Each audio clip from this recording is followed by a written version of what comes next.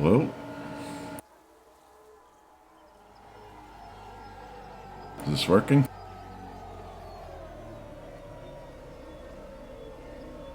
Who's in here? Anyone in here yet?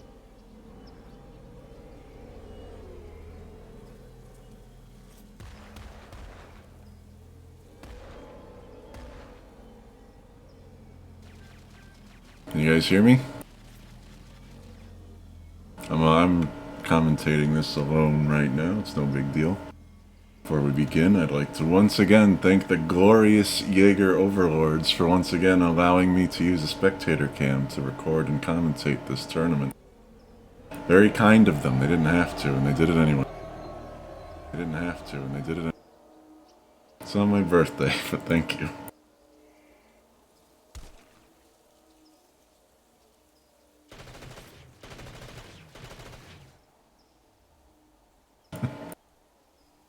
Alright, you guys got sound, right? Let me know if you guys got sound. Yeah, I know you can hear me. Can you hear this gun, though?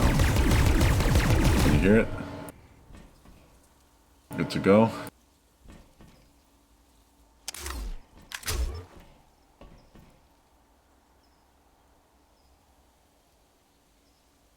Alright. If we got sound, we got voice, we're good to go. You see, look at that. Look at that. That's on my phone down there in the corner. It's pretty sick. The little timers. It's gonna be awesome.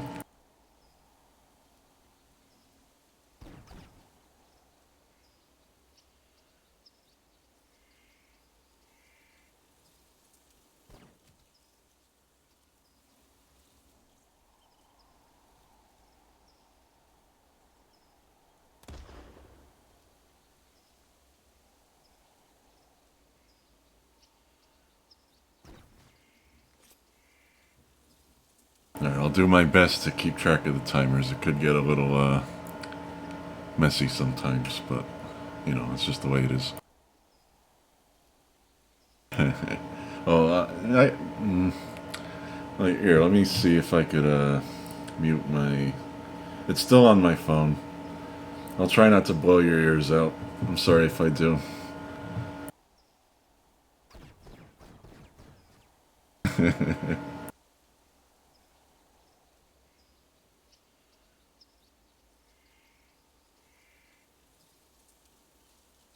40 IQ? Alright, 400. There we go.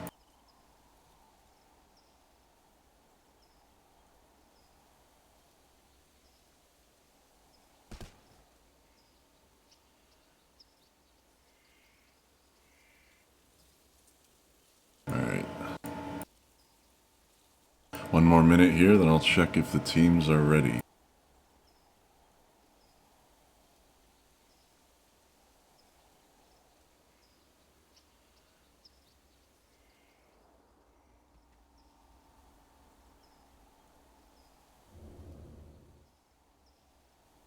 There we go. That's good.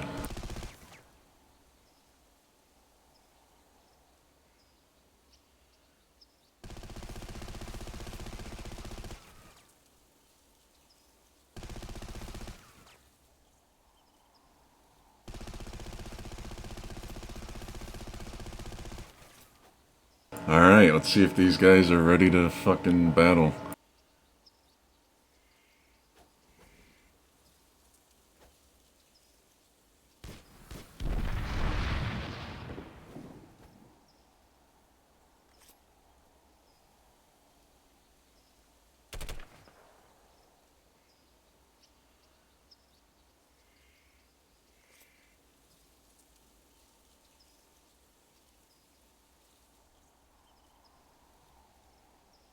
Here's the countdown.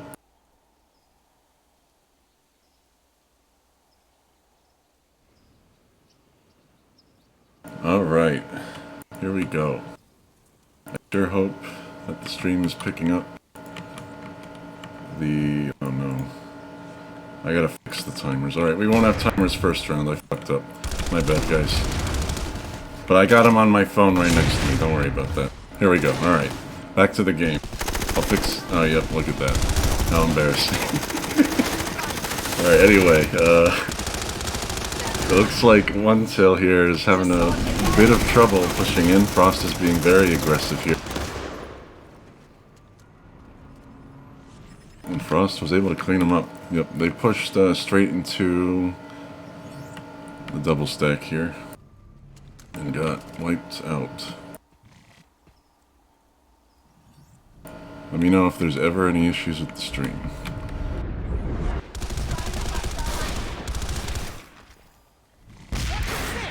I'll fix the timer display next round. It looks like OneTIL's once again trying to push their whole squad up, and they are getting taken out once again. I think TR here needs a better squad beacon.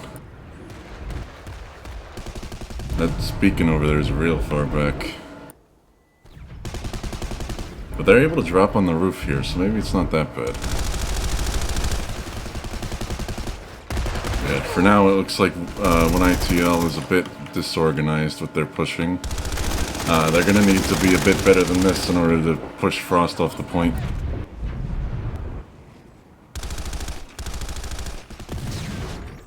Where'd they go? They're still trying to drop on the roof. I need to see him group up. Are they finally flipping the point? Not yet.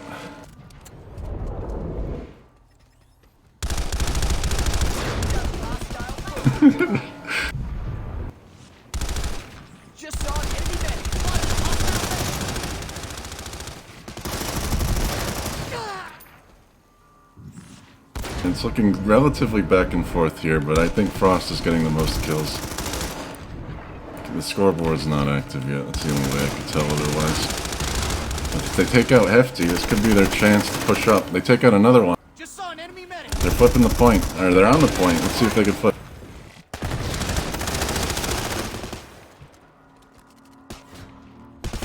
Spotted a hostile there. TR flip the point? Looks like the answer to that is no, not yet. Alright, they have 2 more minutes to initially flip this point. They need to start the base timer in order to get off the aggression timer.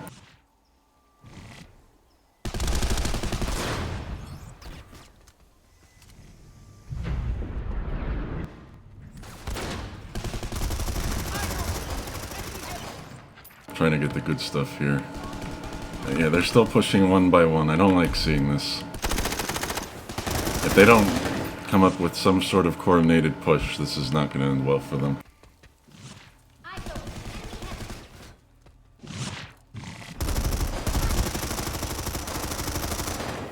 They're just, once again, one by one. It's not good. I need to see more from these guys. They're getting desperate here. They have 1 minute, 20 seconds.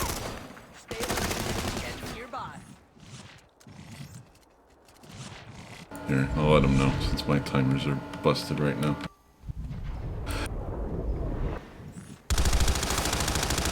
Alright, they're finally grouping up on the roof here. Well, kinda.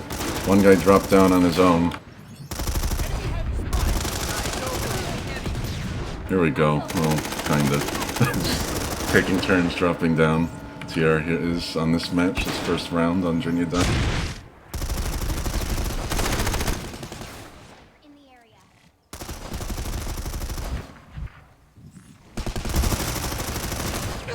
Oh, Hefty's down. That was a trade.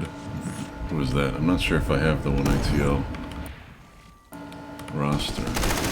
I'm not sure they gave it to me. I'll check after this round. Alright, they got 20 seconds on this aggression timer. Frost opening up with a really strong point hold. 1ITL just doesn't have the answers yet. I hope they can figure it out before the match ends.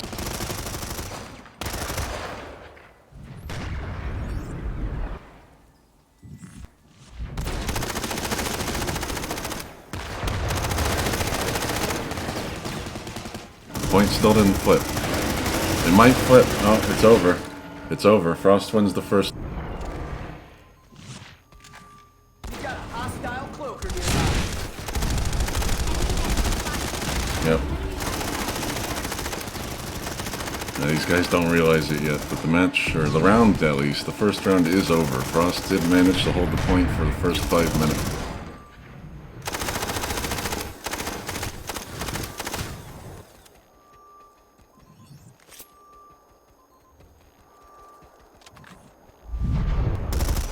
Alright, let me fucking fix my timers. Man, that's...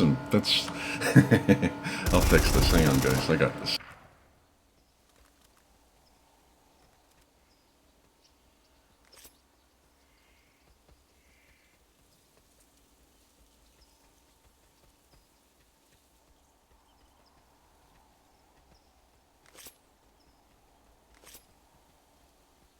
Yeah, that's my computer name. Alright, hang on, I'll fix this shit.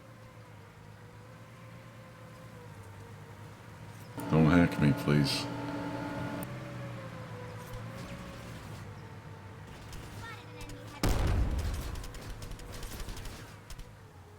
Sorry, my fault.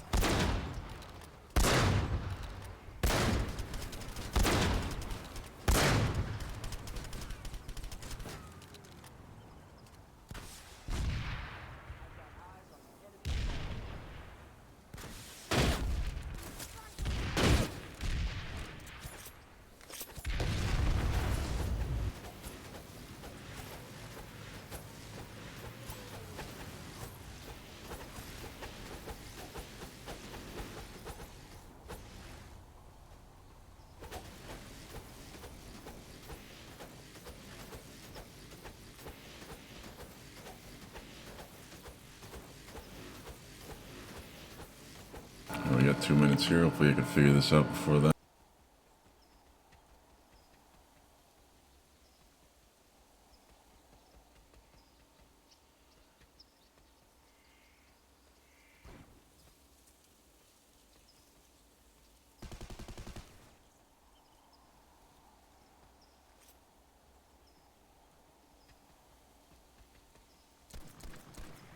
Vano is with you. Do not falter.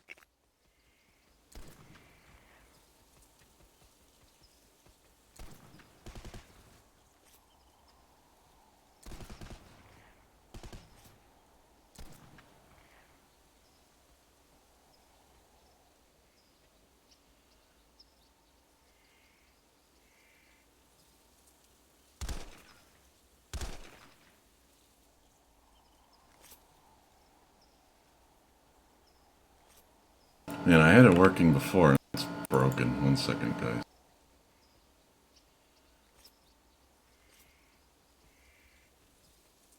How did I do this? Let me try to disconnect the Bluetooth.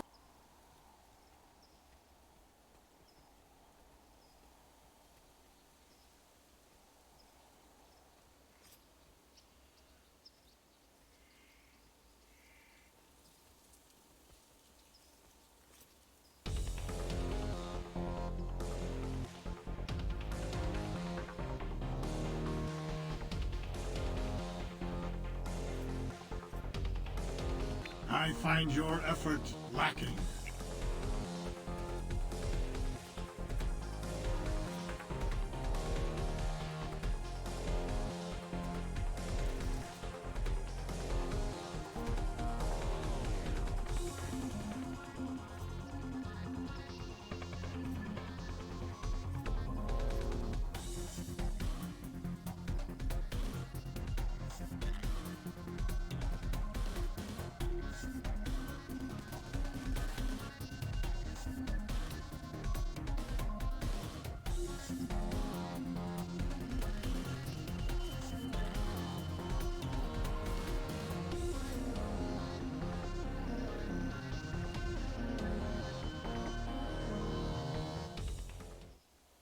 The Terran Republic has taken the facility. Oh, I still don't got it.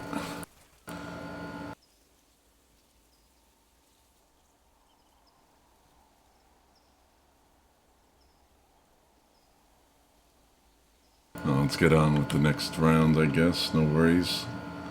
If I fix it, I'll display it again, but it's currently still broken.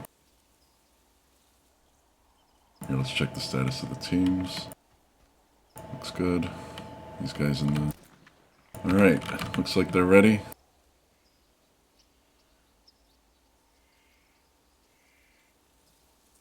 What does your bracket look like? I'll show you guys the bracket after this round.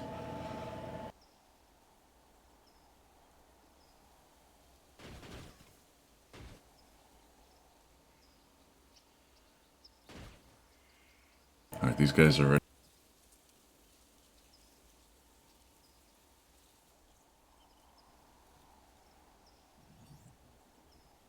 Alright, here we go again. Round 2.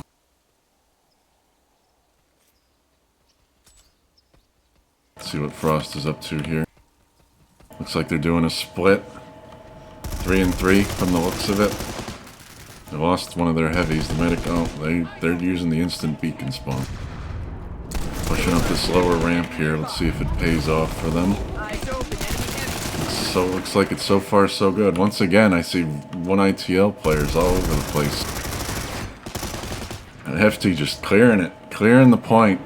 He might flip it. He's all alone. He needs some help. He's got the help. The help arrived. Alright, that's base timer. Goodbye, aggression timer.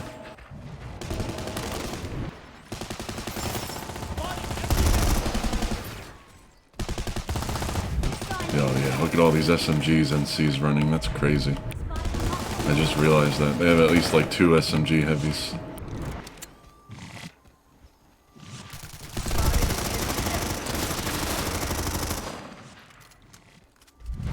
Stay alert.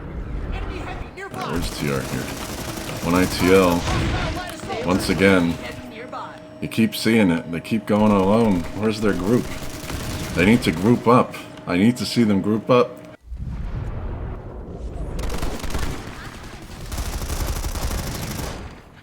They're all spread out. Still. They're trying to group up on this roof. I don't know if that'll work out. That might be too close. They might get picked off before they get a chance like this. They're getting picked off everywhere. Frost is just freezing them here.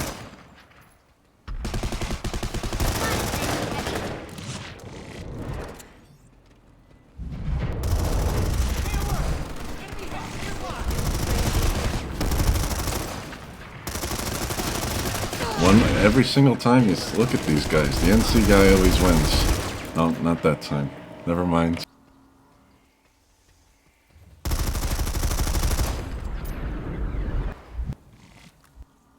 He's on the run. Taken out by the pilot on an infiltrator.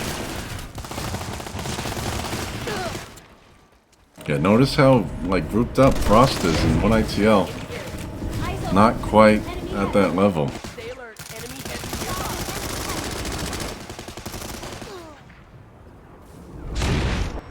Alright, here we go. Here's a 2-man push. Nice. They're on the point.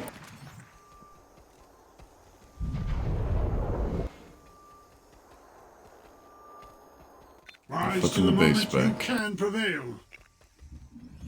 We're still on base timer. Until that base becomes uncontested, we will be on base timer. Afterwards, we will be on lockdown. Just 3 minutes and 15 seconds currently. I'll try to get that timer display working as soon as possible. But, you know, we gotta keep the tournament running too. Anyway, back to the game.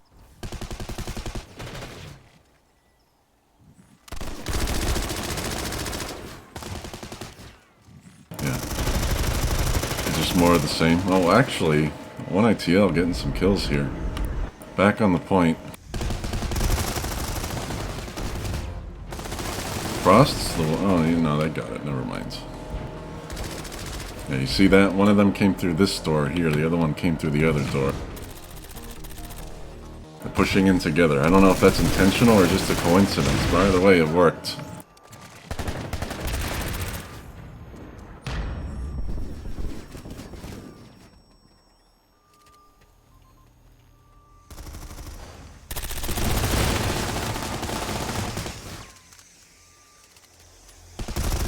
They lost one of their medics. The other medic got... No, never mind. They lost both their medics. NC did. Played by Frost. What's going on out here?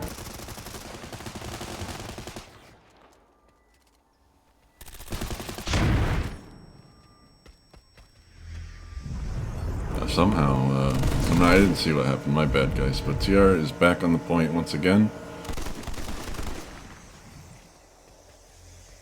Vano is with you. Do not falter. Alright, let's see if we can follow the Frost push, the next one here. Looks like they're doing the 3-3 split again. Or something similar. Maybe they're just all dying. It's yet to be seen. We're figuring it out as we go. Where's the frost push? Let's see if we can find him. Here's one. Hefty bandit. Taken out.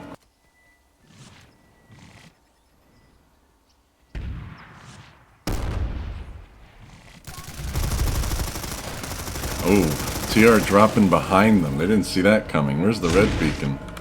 I haven't. Where is it? Oh, they put it up on the on top. That's nice. Look at that. They really caught him off guard. Frost was not expecting that. Are you not better than this rabble?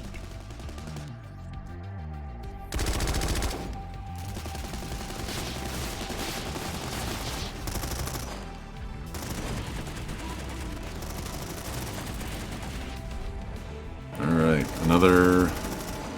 Yeah, this is pretty back and forth. This is a lot better than the first round. 1ITL is starting to step it up a little bit. Frost just not able to get their full squad on the point. I haven't seen it once. Look at this. That's almost the full 1ITL team. I haven't seen the inverse of that yet. Not this round. Frost needs to push in together. Nope. We had something similar to this, just Frost versus TAAL 2 weeks ago. And there, Frost utilized engineers and infiltrators, and it actually worked really well, even on offense. You're not seeing that today, though. It looks like it's heavies and medics only on Frost's team. Changing up their strategy, maybe for the worse.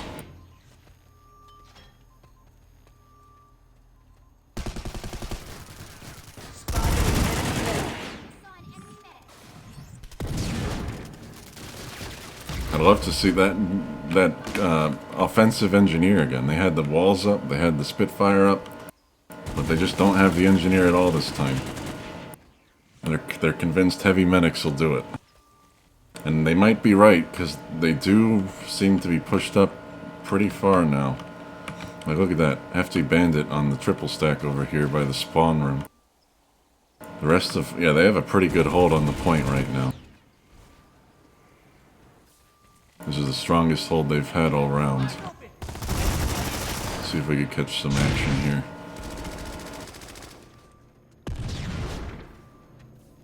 You know, I say that's the strongest hold, and then the point starts flipping immediately after. What's going on here?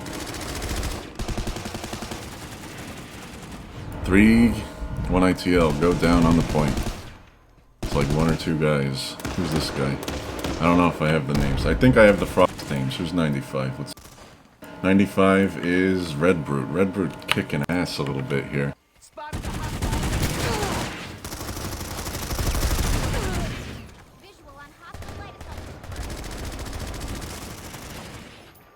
I'll have to double check again and see if I have the 1ITL names.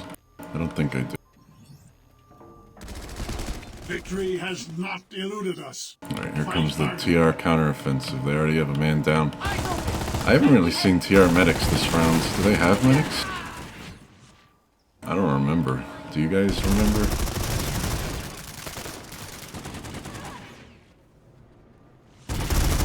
All I see is heavies. Red heavies. Red heavy.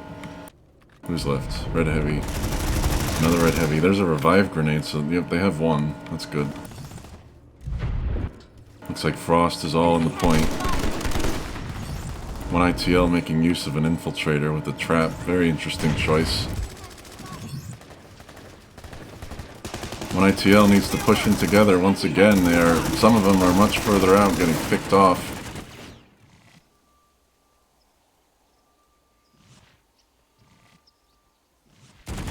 Hefty bandit taking out 92 over there, or 52, my bad.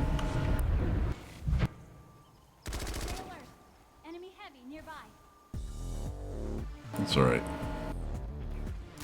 Alright, they have 50 seconds to flip this before the attackers take the base. Are you not better than this rabble? They take out 58.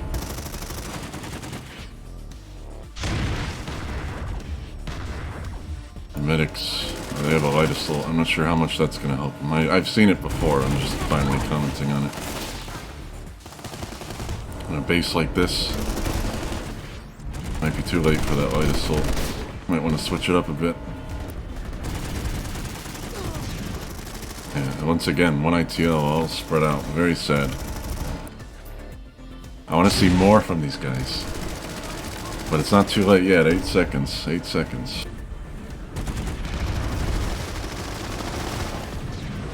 They're on the point. They're flipping it back.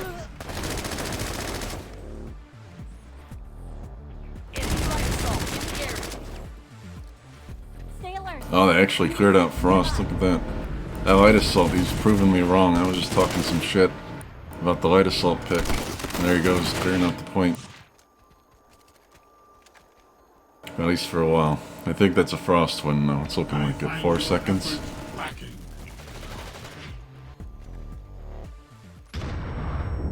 A new conglomerate has taken the facility. Alright, Frost won round 2.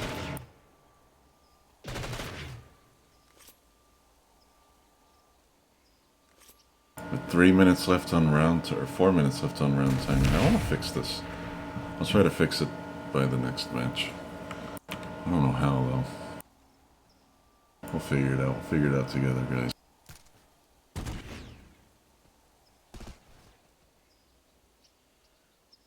Alright, I believe all we're waiting on is a TR Sunderer.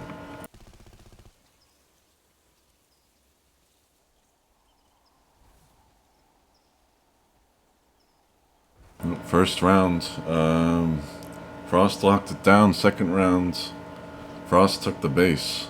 Enemy spawn identified. Let's see if they could lock it down again. Let me see here.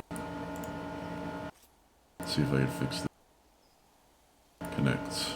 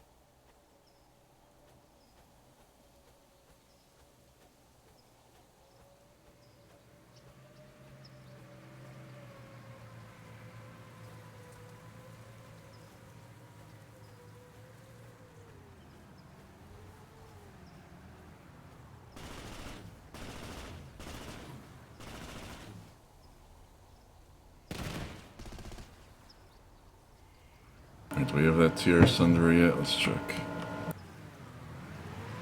There it is.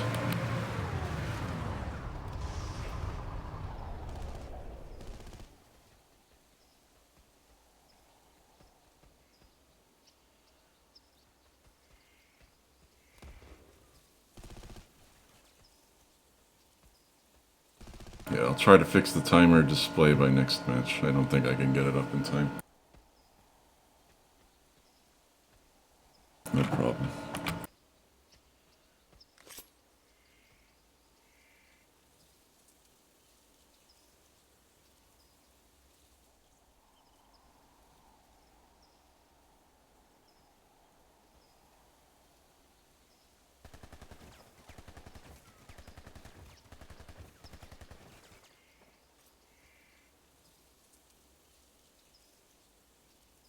Alright, Frost is ready.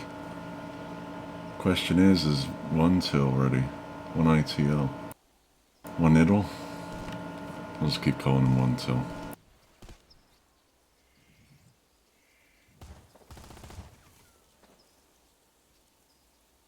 Alright, both teams are ready.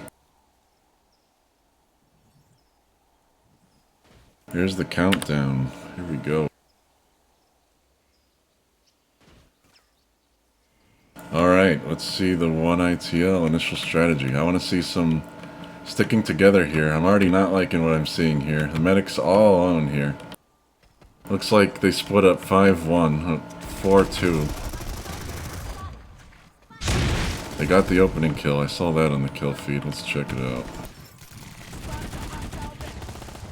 It's hard to... Can't clip through the walls, but it looks like they're doing alright so far. They just need to get their guys back up. Oh man, Light Assault takes out 2 heavies. Who's 55? I believe that was 55. That might be Red Bird again.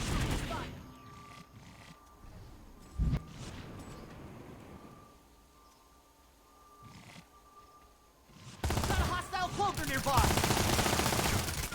Yep, TR taking out the overextenders. Beacon goes down, and so does the medic, the hefty bandit.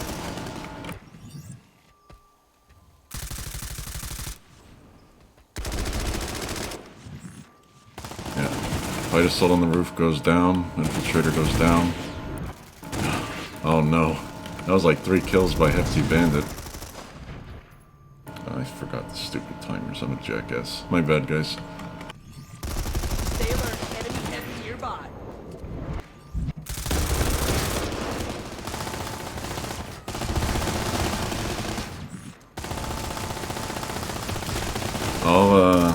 Let's say like a minute went by, more or less, 45 seconds. So when there's 45 seconds left on one of these timers, we'll say defenders win. Keep an eye on it.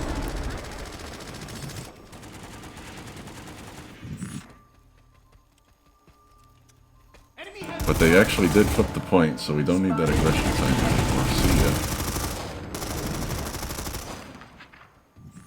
Round timer's not a big deal. I'll stay on top of the lockdown, though. I promise that much.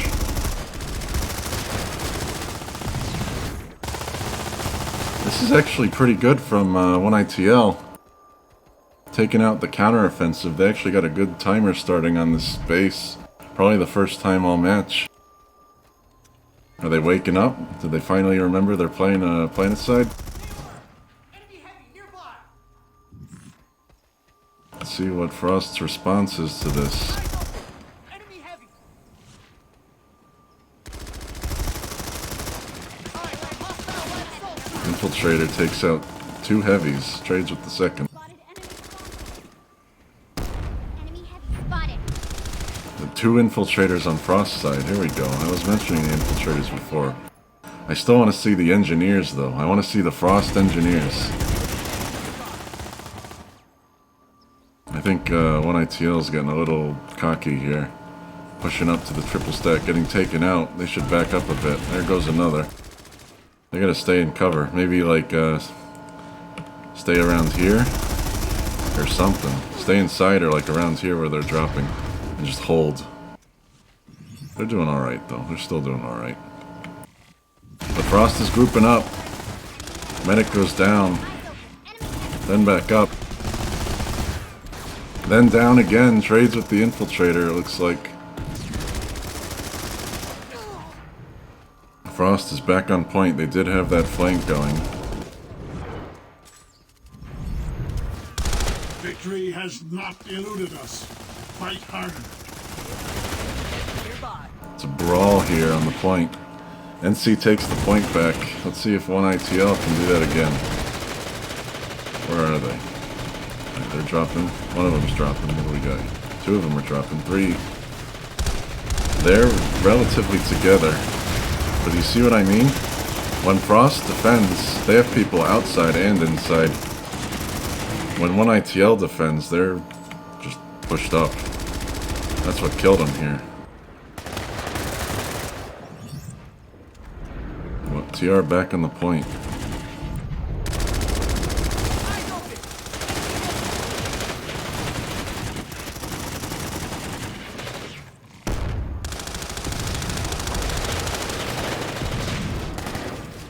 ITL's trying to push, but the Frost medics just reviving everybody whenever they go down. One by One Club, once again sponsored by 1ITL in round 3 on Genudine Physics Match 1. And then right as I say that, they push in with 4, proving me wrong once again. Good job, 1ITL. I knew you had it in you. You got 11 minutes left on this round timer, so like 10 minutes. It was a bit late, no problem. But you see, once again, 1ITL gets the point, and then they push up like super hard. I think they're in a freaking Zerg surf right now. They are in a 6v6. They need to be careful here. Even with instant beacons, going down like that is detrimental to some degree. But the rest of 1ITL seems to have that picture down pretty well. Little trade, but the medic's gonna get him back up. NC's on the point.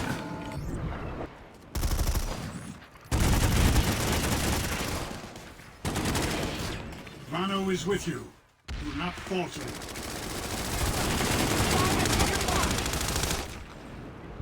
They're actually getting pickoffs here. Getting some picks.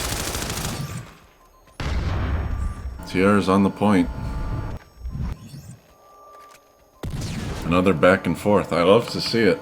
It's been better than the first round. I'm hoping 1ITL here can get at least 1 point on the board before they're taken out. But we'll see. Maybe they'll just turn the whole match around.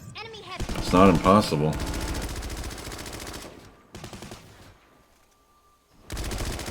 I hear a freaking Lynx going on in the triple stack.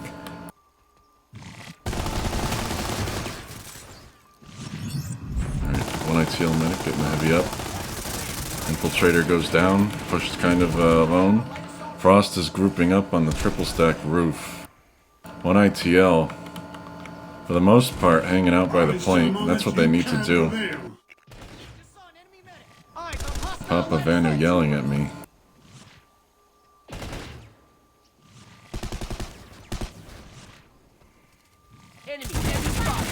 Frost pushing in with the group. They need to get that heavy back up before the medics go down. The medics are being...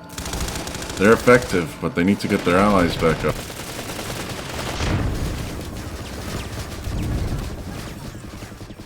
Oh, what? He stealthed.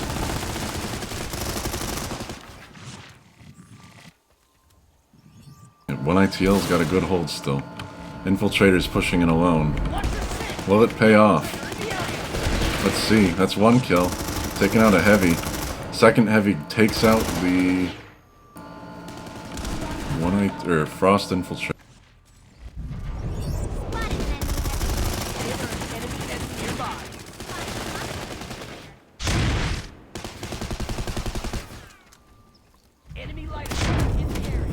NC has the point. Heavy's being bold. Let's see if it'll pay off. He's got backup. He's got backup. TR is on the point.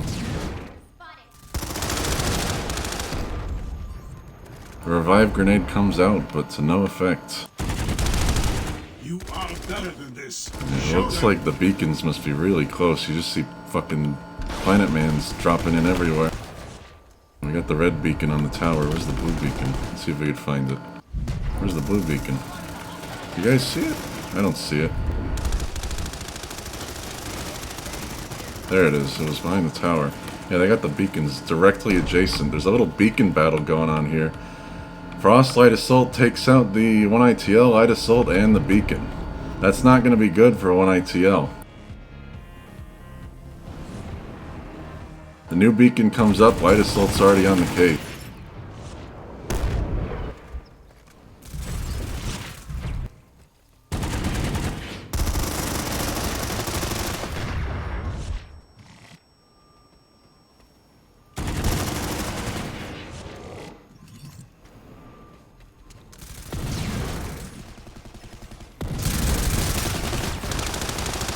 ITL pushing with 2 against 3, and it's paying off. There's more backup coming in. TR is back on the point with 6 minutes left in the rounds. We're gonna have to wrap up this cap. I'm surprised. I didn't think they're getting close. They might take a round. They're really stepping up their game in this 3rd round of match 1. You'll have to see it. Vitasol taking out medic and infiltrator. Who's 58? Let's here, let's check who's 50. 58 is Teshro. That's Teshro on light assault. Eyes open, enemy heavy. NC back on the point, but only with Hefty Bandit.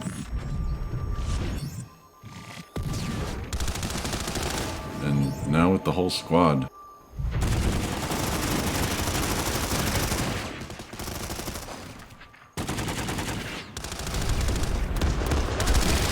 Hefty not able to get any kills. Enemy light assault in the area. Not this time. TR light assault sneaking by, taking the pick off on the medic. The other medic isn't getting him up. Classic medic gameplay. TR is on the point. They have a hold. Hefty, I believe that was Hefty, picks off poor people are just going down and up so fast with these instant beacons. It's hard to keep track. But you guys see what's going on. I'm doing my best.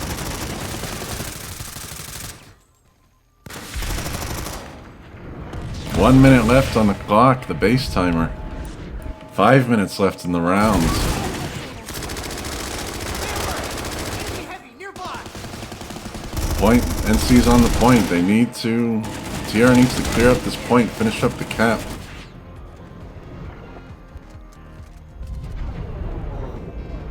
Spotted an enemy heavy. Sailor, enemy heavy nearby.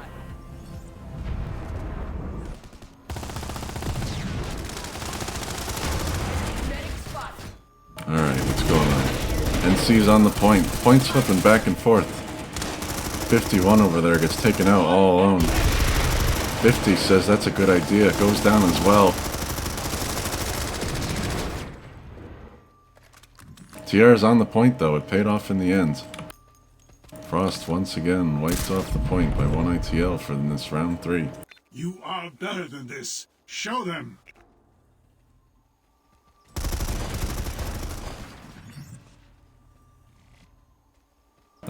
I really hope 1 ITL does not push this triple stack. It just isn't working out for them.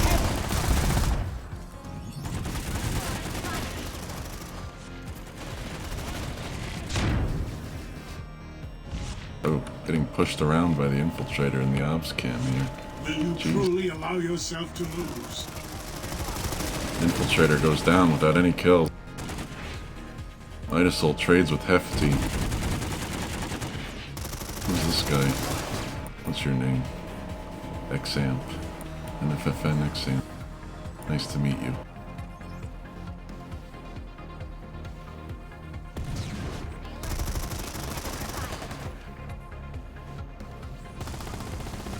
Alright, they're not pushing the triple stomp, never mind.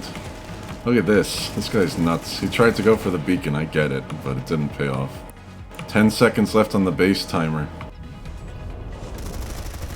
3 minutes left in the round.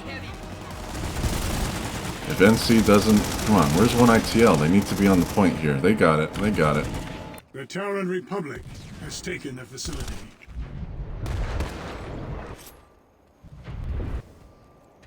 Enemy heavy spotted. Alright, 2-1. 1 ITL taking the third round. Good shit. They're playing a lot better. Playing a lot better. And it's paying off, obviously.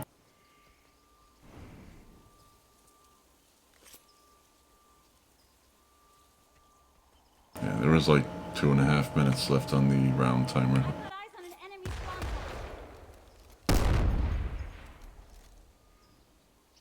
point. Alright, now we just gotta wait on the NC sunderer.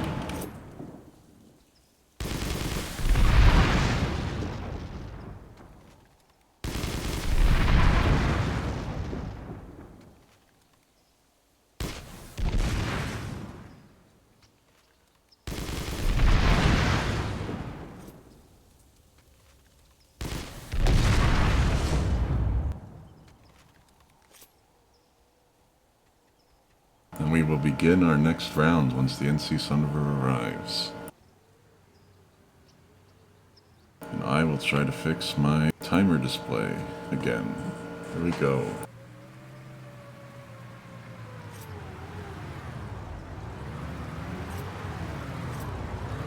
Oh, I think think I got it. I think I got it. Alright, we're gonna have a timer display, guys. Hang on. Here we go. Hang on. My phone. Here we go. Nice. Alright, we're gonna have a display finally. Alright. Connect. There it is. Look at that. Nice. Alright, hopefully it doesn't fucking break again. But if it does break, I remember how to fix it now. So, here we go. Better late than never.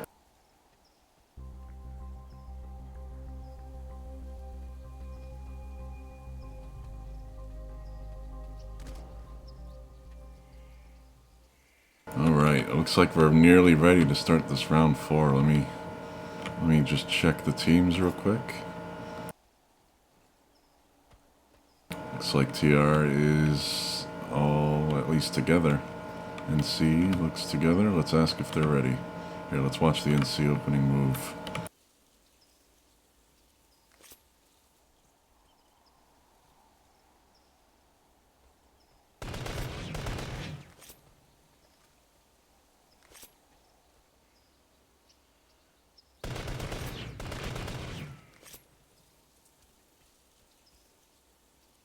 Alright, Frost needs a minute, no problem.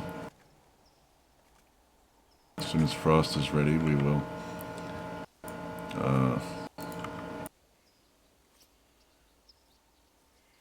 We will start.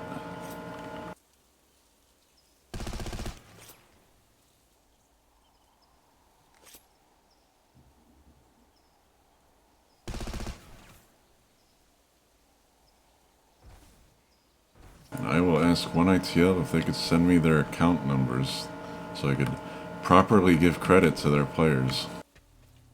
Let's see if I can. I have the Frost list. But I don't have the 1ITL list. Yeah, I have the Frost one. I need the 1ITL list. Do you guys know who's playing on 1ITL?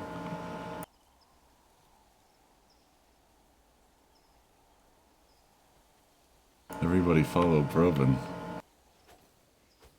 I'm flying though, you can't follow me. Look at this. You can't follow me. How are you gonna follow me? You can't follow me.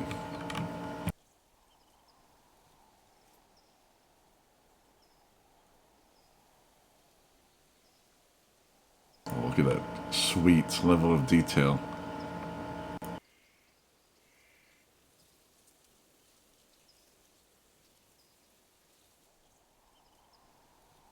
Oh, that's what you mean by following, that's right. The Twitch following. See, that's how often I do this. I thought you meant like physically follow me.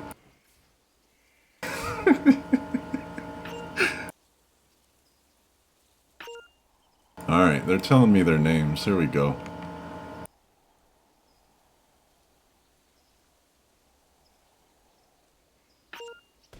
I like it. Here we go. 53, Durgan. Alright, let me put this on a notepad. That's 5 of them at least.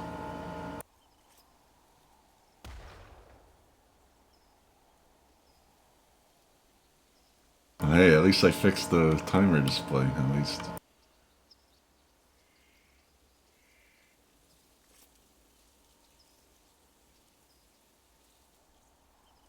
Alright, well I got 5 of them.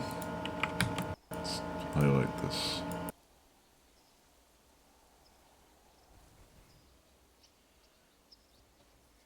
Alright. Now hopefully I could keep track of this. Alright.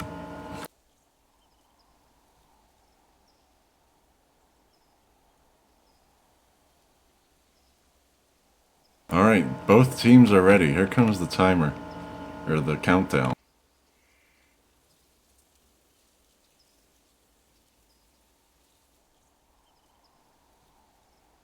Watch this. Please work. Please work. Come on. It's broken again? Really? This thing does... Unbelievable. Unbelievable. Hang on. I got this, guys. Screen sharing. This app is garbage. There we go. Come on. Don't let me...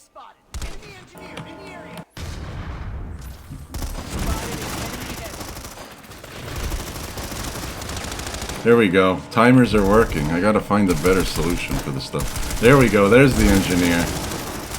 Finally. I've been talking about this engineer.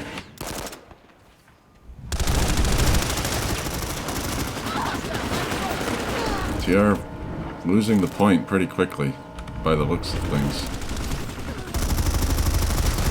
Oh, okay. Engineer going through the wall there. It might be my ends. Engineer taking out the walls and the turrets. This time, not enough. I hope to see more of it, though. It was doing so well 2 weeks ago.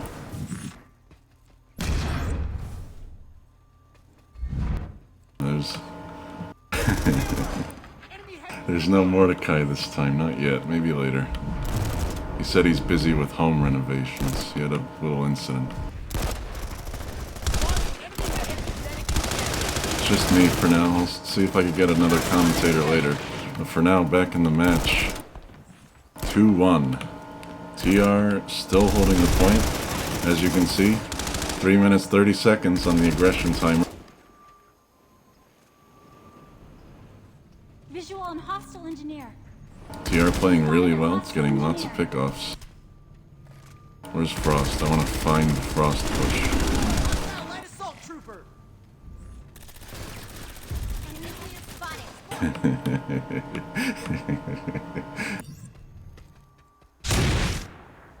I thought it's enemy spawn point. Oh, yeah.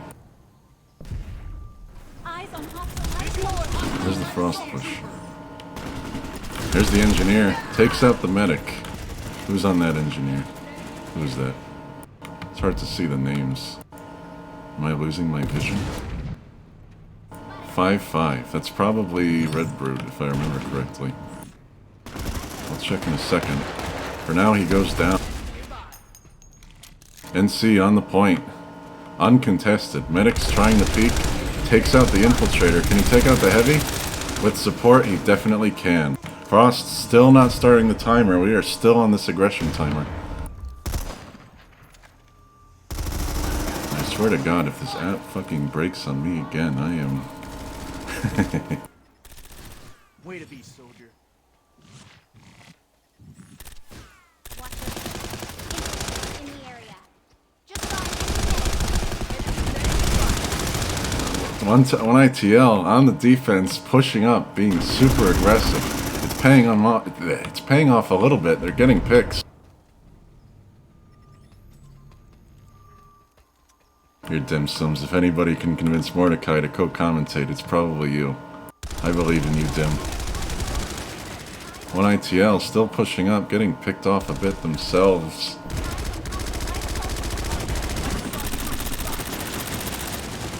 Infiltrator goes down to Hefty Bandit and his friend. Frost grouping up. Looks like they're splitting up now. Bottom push goes south. What about this northern push?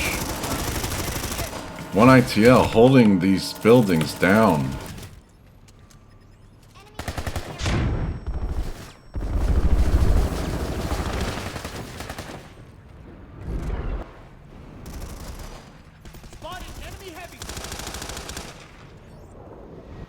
The point still, it's flipping. Let's see if they can finally get a timer going. Get off this freaking aggression timer. Looks like the answer's no. 50 seconds left on aggression.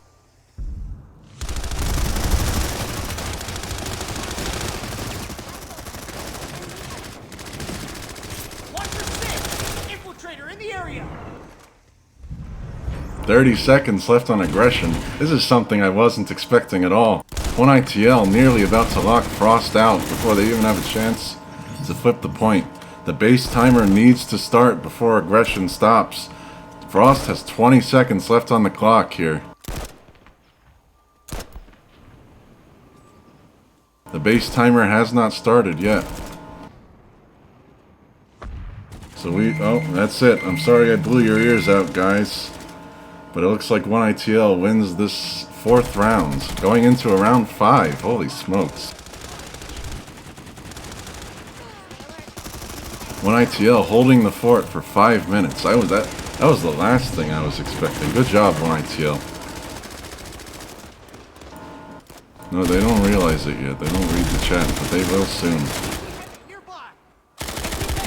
They will soon.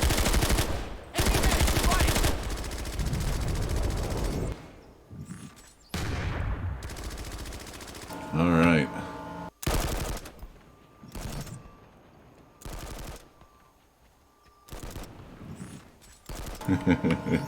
I'm doing my best here, guys. I'm sorry. If anyone wants to join me, just let me know. Enemy heavy spotted. Alright, we do have some time.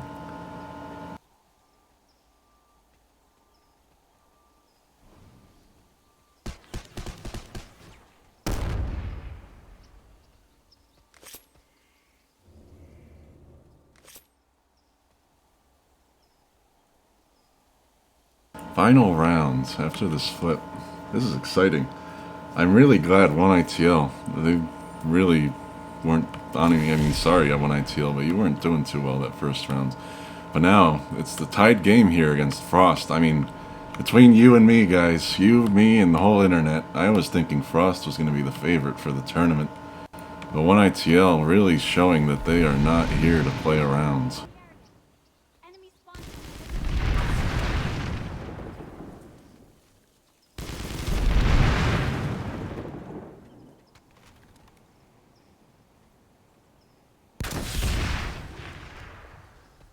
We're waiting on a base flip, and I believe we need a TR Sunderer.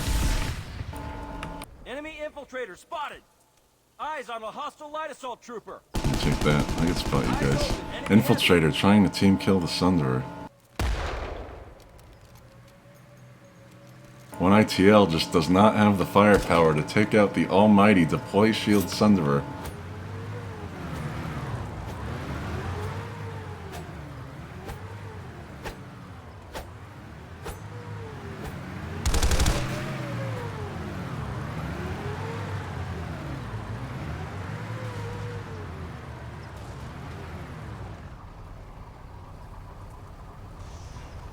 Deploy shields once again proving too powerful. Spotted enemy spawn point.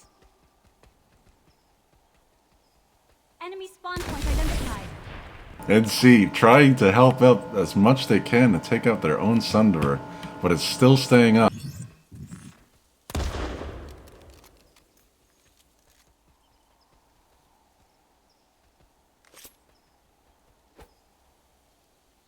Vano is with you. Not false.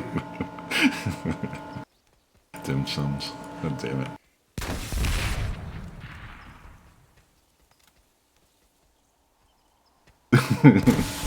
Come on.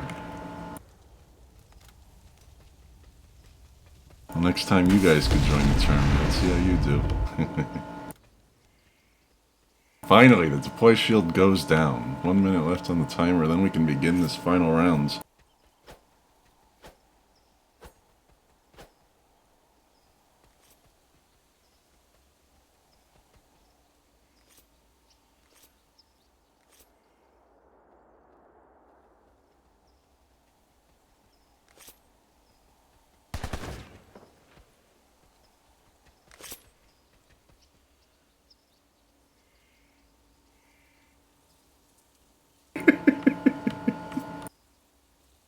Doing my best, guys.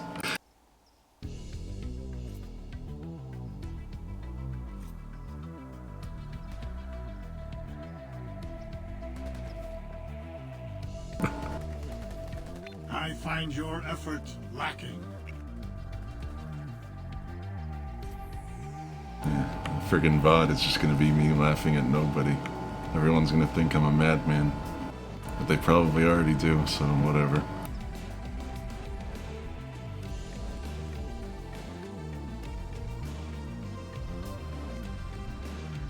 What the hell are you guys doing?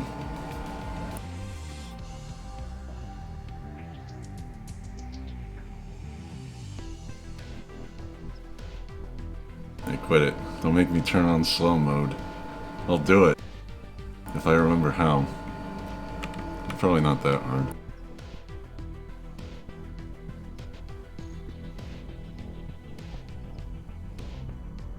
Alright, here we go. The new conglomerate has taken the facility. Let's see if these teams are ready.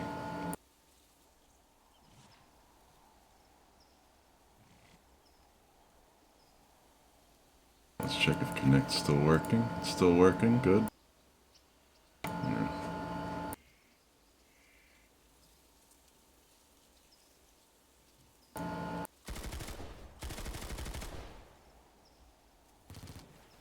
The timers are broken again? Oh, come on. Whatever. At least it's broken now. I'll fix it. I'll fix it. Hang on. I got it. I figured it out.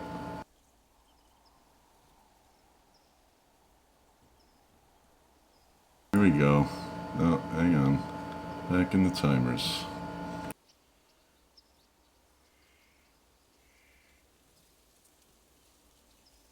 There we go.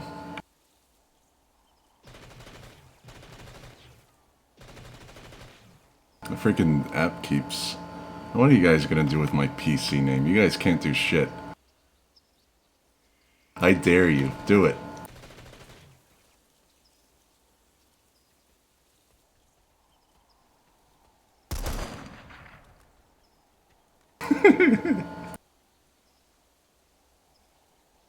These guys are not ready yet.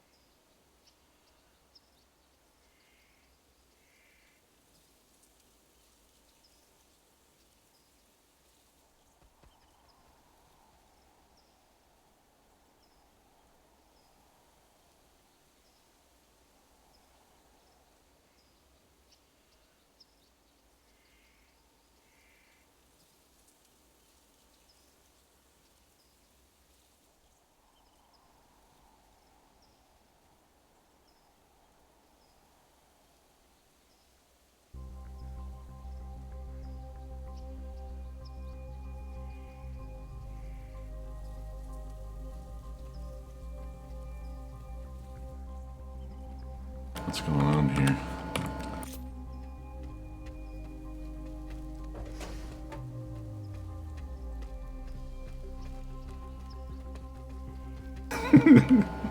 You go on the point and you die.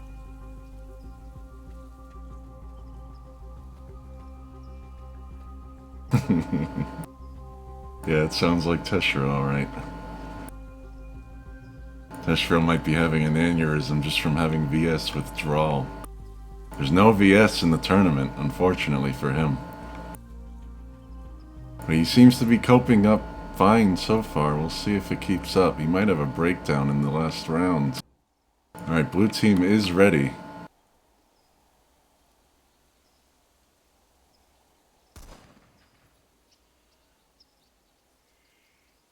This Connect app, I swear to God, it's broken again. Son of a...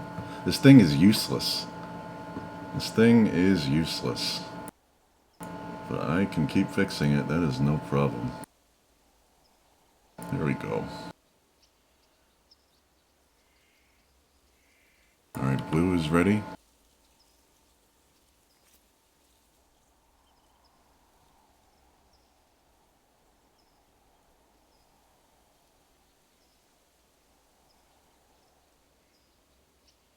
Alright, everyone's ready.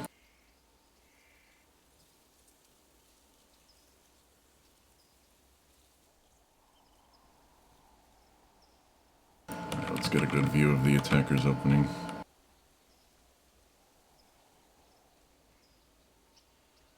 Go, go, go, go, go! Here we go! Start the timers! 1 ITL.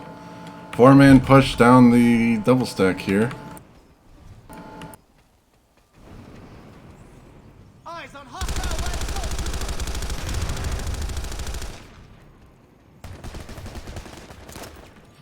Timers are broken again, but do not worry, I have them.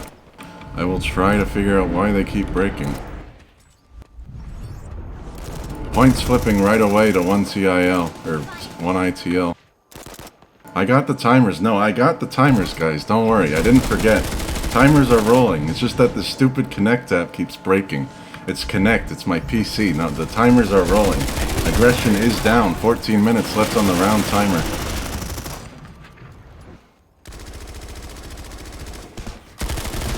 We are now on base timer. 1ITL pretty quickly taking the point. The timers are fine, guys. Don't worry. I'll try to fix it. Alright, hang on. I'll fix it for you guys. Jesus. So needy.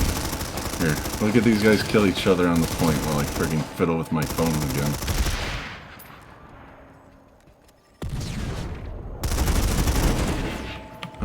Come on, Connect. Stop breaking. Will you truly There's no allow reason yourself for it to be do breaking. this? 1ITL, or Frost taking the point, but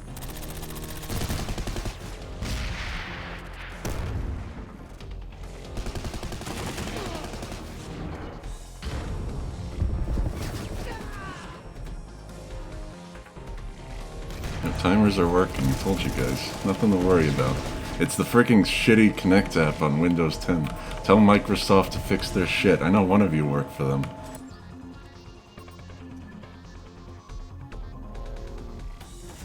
Or I need to find a better program or something. Alright, we are on lockdown timer now. In the facility. Enemy medic spotted.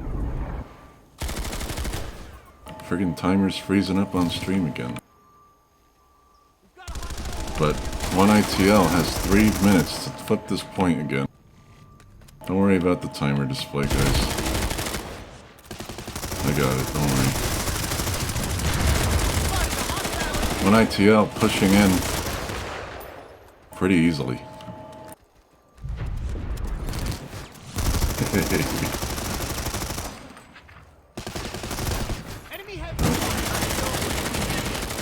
Alright, we are off of lockdown. We are now on base timer. 2 minutes, 30 seconds left on lockdown.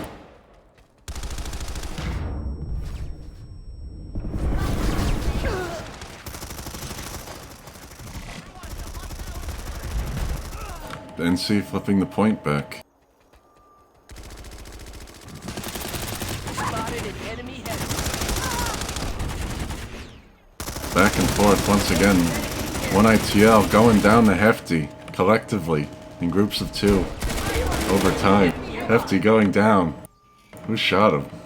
This guy, probably. Point is... no one's. TR's pushing in.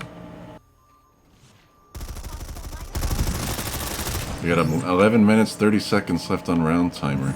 Other than that, it's just base timer right now. 2 minutes, 34 seconds on lockdown.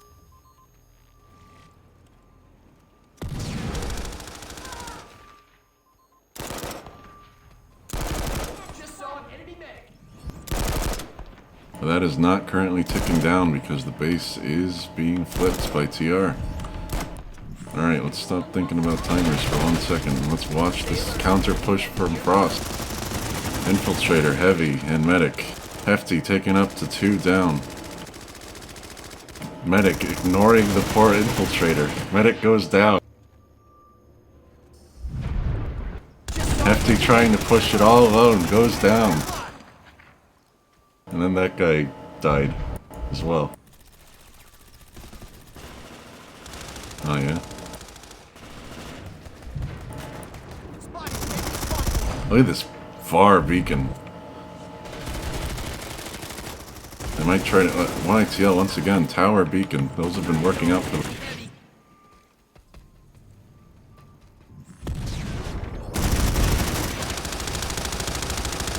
Hefty going down to the 1ITL medic. Who's 54 again? Here, let's see.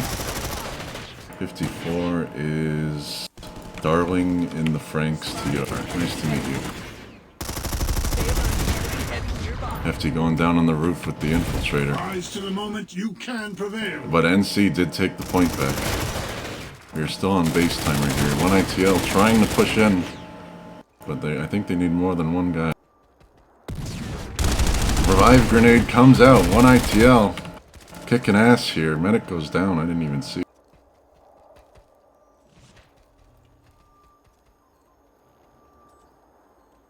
We got 9 minutes 30 seconds left on the round timer. Other than that, it's base timer.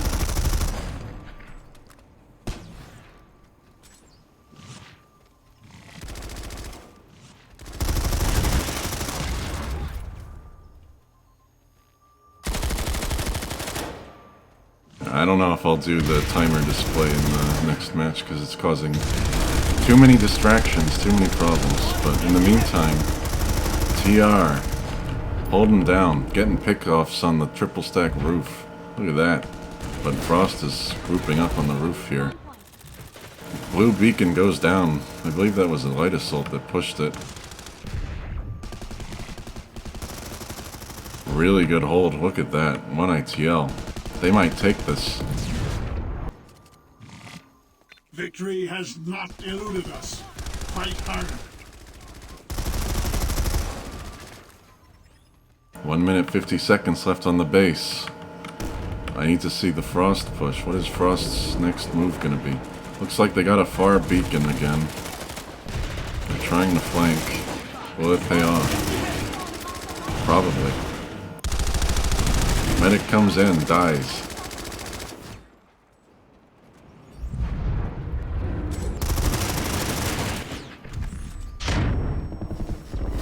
Enemy light assault in the area. Light assault nearly gets a double kill, but not quite. Heavy will clean it up. TR's back on the point. 8 minutes left in the rounds.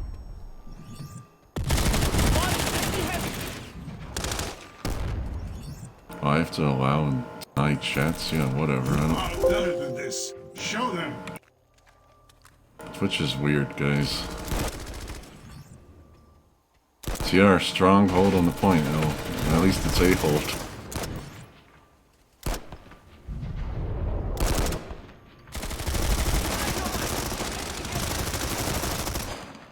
Frost, unable to get a foothold. As you see, 1 ITL is just shooting him in the back, shooting him in the front, shooting him in the side.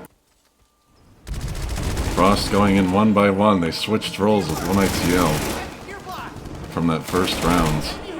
Looks like Frost's starting to fall apart. Hefty. The 57 here, going down to the infiltrator.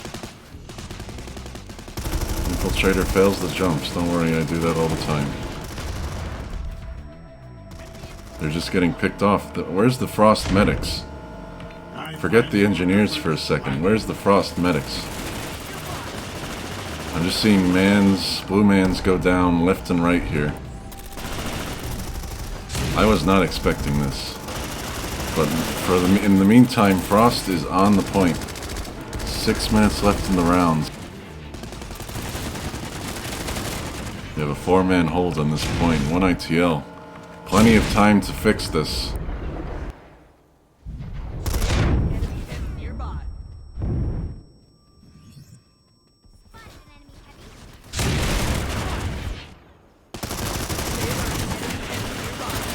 Come on. Yep, they got shot from all directions pretty much. You guys saw it. I saw it.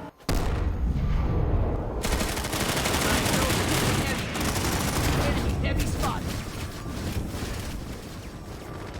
TR flipping the point. They actually cleared it. Good for them. Wait, not yet.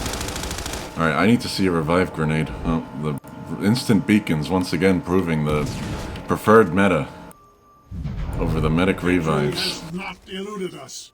Fight harder. 1 minute left on the base. 5 minutes, 20 seconds left on the round timer.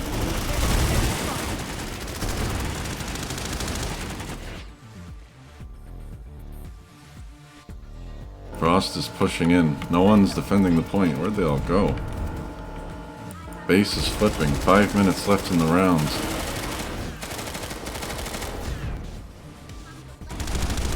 There's the stun. 2 stuns. I think they stunned themselves. No, that must have been a blue stun. I just got pushed by a grenade. Spotted an enemy heavy. Come on. TR clears the point again.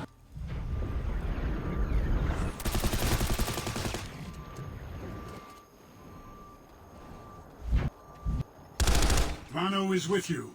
Do not falter.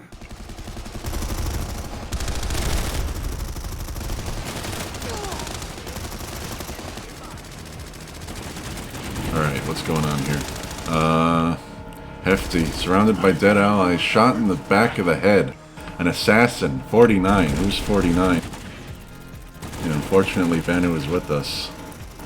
49 is Facer. Assassinating Hefty Bandit.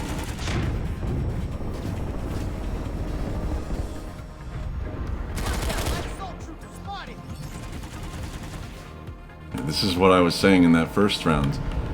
One ITL now finally, maybe they're listening in. They're staying back, they're staying on the point. It's working out. 15 seconds left. They're about to eliminate Frost. Unbelievable.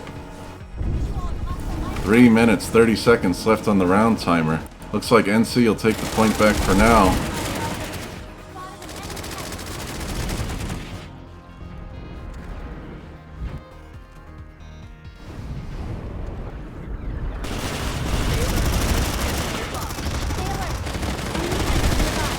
That blue beacon really giving a lot of mileage to Frost right now.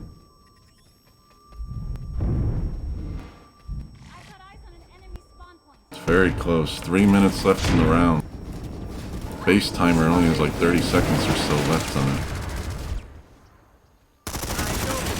Hefty, taking out, I believe that was, I only saw one. I don't remember if there was another. It's all happening so fast. I just saw it clipping through the wall a bit there. There we go, 2 heavies pushing in.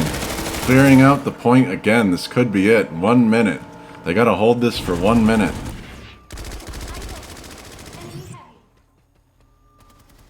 Vano is with you. Do not falter. Are you not better than this rabble? 45 seconds. It'd be a shame if this was decided by a round time. Like, that'd be fucking lame. But in the meantime, 1ITL holding the point down. Medics with the revive.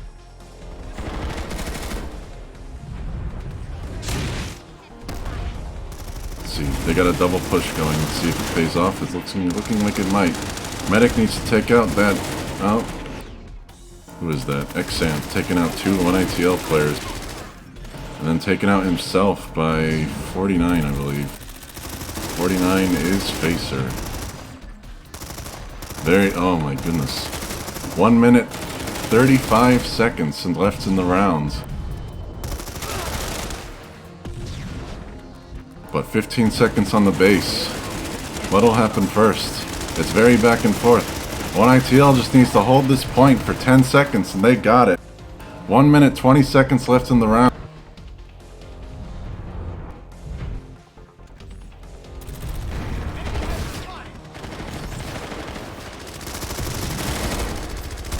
Come on.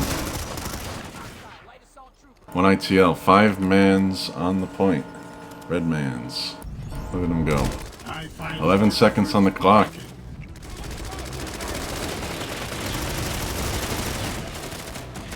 They did it. They did it. There's no way. The Terran Republic has taken the facility. With that, 1ITL actually won the match. Holy smokes. Was not expecting that at all. Hello? Brobin? Hello? Match going. What? Yeah, Boston 1ITL, how's it going? It just ended. 1ITL won. They beat Frost. No way. How'd your match go? We won. We did a pretty good solid 3-0. Nice. Who was that? Winter Gaming? Yeah, Winter Gaming. We just finished like, I guess 15 minutes ago or something like that. Yeah, this one went a bit long. 1ITL. Oh my, I'm sorry I blew your ears out again, guys. Alright, I'm not doing this freaking timer display anymore. Sorry. I gotta think of a solution. Unfortunately, it won't be for this tournament. But GG's. I was not expecting this. Alright, so that would make... Let me check the brackets here. Let me show the stream the bracket. I haven't shown them the brackets yet. Also, Turaf and ORAX are starting their game. Turaf and ORAX are starting, alright. Yeah, just to All let right. you know. You guys make your way up to Genudine, and we can begin this next match soon. Oh, who? Tal? Yeah, you're next, right? Like you won. Oh shoot. shit! Okay, Oh okay. god. Half of our players are AFK right now, so let me go wake them up. Yep, no problem. Good luck. I'll be back. All right, I fell out of my observer cam. Let me check my Discord here.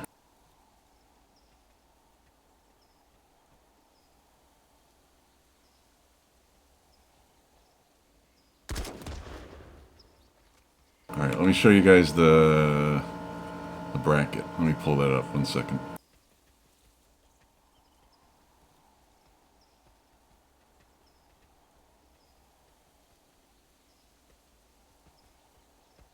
Hostile light assault trooper spotted. Eyes on hostile light assault trooper. Yeah, join any channel, Soul Skier, and I'll drag you in here. But hang on, let me pull up this bracket first. Hostile light assault trooper spotted.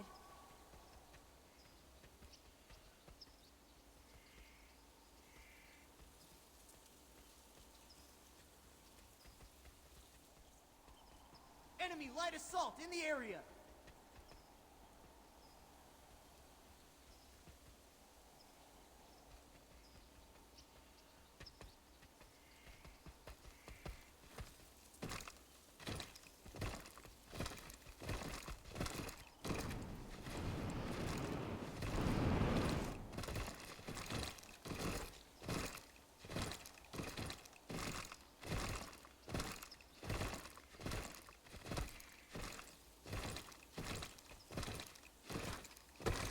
I am getting raided by... Who the hell is this? Enemy infiltrator spotted. Hang on, guys. Brobin.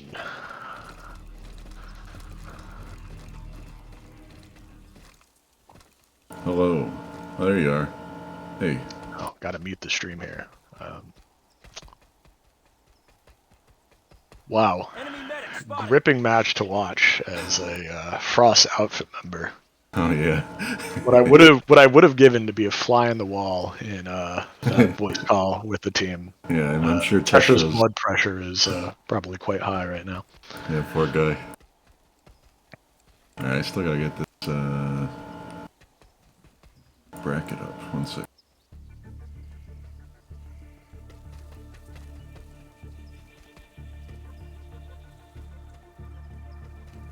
Enemy light assault in the area.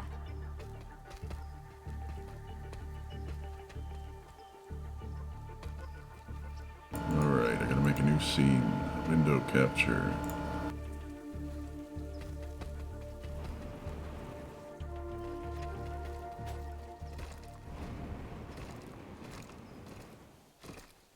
Alright, you guys see this? I got paint open.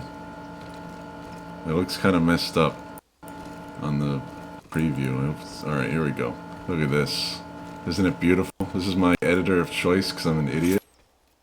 Apparently, according to Rex, TAAL won their round. So there you go. And here we go. We saw it here. 1 ITL. Taking out Frost. So next rounds we will be watching will be TAAL versus 1 ITL.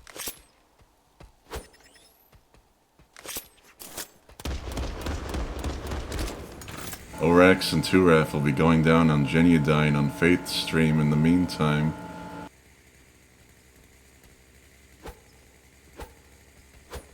We'll find out the winner of that later on.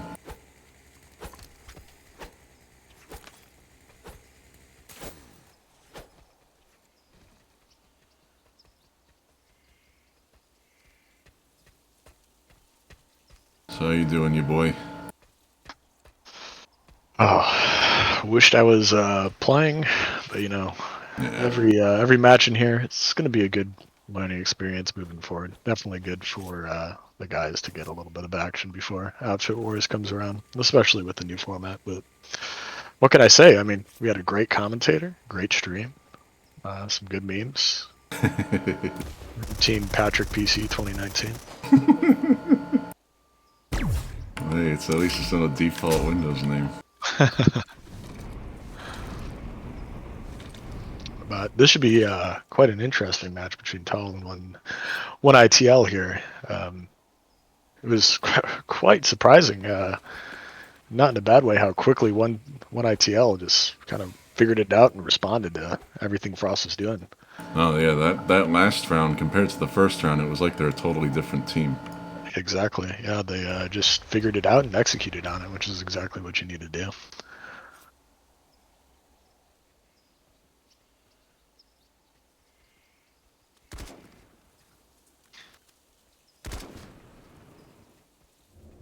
Between you and me and all of our friends here, someone told me that Frost would have had a better chance if you were on their team, so... Sorry for interrupting, guys, probably. but are you gonna be our ref? Yep. Okay. It's Genudine, so that's me. Alright, we're gonna set up our Battle Team squad and number we're gonna one, meet up over Rec there. joining the voice call. Oh, you guys are live? What's up, guys? Sorry, I want to say 30-second thank you to the penalty on Academy. your aggression timer there. No joining the referee voice call. Alright, I'm gonna go back to my channel. See ya. No, I think so much. I was talking to Bungus as the match was moving forward there, and it's hard in the 6v6 format. I know this is what like Jaeger is designed to do, but when we did the test match for this, it was an 8v8. And so it's just hard because you have many players that play the same roles but do it in different ways, and you never know, with the teams that you're playing against, who is going to be best suited for what roles, and you can't switch like mid-match. So that's just part of the difficulty of the format, but that's something you have to work around. Yeah. And can't make excuses for it, right? Yeah. Yeah. I mean, the more...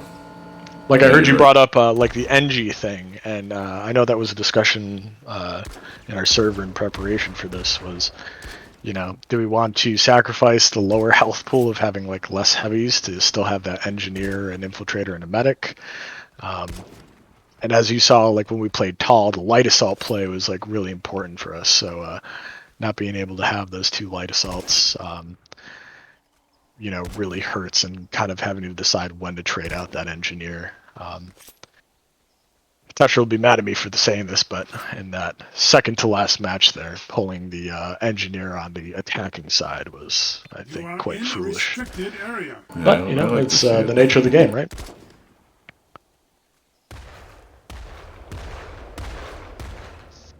But I do apologize on behalf of Frost for not having the baby gate and the Electrotech NG. Because that baby gate does a lot of work, It does, it does.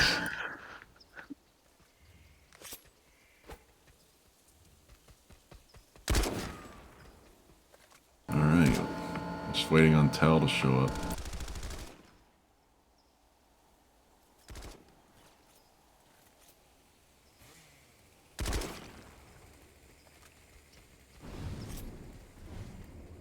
I'm sure in the future we could try to experiment with 8 versus 8 some more. I'm not sure why we settled with 6v6 in particular.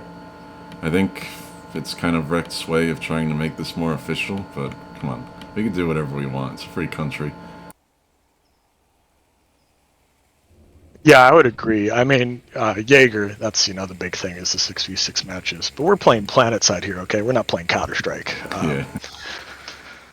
And I mean, my opinion on shotguns. We saw in TAAL versus Frost. If TAAL would have let me have a shotgun, they might have won, because I discovered the power of the GD7F, which, holy cow, what a gun. Well, that's the NC carbine? Correct, yep. Nice. I think Mordecai said it well in the last stream, where it does a lot of work. It's quite powerful. Yeah, I remember it doing work. We did see SMG heavies. And ultimately not working out in the end, though. But they were doing work at times. And it's interesting.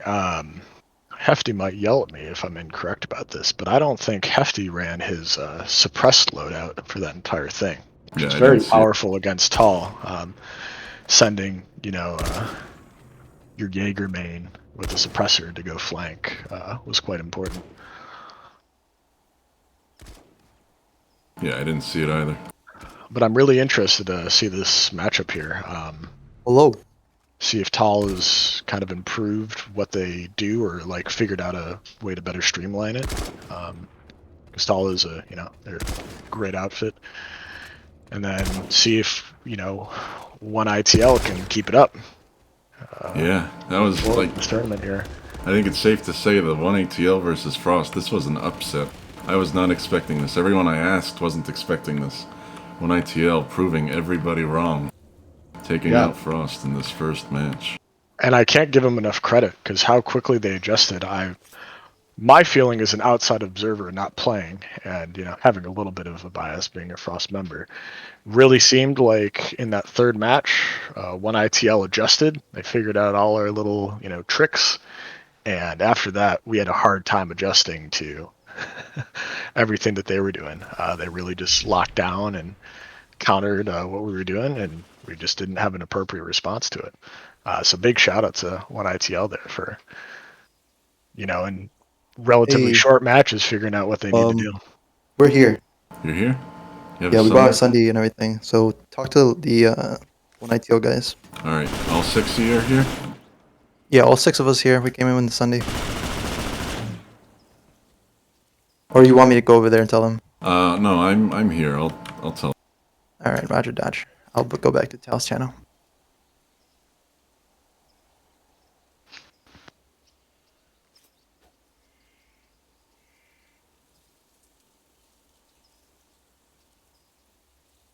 ITL, ready?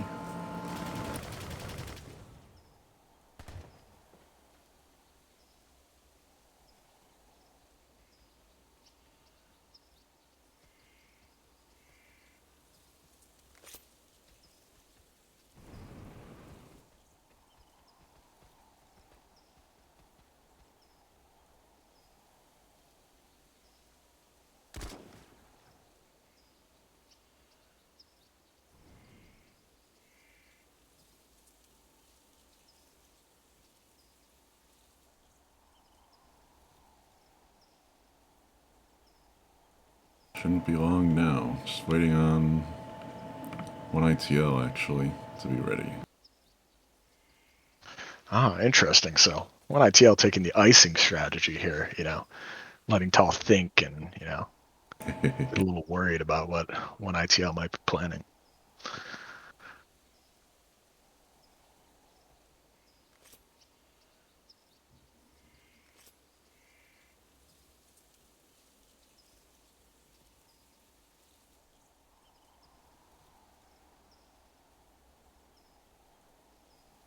It'll be interesting to see if this match, if 1ITL tries to use that tower beacon once again. That seemed to cause some big issues for Frost, having that so close to point and up on top of the tower. Oh yeah, it's still there. Look at that. That can take a light assault out of commission for, 15, 20 seconds, which sometimes is enough.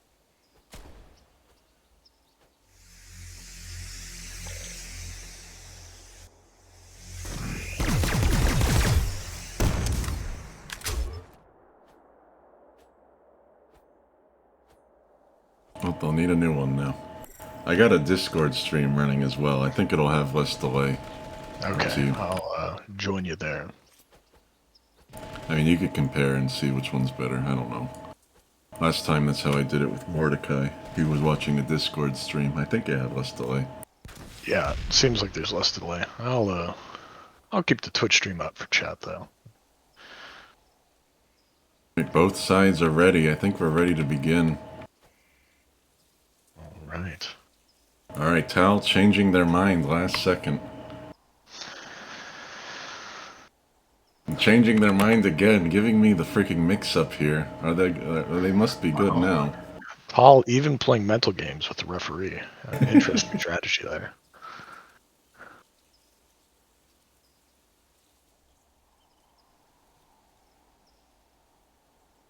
And we're off. Let's see what this opening move is for TAAL. I gotta start the timers. Here we go. Timers are running.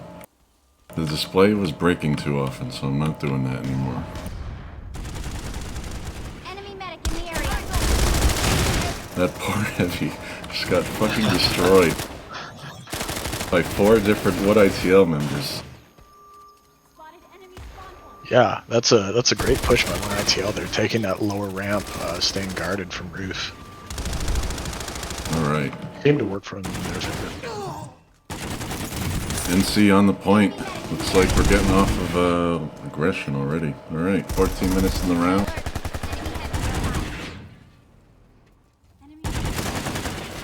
Let me know if there's any stream problems, guys, because I'm running 2 streams now. Just let me know if there's any issues at all, but in the meantime,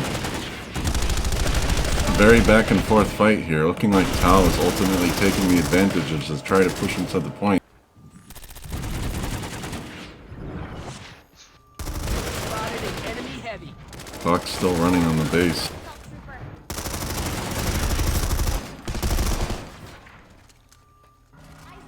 TAAL playing pretty strong in this first round so far. Absolutely. I mean, being able to establish on point quickly, it's much easier to hold doors than it is to try and hold in them. So. And also, TAAL really not pushing out too far. Yeah, no, they're playing it real safe. I hope 1ITL isn't burned out after that 5-round match. I hope they still got some fight in them. I heard that TAAL 3-0'd Winter Gaming on Wocook on the other stream. Which was quite surprising to me, actually. Even as a, lover of Rect and Chem and all the other TAAL guys, after playing a few Jaeger scrims with Winter in the past, it's quite an adept outfit, so good on TAAL for coming through there. Alright, 1ITL taking the point back. Let's see if TAAL can recover. 1ITL defensive beacon halfway up the tower. So we're seeing that tower beacon once again. Yep. And I think if TAAL isn't able to get rid of that, that's going to cause some big issues for him. Just that few seconds of difference running to point versus landing on point could end up hurting them later in the round.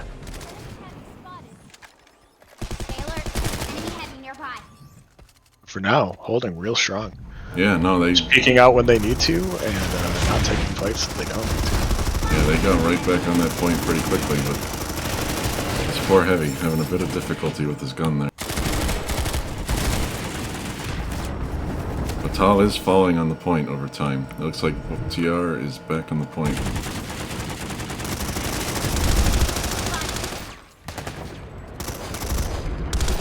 That's great work from 1ITL. Just trading kills, and TAAL here as well. If you go into 1v1 against somebody else, you want to make sure you have a buddy with you to clean up that kill if you can't do the job.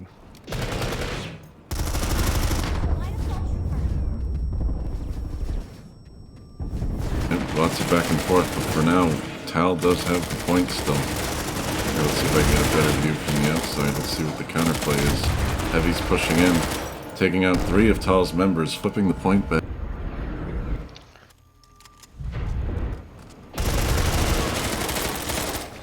Is with you. Do not falter. Oh, but here goes... Oh, okay. I was worried for a second there that 1ITL might start pushing for that triple stack again, and that seemed to be one of their weaknesses in the last round. 1ITL playing defenders. Let's see if they are being aggressive. Look at this. They're holding this double stack. This is a double stack, right? It's a double stack to me. It's one of them. As long as you're not a light assault, it's a double stack. 1ITL getting a little aggressive here with their defense. I do not see an NC beacon anywhere. And they do appear to be taking the sunderers.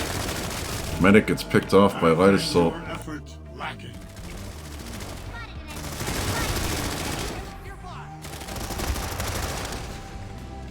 Yeah, 1ITL's just fallen. This aggression's really working out for 1ITL this time. Probably more so than it's been all night so far. I would agree. I think the aggression is completely fine as long as you're getting your trades or getting your kills. There's nothing wrong with that. Might be a little bit more concerned if you're going up in an aggressive way, losing your trades. Yeah, that aggressive beacon on the tower really helping with this aggression. And look at this, up on the roof just farming. They don't even know he's there. Oh, one light assault does. Yeah. Bob weaved, but the hell. But hey, beacon's still there, so beacon's still up. has taken the facility. Light assault shooting down from the tower. Oh, is that the end of the? No, it's not. Lockdown. There we go. Enemy heavy. We still have 3 minutes. They have to hold the base like this for 3 more minutes. 9 minutes left in the round. Enemy heavy nearby. I do have to say, holding from the roof of point as a defender seems like a great location. That gives you a lot of options for dropping down and getting into point quickly, if you can just make a few quick challenges. But, man, one ITL seems dominant here. Yeah. TAAL keeps failing to this aggression. Still. Once again, they're pushing in. What I'd really like to see is TAAL come from that lower flank. Yeah, North. I need to see some splits myself here, because clearly this 1x1 club up the stairs isn't working.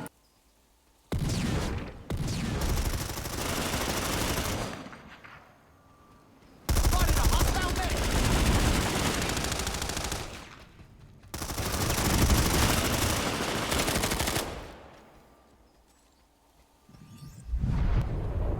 What's TAAL's next play here? Looks like they're coming up through the center double stack, and I really don't like that. This area between the double stack and the point building, the little point cubby, that is a death zone. It's great for grenades, it's great for light assaults to farm. You really want to make that transition from the double stack of the lower flank into the point room as quick as possible. Yeah. Otherwise, you're going to get caught lacking by those 1 ITL light assaults up on the roof. Yeah. Still, for now, TAAL is hell-bent. Pushing 1x1 up the stairs. I haven't seen the split in a while. TAAL beacon's going down. 1 ITL beacon still on the tower. Oh, and that is the same beacon that they started the match with, I believe. Yeah, just went finally down getting for- destroyed.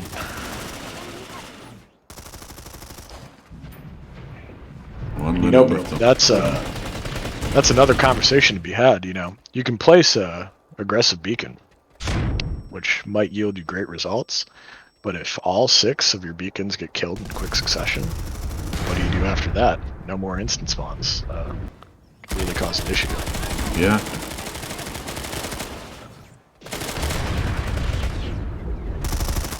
Alright, TAAL flipping the point again finally. But, well, right as I say that, 1 ITL already back on the point.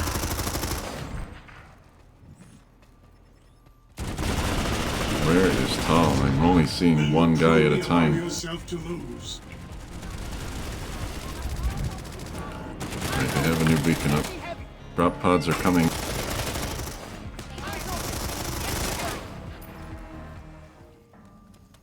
The Terran Republic has taken. Alright, back on lockdown timer. 50 seconds. TAAL has 50 seconds to flip this point.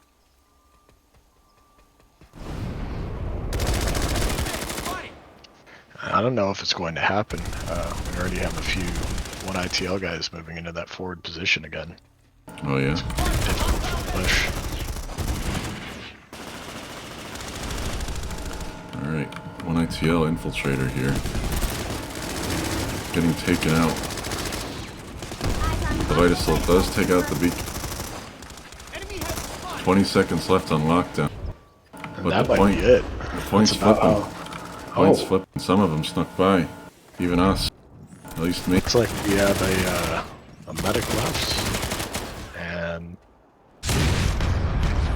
that looks like game to me. They're able to get this flipped. And that's it. That's it. 1 ITL takes the first round.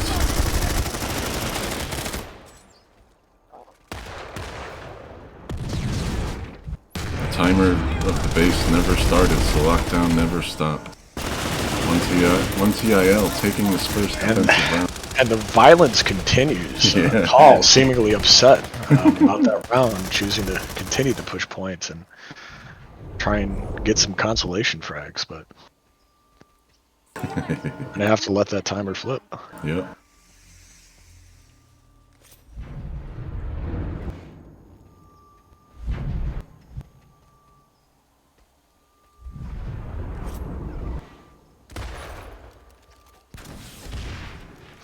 Now, I have to go back and look at the bracket here.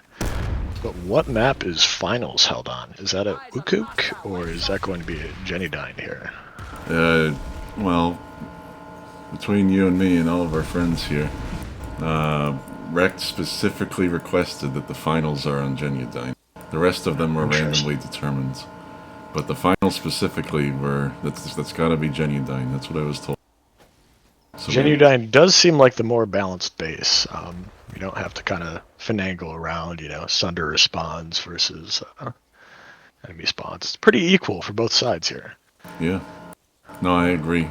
I mean, Wocook has its advantages and disadvantages, but overall it's probably the less balanced map. You're absolutely right. Mm-hmm. What is very interesting about Wokuk is whereas Genudine, kind of when you get to point, you're only dealing with 2 lanes. Wokuk is more that 4 lanes, right? You have 2 entries on opposite sides there, so there's a lot of room for flanking and some interesting plays. So it'll be interesting. I am quite curious to see what the results of the 2-Raf ORAX match will be, which, if it isn't already decided, should be finishing up pretty soon. Yeah, I mean, you have some time, you can check it out. Here, I'll check it out too. It won't be on stream. Let's see how it's going. I mean, if you guys want to check out that match, that is the Unshakable Faith stream. Holding 3 times the amount of viewers as my stream. I'm very disappointed in all of you.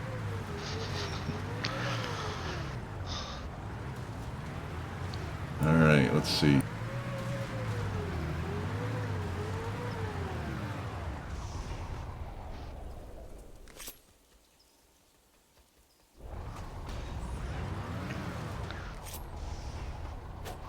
Vano is with you. Do not fall. It's still going. I'm not sure what the score is here. Let's have some sound roll. Okay. Nice, very fast push from them. Got 14 minutes on the round. Because, you know, ORAX is, you know, I've played in a lot of ORAX squads. Yeah, Sarno's ORAX a looks very like they are solid making their leader. main But 2RAF, they were Outfit Wars winners for the Emerald server. And as a large outfit with 120 page PowerPoints, I don't know who wins there, the power of the Europeans or the power of the 120 slide PowerPoint. Yeah, we'll see. I wonder how that Wocook map is working out for the tournament. I think that was a good decision by the organizers here to be running the attacking team out of that L stack. Makes things a little bit easier. Did they end up going with L stack or behind the crates? I think either of those positions would probably be better. We ran into some issues when I think we were playing TAAL, where TAAL had to have their sunder quite far back, sort of in those little ditches and valleys behind the crates even, which made it a difficult base to push from, and that's where that beacon play became very important. Yeah.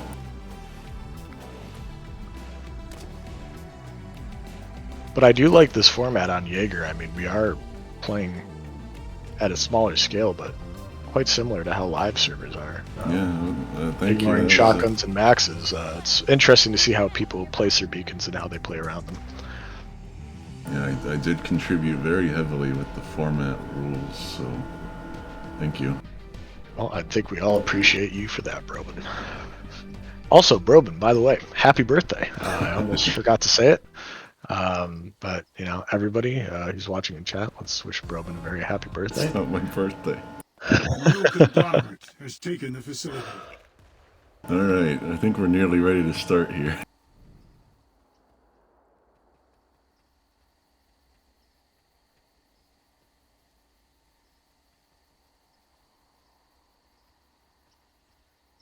Just waiting on people to stand where they're supposed to.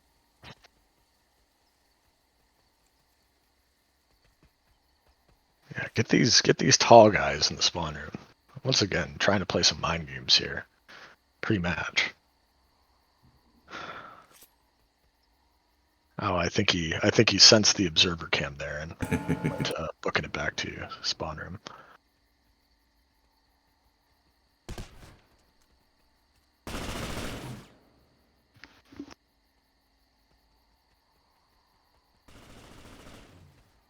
looks like one ITL is ready to roll. We still have Wanderers here, not sitting in the spawn room. They're getting antsy. Alright, one ITL needs 1 minute, no problem.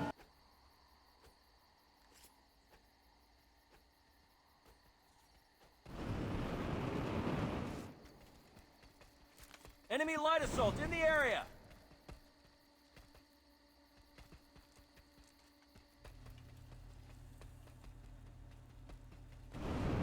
Enemy medic spotted. Enemy medic in the area. Just saw an enemy medic. Spotted an enemy heavy. And you know, depending on the results of these next 2 rounds, we might be running a little bit behind tonight. Yeah, that's fine. But yeah, that's something for the future tournament, since this will one day be bigger than Outfit Wars. Add in a little time for preparations. Yeah, I mean the times on the bracket were more of estimations. Suggestions. Yeah, sure. We might be running a bit behind, but that's fine.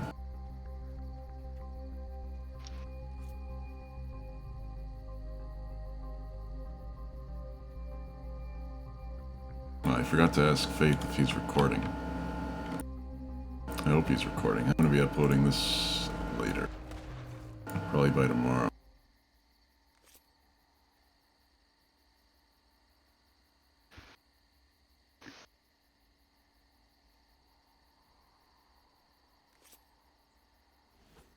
Now, if I had to guess on this attacking side, I think that since in the Frost match, one ITL didn't get punished for it too much, I think they will probably place that tower beacon, and they'll, as soon as they get established on point, start pushing up into that triple stack again.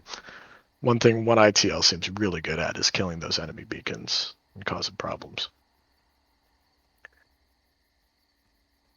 Alright, both sides are ready, and I am ready. Let's go.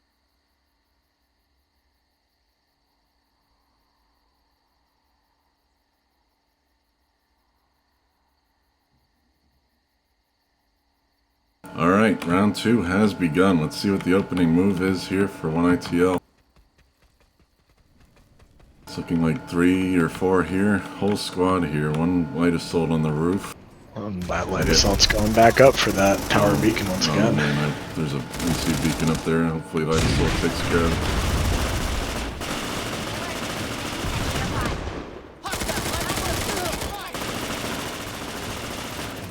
Alright, both beacons on the tower. Now, if TAAL is smart here, as soon as they drop off that beacon, they'll have at least one person kill the one ITL beacon.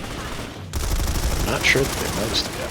Yeah, they didn't notice the beacon. The beacon's still up. That might be from last round. I wasn't paying enough attention. I didn't see it before. Hopefully they notice eventually.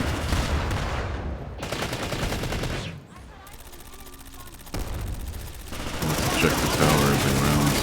But in the meantime, points beginning to flip. TR is on the point, but not for long.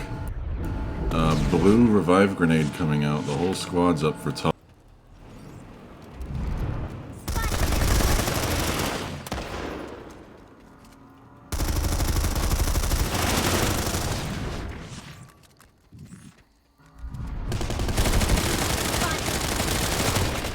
Trying to get a pincer maneuver going, but one of their attacks is falling, the other one's doing a little better. It does seem to work really well when you have a person pushing from both doors, you know, kind of catch the defenders off guard. And point is empty. Yeah, I think they were trying to push the heavy through the stun grenade.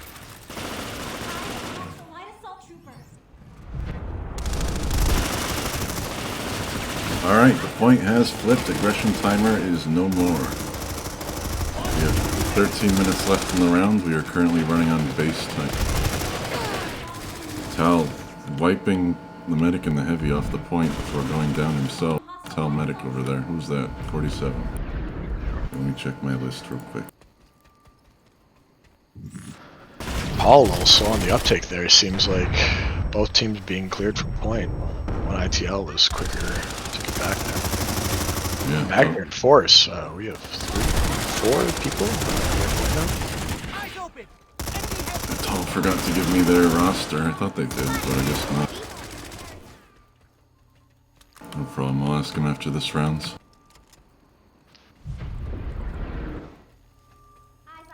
In the meantime, 1ITL holding the point pretty strongly so far. 12 minutes left in the match, 3 minutes left on the base. The aggression is coming out from 1ITL yet again. Not really paying off this time. Into the triple stack they go. Although I have to wonder, Brobin, when they're in this triple stack, they might have enough time, even if they die within the triple stack, to redeploy off that instant beacon and get right back to point. Yeah, it's very likely. That blue beacon's finally taken down. New blue beacon's in the triple stack.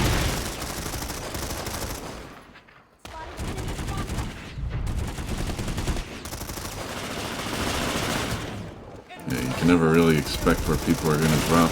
Poor TR soldiers getting shot in the back by people dropping from pod.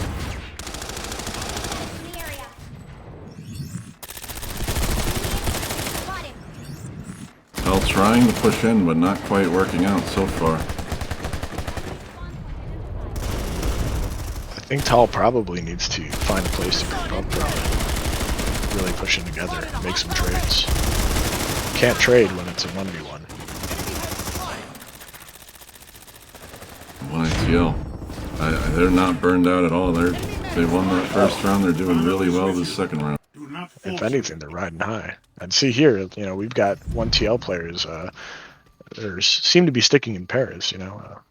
Yeah, using TAAL's own buddy system against them. 1ITL taking the advantage in the second round.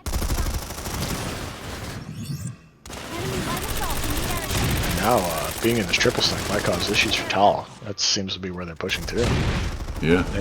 They might have had all of their beacons killed to the point where they're on beacon timers now. The aggression was taken down, but TAAL pushing in 2 at a time here. Half working out. 2 TAAL go down, 2 1TIL go down, then the trade happens. Something like that. Well, looks like we'll have 3 TAAL players up, 4. 1 goes down, but they are getting a little bit closer to point now, moving outside of that triple stack. Wow, that aggression. It's really working out. Yeah, TAAL. 1ITL. Yeah, 1ITL really taking people out by pushing like that. The second that TAAL seems to get set up, you got a 1ITL light assault there to just rain on their parade.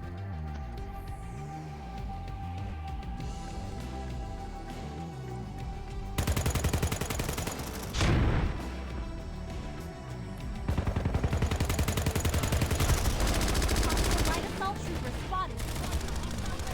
30 seconds left on the base. The aggression's really continuing to pay off for 1ITL. Not much more can be said about that. I mean, see for yourself. Spotted an enemy heavy.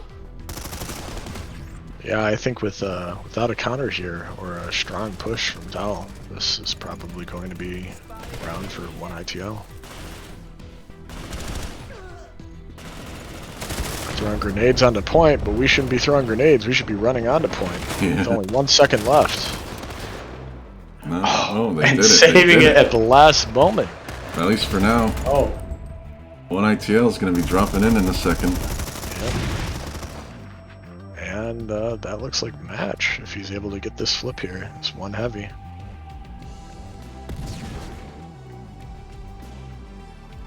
They're already saying good Res, rounds. we have a res. Yeah, that's 1ITL for round 2.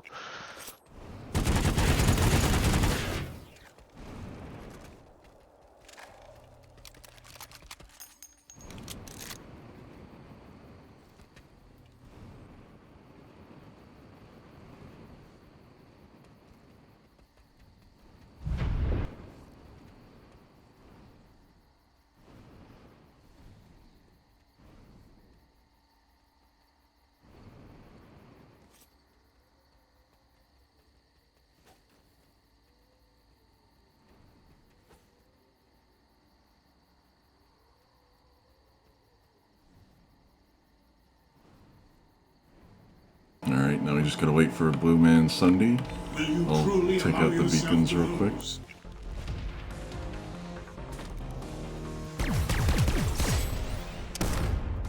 Hello. Eyes Who on are the you? hostile light assault trooper. 49. There's 49 on one IT. Oh, let me double check. It's Facer. Hey, Facer. The Terran Republic has taken the facility.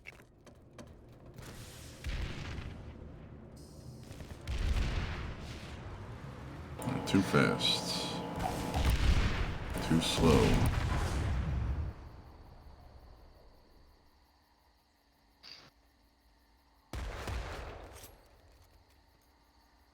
This is probably fine. And we're looking at here match point for one ITL. Yeah, they're sweeping TAAL so far. Let's see if TAAL has an answer to this. I think if TAAL can, you know, play with their buddy system and, you know, at least be making trades with players, they could put up a good challenge here. But you can't have that single player trickle into point, you know. It's really going to be detrimental. Yeah. Looks like one ATL's already. No, wait, no, not yet. I was wrong.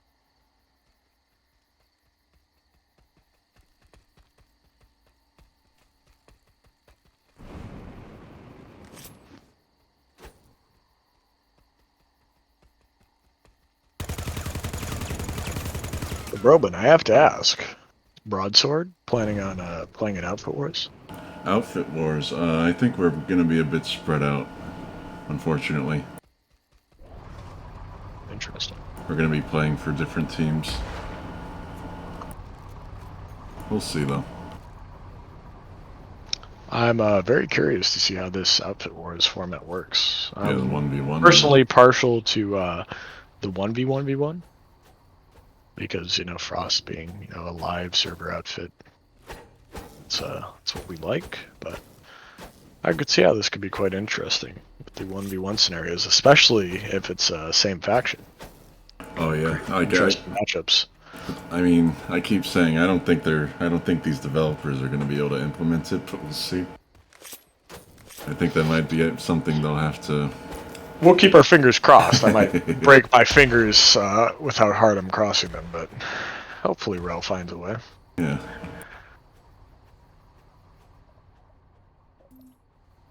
It looks like we are clear of beacons on the tower, so makes it a little easier at night to see whether or not somebody is leaving a beacon up from last match. One ITL participating in some hand warmies here. Hands are a bit cold, they say. Wonder what their hand warming strat is.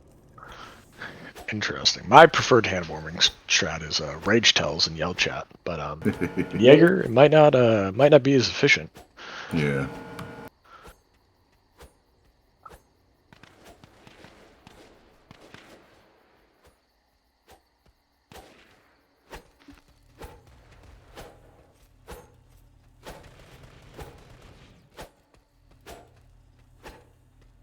One ITL breaking a sweat.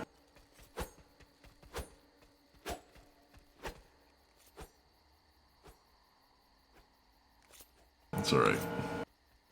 As long as they don't take too long. They are ready. Here we go.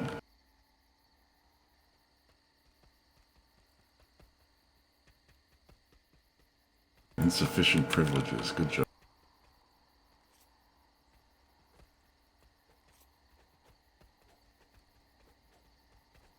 Alright, both teams are ready. Let's begin this third round.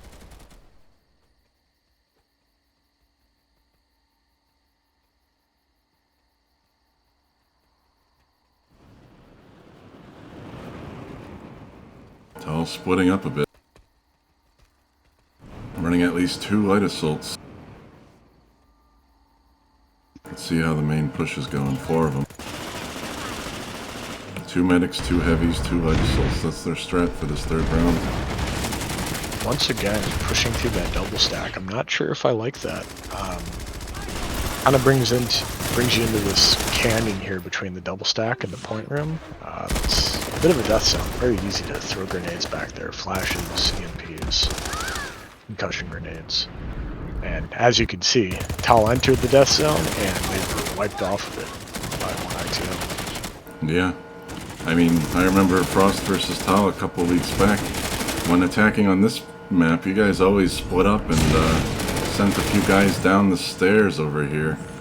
Yeah, and as a light assault, that was my dream, to see 4 TAAL guys in that little canyon between point room and double stack.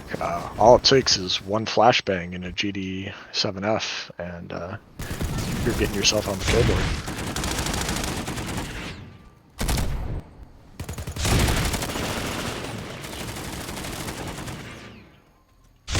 Alright, TAAL flipping the point. It looks like they're going to start the timer for now. As long as they just stand on the point for a few more seconds. And that's good work. I mean, they have 2/3 of their squad there. Hopefully they'll stay inside and wait for them to do with it. ITL pushing back hard though. Yeah, winning challenges.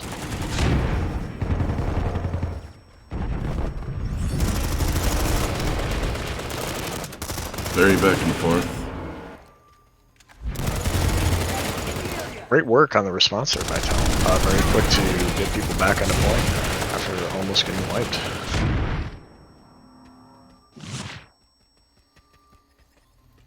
Alright, looks like TAAL has solidified their hold on the point. Let's see if 1ITL has a response. I'm sure they do. If previous trends are anything to go by. Here, let's see what they got. Pushing 3 through the teleporter room. I imagine the other 3 are going through the triple stack. Oh, we got 4 here now. And you know, I have to be a little critical of TAAL here because Francium is not in the TAAL roster. Yeah, what the hell is Whoever that? played on live, man, Francium is a hell of a guy to play against. Well, red beacon goes up. It's going to get taken out by TAAL. Points holding every strong. beacon that they place is, you know, putting that beacon timer on the individual who placed it. Too many of those. Alright, TAAL's waking up. After these first 2 rounds, they really don't want to be eliminated from their own tournament. How horrible would that be if that happened? That would be terrible. Yeah. And I mean, TAAL has a point to prove after their matches with Frost. Yeah. TAAL can only go up from here, and I'm really rooting for him. 6-1 Frost victory. That was that match. Frost versus TAAL. But it looks like for now, 1ITL is flipping the point back. You can prevail. Enemy heavy spotted. 12 minutes left in the round.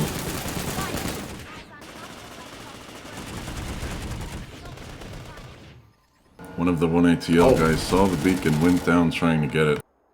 Another great battle. I mean, that was my highlight from the Frost 1ITL match, was Brutes and 1ITL Light Assault fighting on tower over the beacons. Yeah. A beautiful moment captured in 4K. Thanks. I don't see a 1ITL beacon. That's going to hurt them if they don't get one up soon. And a TAAL player, actually, with a bit of some psychological warfare there with the sarcastic thanks after killing a 1ITL player. Oh yeah, you're right.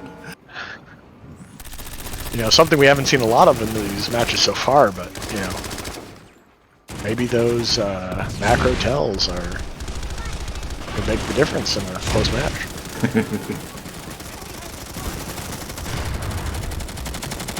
Alright, 1ITL's got their beacon back up.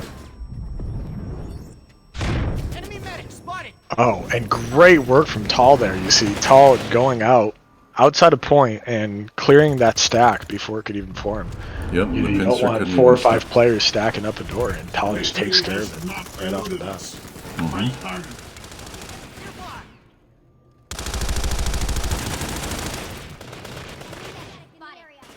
Wow. I'm very impressed by how TAAL is playing so far. They're doing a great job.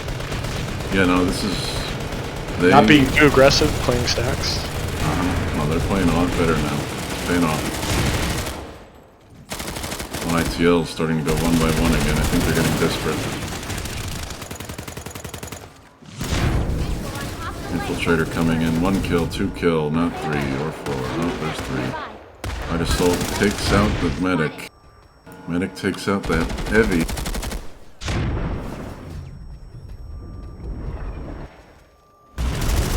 Just like that, one ITL is back on point, but we can see how quickly this can change. All it takes is one good push. As a defender, you know, you have to be really worried about that time. I mean, with this 15-minute timer, round timer, now at 9 minutes, 9 minutes left in the round. That's all one ITL has to do to hold this. The point could keep flipping back and forth, but in 9 minutes they win the round, one ITL. Enemy heavy. For now, TAAL once again pushing back on the point, very back and forth. It's hard to get good shots going on this map.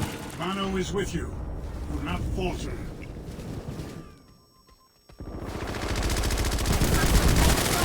Spotted. Where's TAAL? Oh my god. Revive goes through. Everyone's falling asleep a little bit here.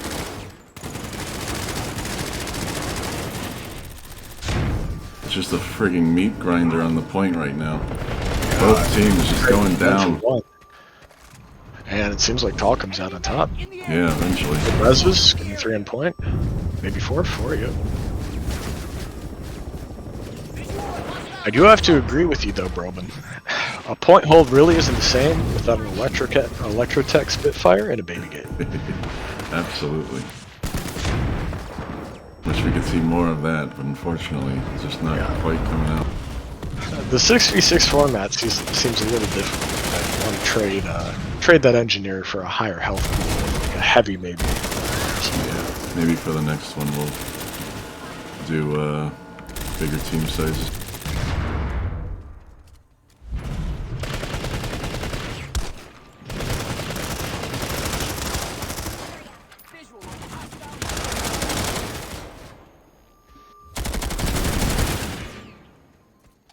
Alright, what is TAAL doing? It looks like they're pushing in.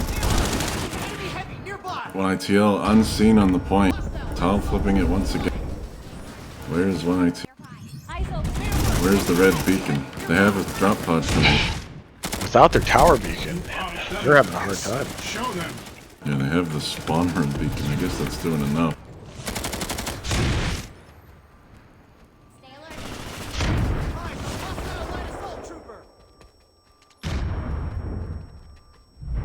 One ITL infiltrator taking out the revived heavy.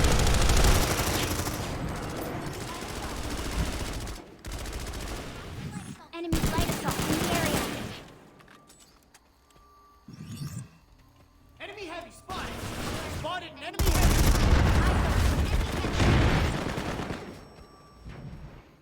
Hostile light assault trooper spotted. Spotted an enemy heavy. Great push by TAAL there. Getting out of that little Death Canyon, getting right into point. I mean, it's only 5 meters from their point. You got to get there quick, and looks like most of the squad is there. Ooh, losing that fight. The heavy though. Wow. Who the hell is this? Oh my gosh. 50. Who's 50? Hefty Bandit might be playing for 2 teams right now. That heavy just wiped 4 players. 50, the only one ITL player not giving me his identity, unfortunately. Sailors. Enemy heavy nearby. Enemy medic spotted. This is still just a meat grinder. Red and blue going down left and right. Surprisingly, I think I'm operating based off of sound right now. But there are less MSWRs than I was expecting. Yeah, I'm hearing carves. I am not hearing much MSW. Enemy medic in the area. Exactly. Did I just block that guy's shot? I hope. No, I went on the tower. Okay. Wow. Clearly some bias here from the ref. Show them. Diving in front of one ITL. Motion spotters. Thankfully, the ops cam not colliding with the detector projectile. Rise to the moment you can prevail. Spotted a hostile Surprisingly, in this match, I did see one ITL in the last match use quite a few flashbangs. Not very many flashbangs in this match. We're seeing one there, but there were quite a few matches between Frost and one ITL. It multiple flashes thrown in. Maybe a little bit of a change in strategy for the team.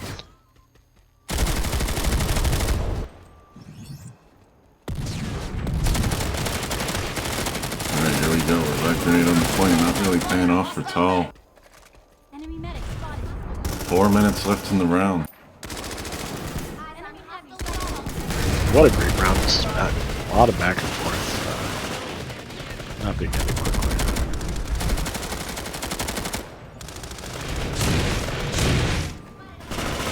Light assault comes in, goes down. Who's next? With the GD7F too. Great gun, but just didn't work in that scenario. Oh man, medic push takes out one ITL's hull.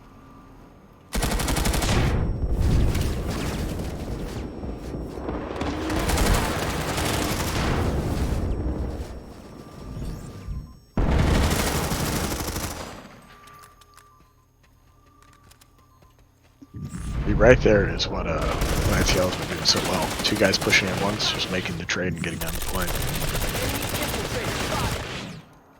And TAAL responds in kind. Yeah. Another great double push, and now they have a 3-round point here. Res grenade going out, not sure for who, because I don't think there were any dead TAAL players, but it's the thought that counts. One ITL trying to drop on the roof here. Do not falter.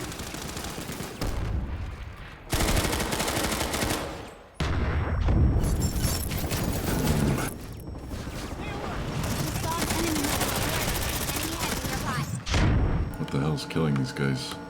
It wasn't that heavy, was it? It must have been. There's nothing Not here. event. Enemy heavy. Enemy infiltrator spotted. Who's this guy? Oops. You are better than this. Show them. 51. Who's that? 51 is Korai Terran. Good job. Great work.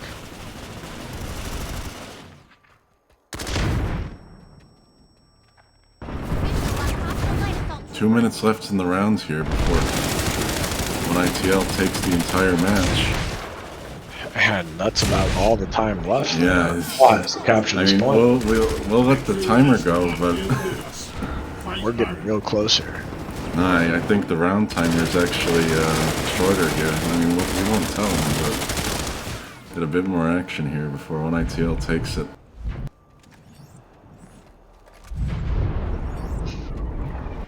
Eyes on hostile light assault trooper.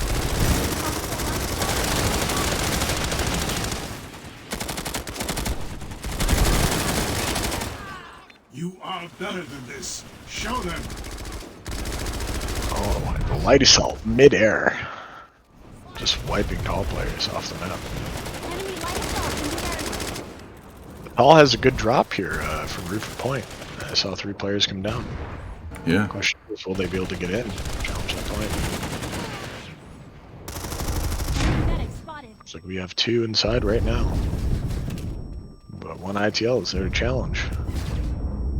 1 minute left on the round timer. Unfortunately, that means TAAL, even with the point, cannot win the match. So one ITL taking the match from TAAL. Very... They don't even know it, but let's let them have their... Yeah, let's let them have their game for 40 more seconds.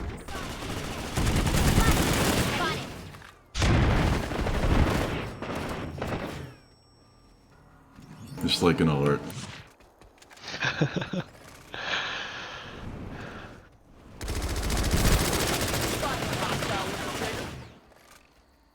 Wow, what an unfortunate spot to be in, like TAAL right now. I mean, they're dominating the point, but they've already lost. Yeah. No, it was back and forth the whole time. That was already 15 minutes. Yeah, unfortunately, this domination came about 30 seconds earlier.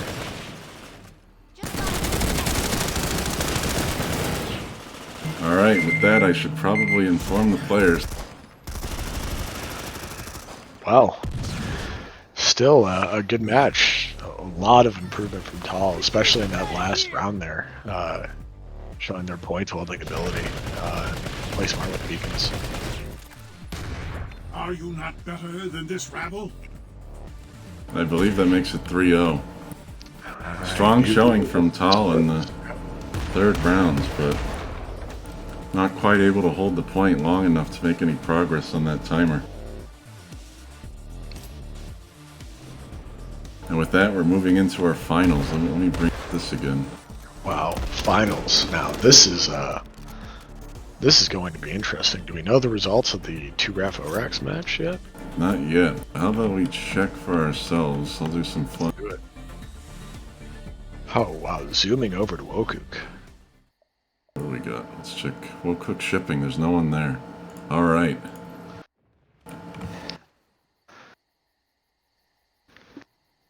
Alright, so next round we will find out who's playing 1ITL.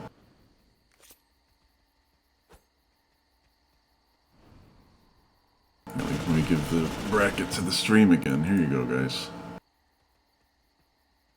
Let's feed the stream. Here you go. 2-ref 1. Okay. 2-ref 1? Really? So the Outfit Wars winners of 2021 showing their prowess once again. A little different in this scenario with a 6v6 versus a 48 versus 48 versus 48, but regardless, should be an interesting matchup. Yeah, let me verify that real quick.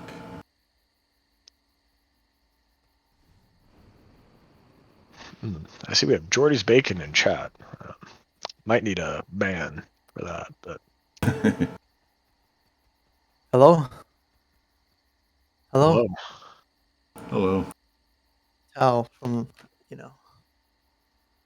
I guess it's 1ITL versus 2-ref for the final. Yeah, that's what it's looking like. GG wrecked. You guys had a sick point hold at the end there. That was nice.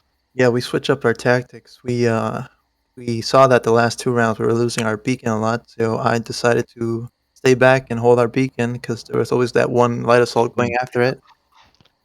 That And seemed to really hurt Frost against 1ITL too. 1ITLs, they get rid of those beacons real quick. yeah, I was like, where's this guy coming from? And I realized he was going underneath us this whole time, so I was like, you know what, I'll wait for him here. But I guess external timer beat us. Yeah, it was really back and forth the whole time. Yeah. Yeah, we were a little slow on that last push. You know, what I think we might need to do for like 2 minutes after this finals match here, we might need to get the leaders in from both teams. Get a quick 30-second opinion from each of them. Might make it interesting. Because we've got a kind of a one-sided opinion here from Rect, but regardless, that was still They suck. No, great match. I'll get him. You want me to get him? I'll move him here. Yeah, pull him in real quick because it seems to take a few minutes in between matches to set up. All right. What channel is this? Hello, Facer. Acer, great work. How do you feel after that match? Hey, Facer. Facer was probably trying to talk strategy, and now we're. Oh, we dragged him in here? No, I did. Why would you Lex do pointed that? here. Is your boy wanting an interview? Well, it looks like he may be talking strats with the team, especially. We're doing last match at Genudine, right? Last match is at Genudine, yes. Okay, once here, Faith guy's asking. What? Oh, Facer, how did you feel about that last match? I thought I heard him, but He went back. Facer just wants to talk strategy. Can't Yeah, blame let him. Let him be. Yeah. Quite the showing so far. Yeah. So what was that, semifinals? That was the semifinals, That right? was semi. That was the semifinals. There's only 3 rounds, so that was Damn. semi. And how was Frost? I never thought the... Rect, how does it feel to make it further than Frost in this tournament? Oh, what are your opinions on that? Let me just brush off my shoulders real quick. And Okay. I'm just kidding. Listen, I know Frost did their best, all right? And whatever happened, happens, you know. We managed to do our thing back there. This time we didn't manage to do it. It is what it is. It's part of the game. There's always next time, you know? There is always next time, and I mean, you guys put a lot of work into this, and I think everybody in the tournament appreciates this. But this would be a pretty cool thing to have in a reoccurring fashion, you know. Keep Yeah. people on their toes, you know, learning those infantry strategies. Yeah, I mean, I'm watching the streams, both streams. People are eager to know what's going on. You know, people were talking about what is this? You know, is this a new thing? Is this an occurring thing? We're in the talks of it right now. It could be a monthly thing, and it could go shorter than this, like 6 type outfit. It could go up to 8 outfits, but we're gonna need more people to help us in order to organize that kind of, you Yeah, know. I think that'd be great. I mean, it's been very fun watching each outfit strategy so far, and I've only seen half of it. You know, I haven't even been watching the Bokuk matches, but it's been very interesting here at Genudine, seeing how each team plays. Yeah, it's interesting, you know, and especially with this one is what your boy wants to. Oh, sorry, I had a DM. It's interesting because this one is like an only TR outfit. If you see, you know, you have TAAL, 2REF, 1ITL, Oh, ORAX. that is a good question to ask. How did you guys feel about playing NC? Did you feel like that was kind of a disadvantage or something that just is hard to adjust to? No, I think it was fine. You know, honestly, half of our players are NC main, Sure. so we managed to, you know, to play with whatever class we needed to play as, whatever faction. So it wasn't a big Mhm. deal. Most of our guys play with NS weapons, so it was universal. So we Sure, got, you sure. know, to use it, but it's fine at the end. It all came Great. down to strategy at the end. Honestly, that's what was missing in our part. Absolutely. Yeah. Well, I mean, hey, I'd be looking forward to doing this as a monthly thing in the future, and you know, I'm Yeah, down to help out I'll as long as I'm not getting Chem, have you you know, aboard too to upset. keep helping me because he's Uh, been a big help, Robin. yeah, shout Speaking out to about the Brobin, double. of course. You know, Well, thank you, Brobin, your boy, for the streaming commentating. asking. Thank you to Brobin. All I'm doing is drinking rum and you know, chatting with Brobin. Brobin's Yeah, the big hero here, streaming, doing some great casting, some great camera work. it was fun. I really enjoyed that. That last Yeah. match was was great. Yeah, so I mean, tune into these finals matches. Get in there for the Brobin chat. Yeah, dude, I'm gonna watch this and then go see the minions. So it's gonna be a good we're night. hell yeah. Well, just remember, you know, hashtag PatrickPC 2019. Patrick PC. Hashtag Patrick broke. All right, so when is the next one starting? Soon? Yep. We just determined that they both had a TR preference. I did a coin flip. It was tails, so 2REF will be TR. 1ITL will be switching to NC. And then we should be good to go. Awesome. All right, just gonna hop back over. Thank you, boys. Great. Thanks for playing. Good match, Kim. See you, Cam. All right. Wow. Interesting matchup here. Yeah, I have to say, not necessarily the matchup I expected, but I'm back. very excited. I'm very excited. Oh, sorry. Keep interrupting. Go ahead. Go ahead, Rack. I'm gonna be here for now because I'm done. So I'm gonna help you guys. Okay. Whatever. Yeah. We're hanging out. You can hang out with us. Wow, you think you can fit the synergy? Let's go. No, it's good. Okay, I'll have you know that Ohio sent for Brobin long before TAAL did. No. But anyways, I mean, shit, boys. What are your picks for this match? I know we have some people watching stream. Hopefully nobody from the matches, because we don't want any stream sniping. Even A with quick the question: delay. can people in chat hear us? Yeah, they can hear us. So then, They can hear us, but it's let about them decide. Let them decide then. Let them decide who's gonna win let this next chat match. decide. Yeah, what do you guys Man. think? Who's going to win the finals? I haven't Yeah, seen there's- 2REF play. Well, let's hear chat first. Okay, so chat, what do you think? Who's winning finals here, or I guess not quite finals? Hold on, I was Jordy's watching. bacon, talking shit. Jordy, careful. Okay, that's all I have to say. I'm watching the wrong stream. I'm watching Faith. Where's Brobin? Freaking Faith somehow getting 3 times my If you viewers go into here. our Discord, Oh, I see it Rex, at the end. it should be linked.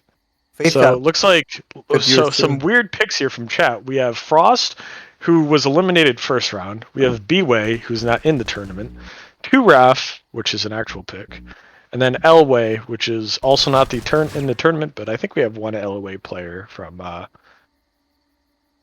look, we got Daddy Testro on the chat. Yeah. But yeah, I do have to agree with Teshro here in the chat. Hannibal is like much greater than Jordy's. This Jordy's bacon guy, I don't know. He sounds kind of irrelevant. Big fan of Hannibal though. Great guy.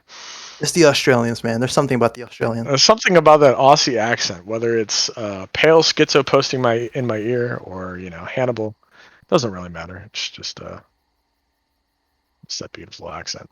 I'm gonna go talk to Turaf. I'm gonna see what's up with them. I want to keep them updated. All right, sending our field reporter, Recchi Mate. I don't know the field. See you later, Rick. Brobin, what's your pick for this match? Well, I haven't seen Turaf play. I've been following one ITL this whole time. Would be That's nice true, if I but could... think about, Turaf being Outfit Wars winners of 2021 Emerald Outfit Wars. They do have kind of a, a bit of a backing, in the community. Some might call it a cult following around their Outfit Wars play. And all this is Outfit Wars on a small scale, right? So. Yeah, we'll see. I do have a slight bias, I'll be honest here. Slight bias for one ITL here. Okay, and I'd actually agree with you. Even after playing in 2 RAF squads, I've been incredibly impressed by the way one ITL just can switch on a dime the way that they play to whoever. They're like an amoeba. They just kind of react, They can figure out what's going on and figure out the best counter for it. So I'm going to say that my money for this match is on one ITL, but we'll see how things go. Rex, what's your pick? They're ready to ref. My pick. Listen, it's the first time TAAL has ever encountered with one ITL. Don't know much about these guys, but they're cool guys. We've been talking through DMs lately. Honestly, I have to go with 2 because go with 2 RAF. Okay. 2 RAF has always been there for TAAL, but I'm sure for whoever's the best team. Doesn't matter. So the outside pick here, yeah, I'm in Brobin's camp, but it'll be very interesting. I mean, 2 RAF definitely has a history behind them when it comes to competitive play, but one ITL in this tournament has really shown their colors there. Quite adept. Oh, hold on. I'm getting word that 2 RAF is putting on a sub. Yep, they are subbing in someone. They're putting on a sub. Really? Who are they subbing out? Putting on the sub. It seems like, I'm not sure, but it seems like Skander might be coming out. Let me go confirm. I'll be back. Interesting. I mean, I can even go down the roster here for these teams. Did they give me the roster? I don't have the numbers. Well, I don't have the roster for the Jaeger numbers. I just have the roster. And we know from previous matches, Carrier has been great. So has Santiasu TR. It's been great as well. On 2 RAF, I'm actually surprised. I know Kaya. I know Desert Fox. Hello. These are all good players. Hidden Snowflake as well. Another great player. I got word. It's Kaya who's coming out, and Les is coming in. Really interesting. Mm-hmm. Okay. So the leader of 2 RAF is stepping down for one of his boys. Interesting. We'll see how that works. I'm not familiar with ILS, but I know Kaya is a good player. But still, with the 2 RAF roster, we have Desert Fox, we have Hidden Snowflake. We've got some good players in there. Interesting. Jordy says 2 RAF has been playing a bit of NC in recent months, so if we have lost Flip, think it'd be less of a change than one ITL. Don't know if many of them play NC. All I'm going to say about Jordy is that I don't see Jordy in this tournament here. I just see Jordy shitposting in Discords. Take that as you will. But oh, come on. You got to give Jordy a chance, my buddy. No, I love Jordy. Jordy's a good guy. Yeah, but interesting enough, one ITL has been practicing today around at 3 p.m. They were doing a 3v3 skirmish between their guys who are on right now, so that's why. That's smart. That's very smart. It's good preparation for something like this. What's interesting in this tournament is we have a lot of outfits who aren't Jaeger mains. We're live outfits, and so playing at that smaller scale and practicing at that smaller scale especially could definitely help them out. Yeah. Although I do have to ask, is Facer not actually Facer? Is that what's his in-game name? Brobin. Kaya's calling for you. He's pinging you in the chat. Who's pinging me? Kaya. Who? What's going on? Kaya's pinging you in the chat. I don't know why. He just put at Brobin. Oh, Something that he hello. wanted to discuss or something. I don't know. Oh, okay, alright. Alright, alright, here's the 2F roster. Alright, cool. Stupid Discord goes all quiet when I'm streaming. Alright, there we go. Sweet.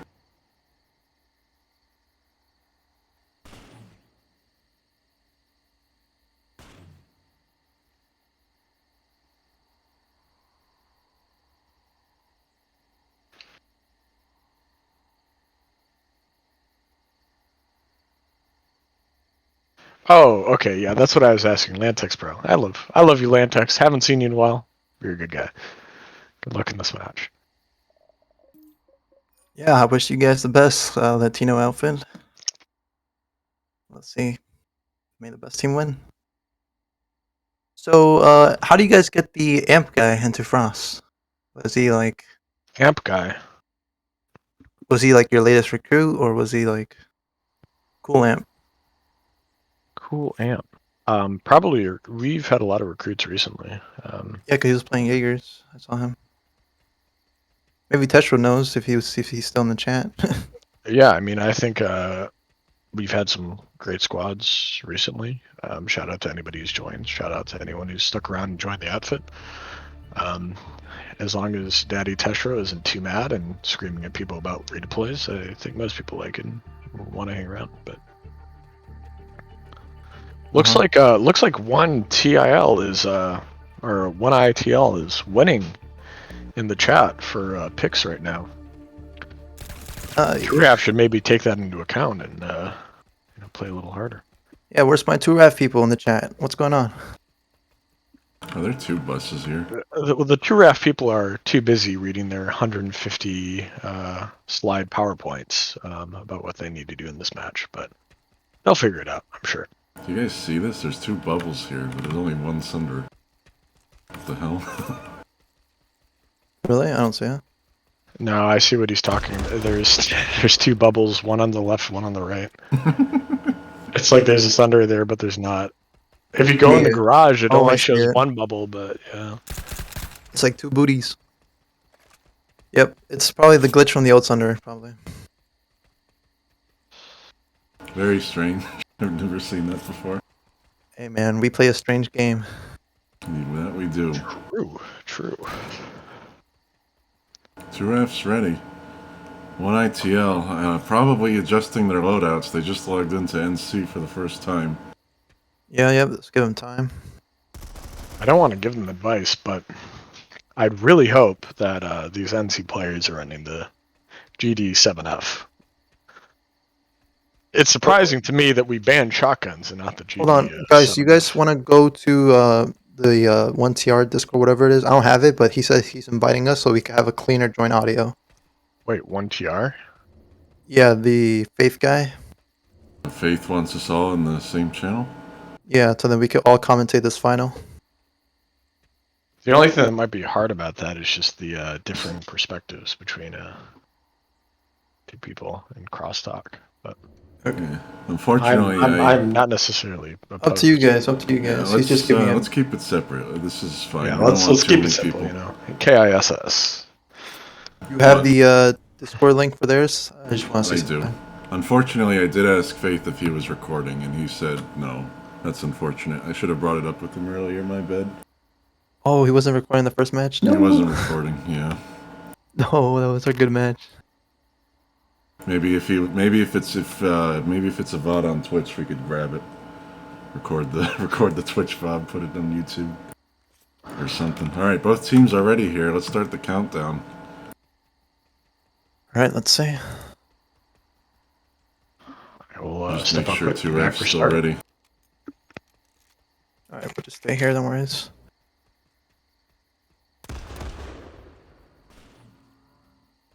Here we go. Let's see what 2Raf's opening move is here. Let me start the timers before I forget. Timers are rolling. Beacon by the Sunderer. Splitting 2 off the bottom stairs.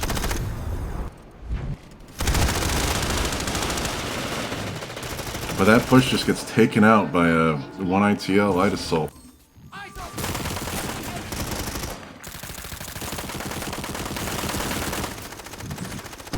for the most part otherwise. It looks like this push is going fairly well for 2RAF here.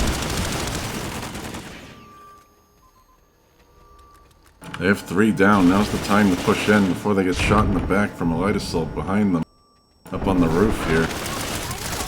Light assault taken out. Possibly by the Spitfire. There we go. There's a Spitfire. One ITL dropping in again. This time playing NC. Taken out. And that's aggression taken out of the game. We are now operating on base timer. 14 minutes left in the round. Let's see if... I heard from someone in chat or something that 1ITL doesn't play NC. Let's see if they could figure out NC gear in time. I hope they can.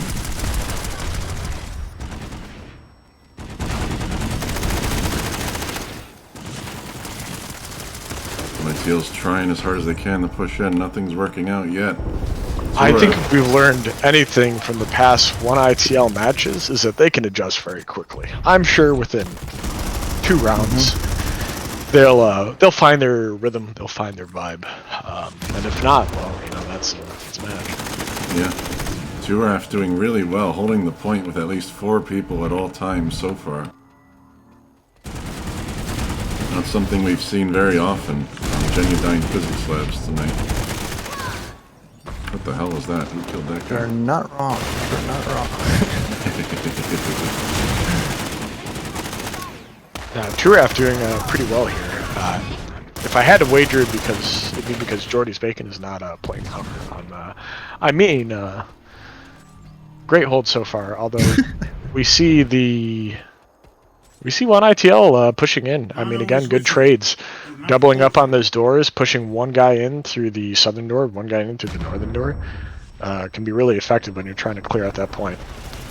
I would say it's even more effective than pushing in, you know, 4 people through one door if you have a split between those 2 doors. Trying to find where 2RAF looks like they're pushing in from the bottom here. Looks like they're getting taken out once again by 1ITL aggression. Well, 2RAF has to keep an eye out because we all know 1ITL loves to hunt for beacons, and even though 2RAF's beacon is in a safe spot, and here comes 1ITL killing the beacon right away.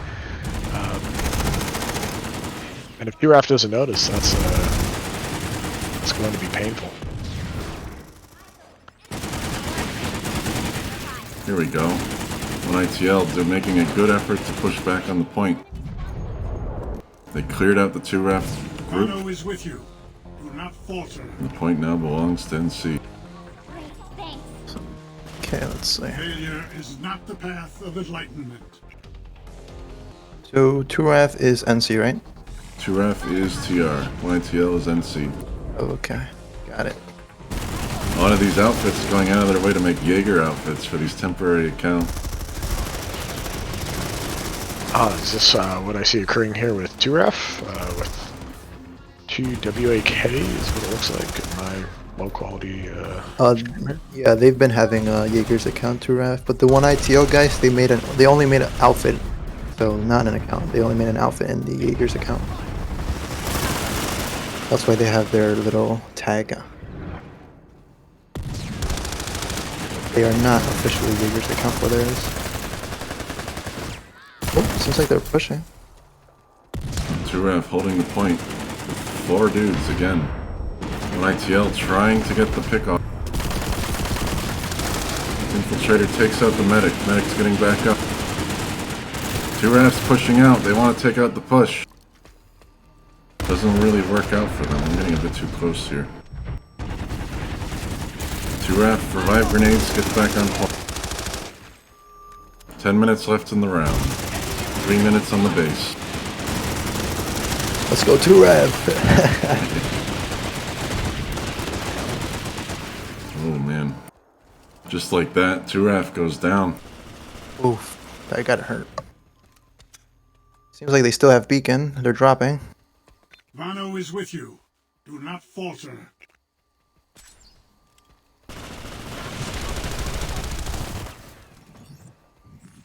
Come on, where's the 2RAF people in the chat? Let's see ya.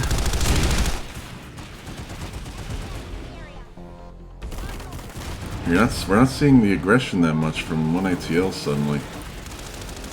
Opting for more of a point hold than anything.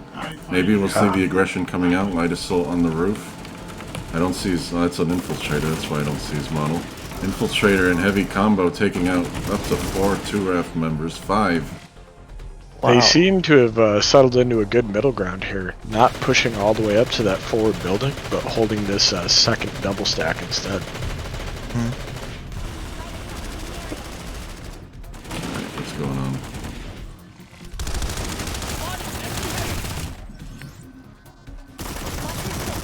Infiltrator in the area. Oh, that infil's Oh, going and on. I see a 2RAF player getting close. Yeah, infiltrator's pushing up. Loses to the heavy. Light assault, they're heavy fine. assaults on the roof. Wow. Oh, those rooftop players, man. They're making a big difference right there. New conglomerate And has taken Brobin, the if you wouldn't mind just looking up a little bit for me, no beacon actually from 1ITL. Surprising. Yeah, that 2RAF guy just jumped down and he's the one who killed it. Alright, we are now on lockdown timer. 3 minutes for 2RAF to flip this point again. Oof. 1ITL adjusting quickly to their new gear. From the looks of things. What I mean, hey, being a light assault, you can't complain about that GD coming out. Hey, I tried the GD. That thing is a monster. I don't know how I haven't figured that out yet, but that thing... It's what a crazy gun. I mean, aim in the general direction, and that gun will find the head of an enemy player. Yeah, the I fire feel rate like that... you're playing a game with aim Yeah. assist. Yeah, it's an amazing gun for a light assault to have. Very powerful. When Oh, I think, especially in this style of gameplay here, it's very important to have a light assault both practice utility, you know, like going and killing enemy beacons and getting your own beacons up, but also just be out there fragging. I mean, you have flashbangs, you have the GD7F. You can go up on roofs and you can fly around. That's a great way to get some good frags on enemy players and make easy flanks. 1 minute 50 left on lockdown timer. Yikes. 2RAF have to make a big play here then. And see, 2RAF, I think, making a big mistake here. By pushing up through this double stack up the stairs, they're going into the death cubby that I feel like TAAL, you guys had so much difficulty with. Not this match, but previous matches. Right, this is the stairs, what we like to call the sandwich stairs, because you push Yep. up from one side, they come up from behind, out of nowhere. Exactly.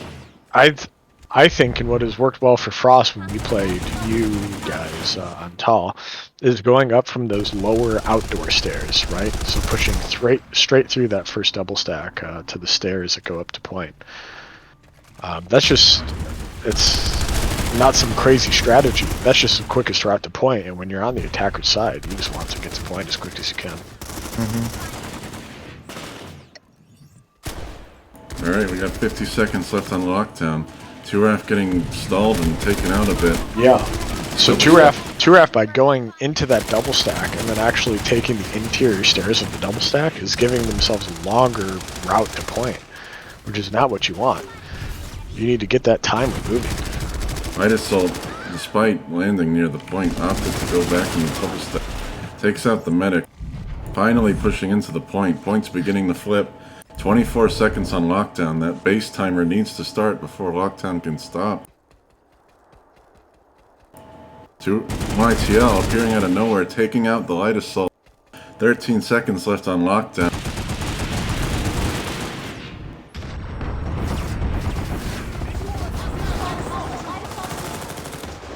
Two seconds, it's over. 1ITL takes round 1. GG. That was a good hold from the 1ITL people part.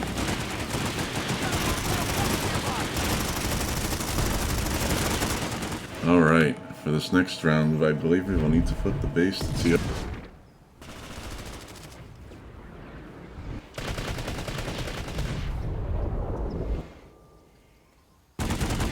Eyes open. Enemy heavy. Hostile light assault trooper spotted.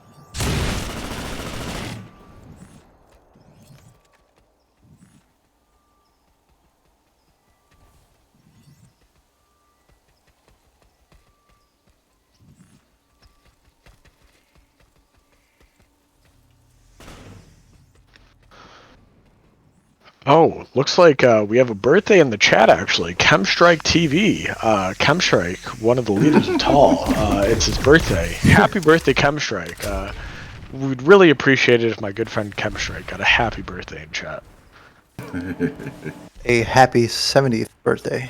70th birthday. Wow, older than Pale Tiger. You know, that is an impressive claim. in That's PlanetSide right, Tournament. leader of town, and he's very old and wise.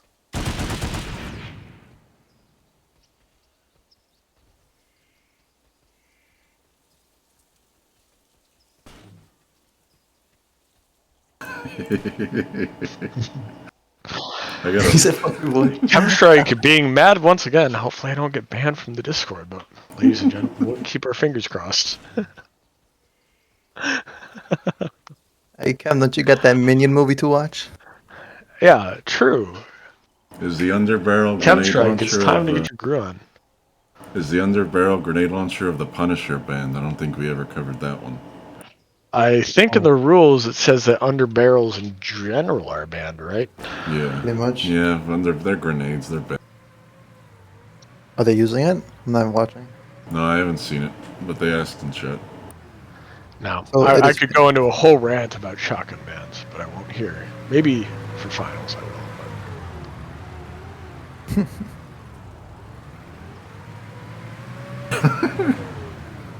What ITL taking out one of their own with the sunderer. Hey, a sacrifice well worth it. Sunderer is having a bit of difficulty. What ITL is confused. You know, to be fair, as we've seen here, they're an infantry fit. They're not an armor fit, okay? They're not 784. Having a little bit of difficulty backing the Sunderer into garage, almost flipping it. An impressive feat in and of itself. And it seems There it like goes. we've now gotten the Sunderer deployed. So, good work, 1ITL. So that was round one, right? That was round one. It is currently 1-0. 1ITL has the lead.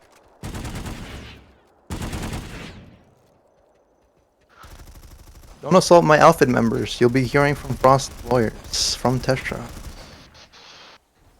I would like to challenge your lawyer, Testra. Hello, We'll see I'm about Testra's that. lawyer. My name is your boy. What is your challenge, Rect?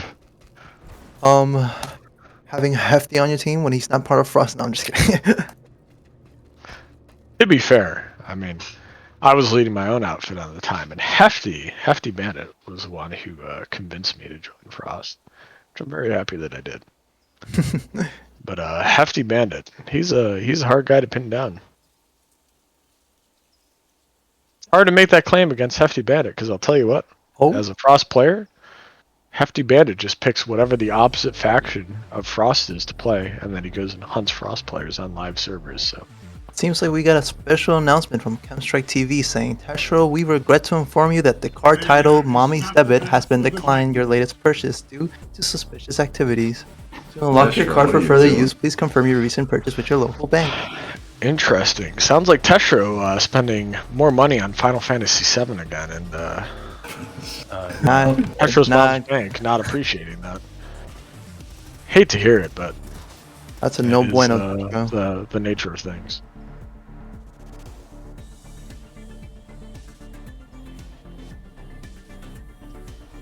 Also, on a side note, I forgot how groovy the Vanu music was. As someone who plays without music enabled on PlanetSide 2, listening to Brobin stream and hearing that groovy Vanu beat, I understand why people play Vanu now.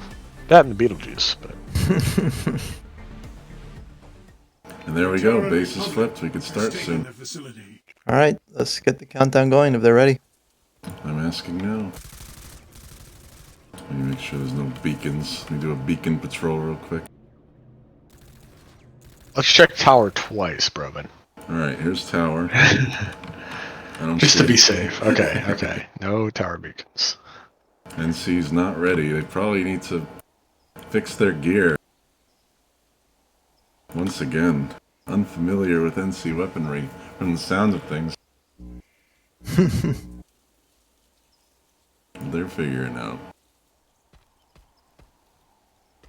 And you know, we can't even tell what people are running here. Everybody within the cloak field of the Sunderer, keeping it under wraps. Gotta do what you gotta do.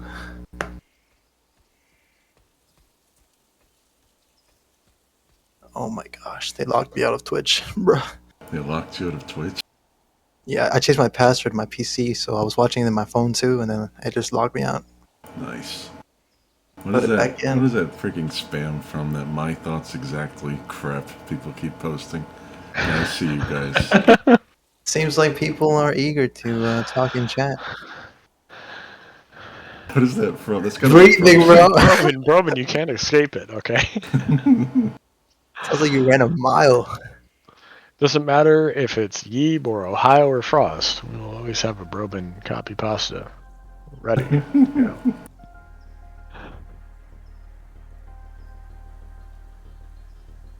Haha, I logged back in. There we go.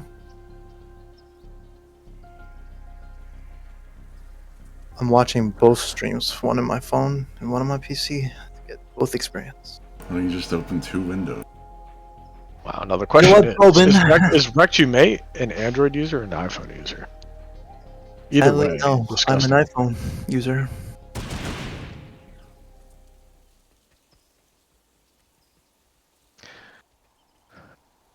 I actually do love playing PlanetSide on iOS. Free app, PlanetSide 2. You can download on iOS now. Your boy, don't confuse it with Fortnite, okay? And hopefully I made at least 2 people in chat search their iOS browser for PlanetSide 2. Just to be disappointed. Okay, guys. Rel doesn't have that much time. The iOS app is coming after the Corsair comes out. Oh, they're ready. I didn't even realize I'm an idiot. Brobin. Hey, chat, can we get a Brobin? JRM Gander suggesting that Testro joins the commentary team so I could bully him. I would love nothing more than to bully Testro live in front of 24 viewers. Sorry, we don't want little kids crying here. Alright, here we go. Next round. Timers are starting. Let's see what the opening move is from 1ITL here. After playing for Testro for a year, I have a whole manifesto written up. Astro, you are our type, okay? Medic taken out. Solo pushing the lower side. This upper push, it looks like it's at least getting on point. Going down. I think this is a smart play from Turaf here, holding that lower bridge. Frost, when we played this map against TAAL, that lower bridge is a great place to push them, I think. Oh, he's going for the beacon. Look at that beacon fight. Oh, and TR won that fight. Right on the antennas. Yep, I saw that. Well, I saw the aftermath. We honestly need another observer cam just for the tower to see the... Yeah, Faith is on it. Faith has a good view right now. I'm watching both streams right now, and it seems like he's covering the tower section, while Brobin's covering the back section here.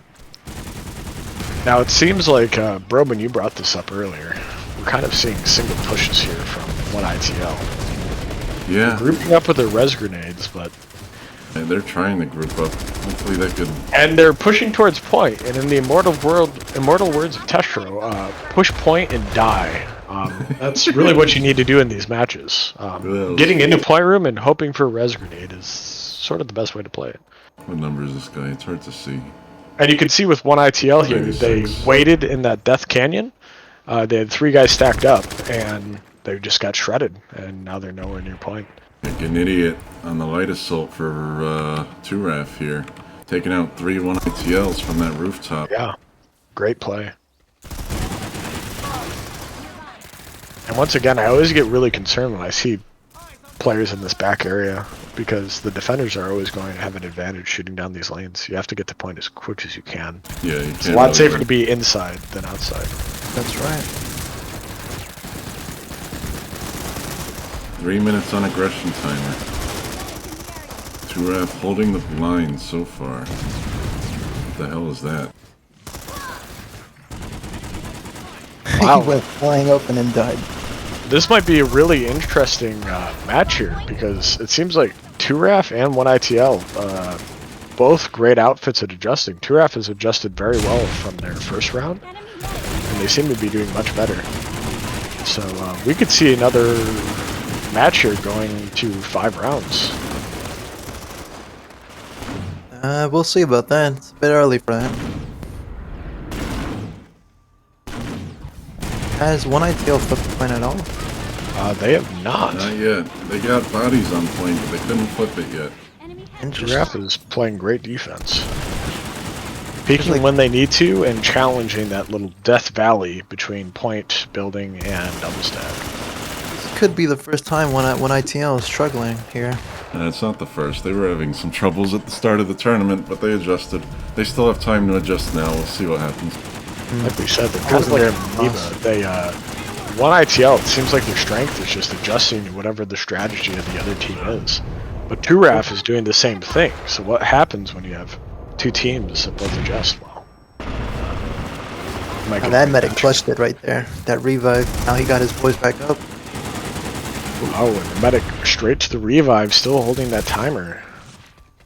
Brobin, what are we looking like for the aggression timer right now? We got 1 minute 15 seconds left on that aggression timer. Oh shit. It's looking likely that 2RAF at this point is going to win this next round, but we shall see.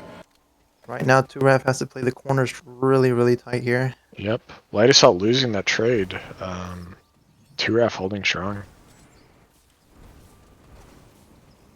And here comes the next push here. Oh, I don't know what that There's red one guy was ITL. doing. And it looks like the one ITL beacon is down actually, so they have to play it safe here if they haven't noticed yet and get a new beacon up. I think they got one guy on it. Up, their beacon is up. Wow, great corner holding by 2RAF there. Oh, 2RAF just EMP their beacon. Yeah, these 2RAF guys are looking like Counter-Strike players. They're just sitting there on their angles and holding corners. 20 seconds left on aggression. It's looking less likely for one ITL to put the We got point. timer.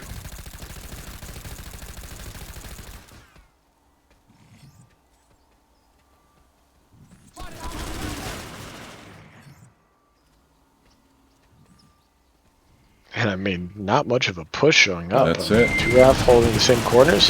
What an adjustment from 2RAF. I mean, That little holy ring. cow. This should turn out to be quite interesting because 2RAF really just said, hey, this didn't work for us first round, and made an adjustment, and it seemed to work really well for them.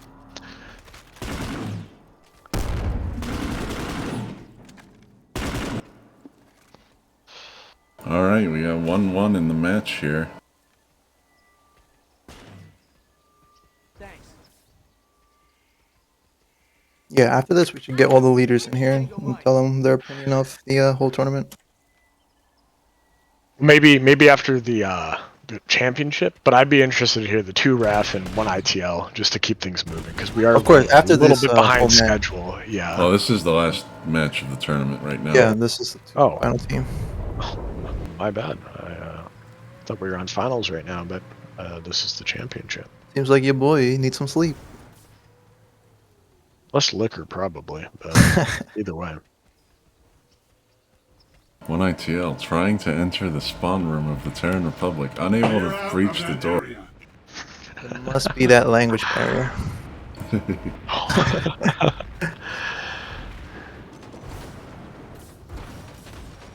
Wait, no, this isn't the championship match, right? This This isn't. No, it's not because 2RAF beat ORAX, right? Yeah, and they had a buy And now round. they're playing 1 ITL, and then there's Yeah, a the- match. That's ORAX it. Oh, and it's 2RAF just the had a champ. buy. Oh, the bracket is just set up so the one person fits into that last bracket spot. It's not two Yep. people. Gotcha. Yeah, they had I'm two just matches. stupid. That's ignoring why. me. Yeah. It was a duh. 2RAF very only much having to a, play one downfall. round to get this far. 1 ITL playing 2. Now, I'm personally hoping for a 1 ITL win because that would make me feel much better about Frost's performance. But you know, we'll see what happens. We'll see. I mean, 2RAF came back, but now they're switching sides, so this could be their weakness here for 2RAF. Seems like they found their strong side defending. Yeah. Now we'll see because 2RAF, while they did win Outfit Wars, I have heard claims from the community that 2RAF did have an easy bracket for Outfit Wars, and it seems like they've had an easy bracket in this scenario too. I mean, they're playing one less match. One ITL is getting tired now, so. Hold on, they play 2 matches actually. They play a bye round. That's not So- fighting. So I guess the question is, You like, are can better one than ITL? this. Show them. Who this is up? one ITL? That's the question. Some good players, I'll tell you. Where did they came from?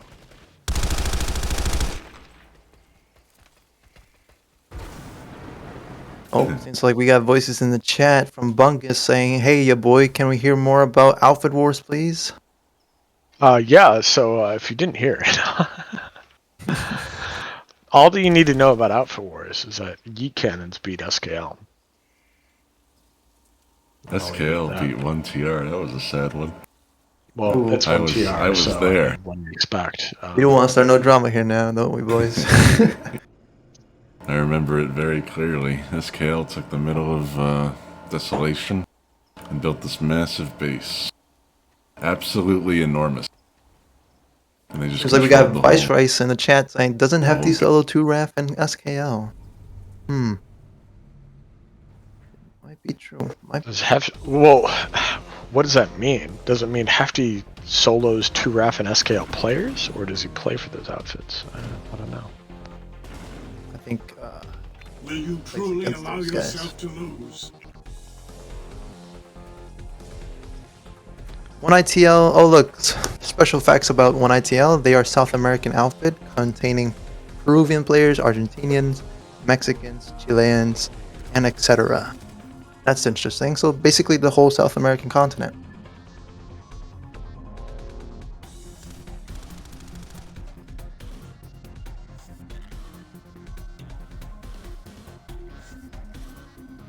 Alright, 15 seconds here, and then we can possibly be in this next round. Wait, your boy, you serious?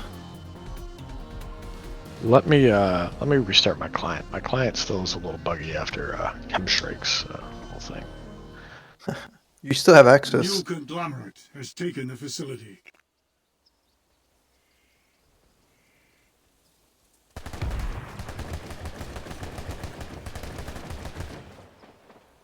Oh, seems like we got 2 RAF fans here in the chat.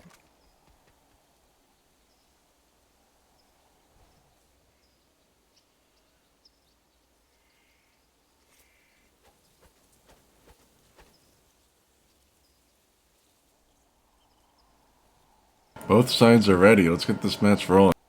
Start the countdown, Brobin. So, Brobin, what's our score here going into this match? It's 1-1. One Okay. sec.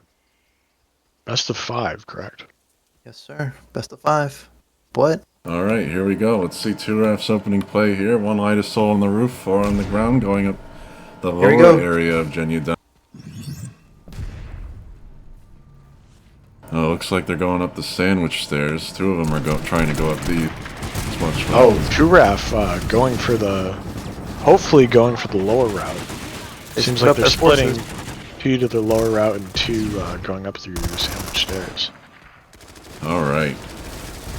Ooh, that's 1 2RAF minute on down. the point. Let's see if they could start the flip. Not quite, as the infiltrator takes out the only heavy. Medic takes him out. Looks like 2RAF's really starting to show up now. Medic revives the heavy. Points flipped. Aggression is gone. As in the aggression timer. Now we are just operating on a base timer and 14 minutes.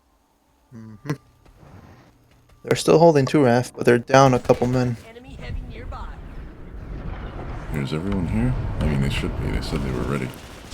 Alright, let's see what 1ITL has in store next. We gotta push back onto that point.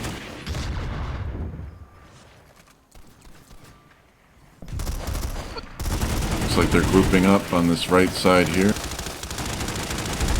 Trying to push in. Heavy's taking out some guys. Revive grenades out. 2RAF holds the line for now. Wow, what a clear building.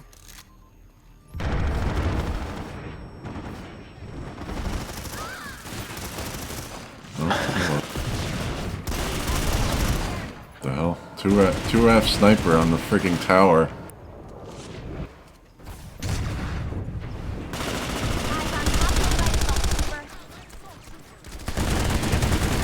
Pano is with you. Do not falter. Alright. When ITL takes back the point, see if they can hold it. Are you not better than 50 this seconds to battle? fix this, Giraffe. Well, they have more time than that, but we'll see. Of course, but base timer. When ITL Light Assault gets a pick off in the back here. Giraffe is stacked up around the point rooms. They can be smart with this push. Oh, and it looks like one Giraffe Light Assault may be going for the one ITL beacon. Yeah, that's what it looked like. He That flew is over true. there. I'm not Giraffe sure is where he going off the went. beacon. Where did he Flew come away. from? Where did he go? Shooting the bodies here.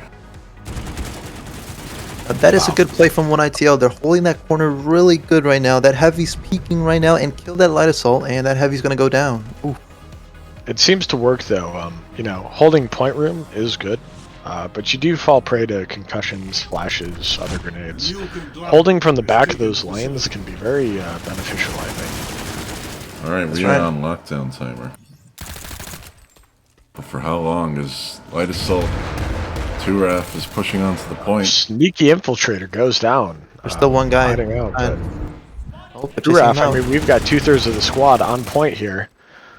Maybe getting one more player. And if 2RAF is able to get their full squad on point, this might be difficult, but wow. Leaving their players out to dry in point room. Yeah, Didn't work they out get for taken them. out pretty ITL quickly. reestablished. They're holding it strong together. I find your effort And I like it because they're playing that corner really, really well. Now, Brobin, can we quickly get a beacon cam? I see the one ITL beacon is looks like it's placed safe, and then tower beacon from 2RAF. So it seems like that tower beacon has really been the play for outfits here. Oh, they got the beacon. Yep. Blue Beacon is down. Wow. They still have soldiers on point. They have an infiltrator. Infiltrator goes down pretty quick. I mean, 2RAF taking a page out of the one ITL playbook there, hunting that beacon. That one ITL beacon in a really safe spot, but 2RAF choosing to play more aggressively to take care of it. Enemy heavy nearby. Yeah, it seems like 1ITL has to take the long way now. In the area. By the way, I see there's people who was asking about the rules in chat. We'll talk about the rules after this round. I don't want to speak over, you know. Yeah, Yeah, well, When I post the little VOD, interview I'll put the with, rules in the VOD. It's no big deal. Just like I Well, did little last time. interview For the people with who was the, live, no people the want to know. finalists here. After this match, post-match interview with the two finalist outfits here. So stick around. And yes, indeed, this was hosted by the outfit TAAL. This is a TAAL invitational only, so if your outfit wasn't invited, maybe the next time. Who knows? I think Rex My is thoughts a bit exactly. ambitious I here. appreciate your extensive analysis into the involving dynamic between these two elite outfits, often stifled by the lax live environment on Auraxis. Great to see chains come off for some truly engaging competition between beasts of our time. Agreed, agreed. Opinions? What's that from? That's gotta be from something. That's Bungus. Oh, man. Shout out to Frost. Best live chat shit posters. Other outfits do better. 2RAF. Oh, was Oh, that he an did not see him impulse behind. grenade? But he's chasing him. A crosser or an ambush or light assault? Not sure, but But right now it's just a back and forth between 1ITL and 2RAF. It's like the points going, you know, both ways. I'd be very concerned if I was that one 2RAF player on point. He's left dead out now. to dry. Oh, there goes a concussion aid. Failure is not the path of enlightenment. In the area. Indeed, everyone, let us say a happy birthday to Brobin. True, it is Brobin's birthday today, so chat, please wish Brobin a happy birthday and thank him for hosting. Our this great best stream. referee.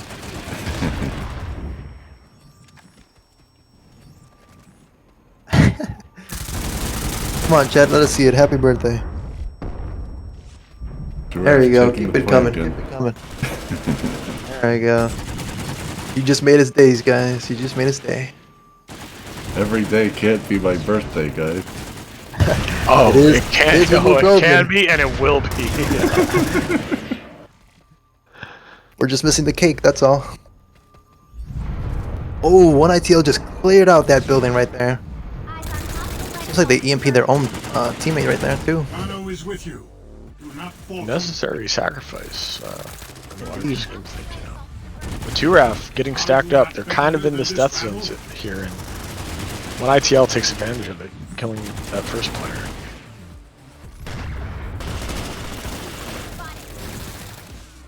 Wow, what a good hold from one ITL. Look at that.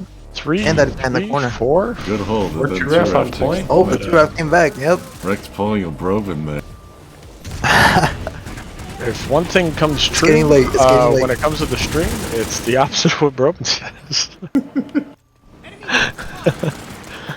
Indeed, Brobin is a child. He's 6-year-old, and it's his birthday today.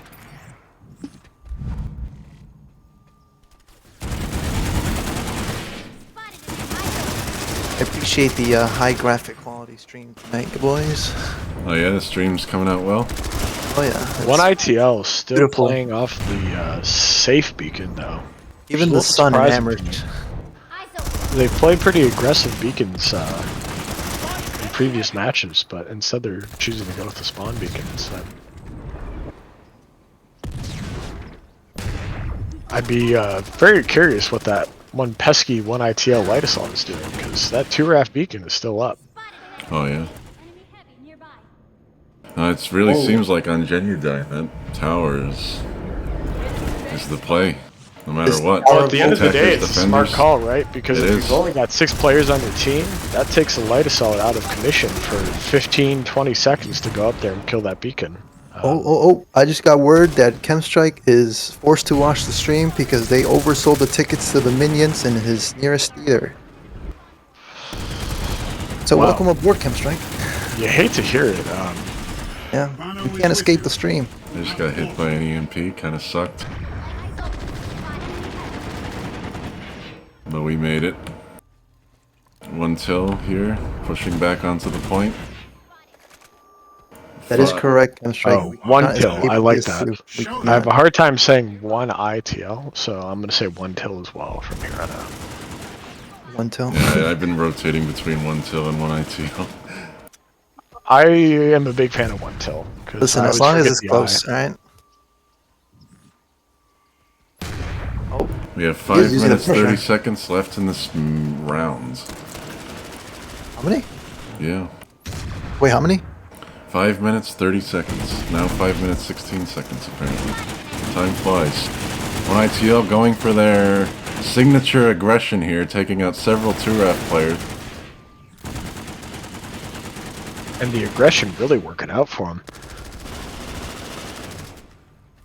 I mean, hell, they just have free reign of this double stack, and they're taking advantage of it. Yeah, once they get... I mean, every single time, no matter who they face, this aggression always works out for them. Yeah, I mean, even against Frost, it seemed like that aggression worked out the least, and it still worked. So, Yeah. hell, if it works, it works. Don't fix it. That's right. If it ain't broke, don't fix it. Seems like 2RAF is grouping up here. Path of enlightenment. And they got a Duraf, beacon I'm behind really them. hoping to see something big here. As the defending Outfit Wars championships, because everybody loves talking about Outfit Wars, you'd really think in the 6v6 they're going to put some pressure on them. And it seems like they're doing so. They're going Most for of the it. squad is left pushing through this building. The question is, can they make it through the Gorge of Death here onto point? It's looking... I believe Genudine's a 4-minute cap. We just passed 4 minutes on the round timer. Oh, This could no. be it. The players don't even know yet. Very similar scenario to We're very- TAAL. Yep. We're gonna very cruelly make them play it out anyway. Once again. So what, we're in external timer right now? Yeah. I'm not sure 2RAF has a chance at this point. There's only 3 minutes, 30 seconds on the timer. Let's get a bit more action before we... Eyes on hostile. Let's just let the timer count down. The suit should cut your bullets.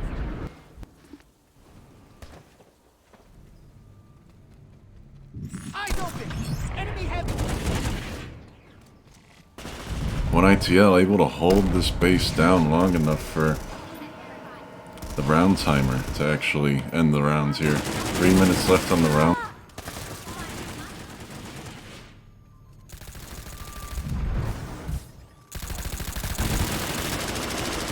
In the area.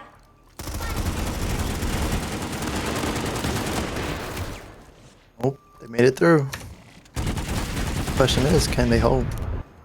The answer is No. Seems like it. We're gonna get some bad news pretty soon here. They're running in and out.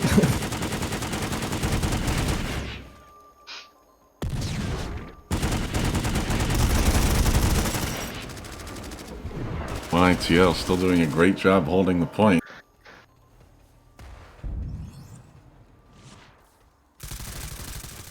Enemy has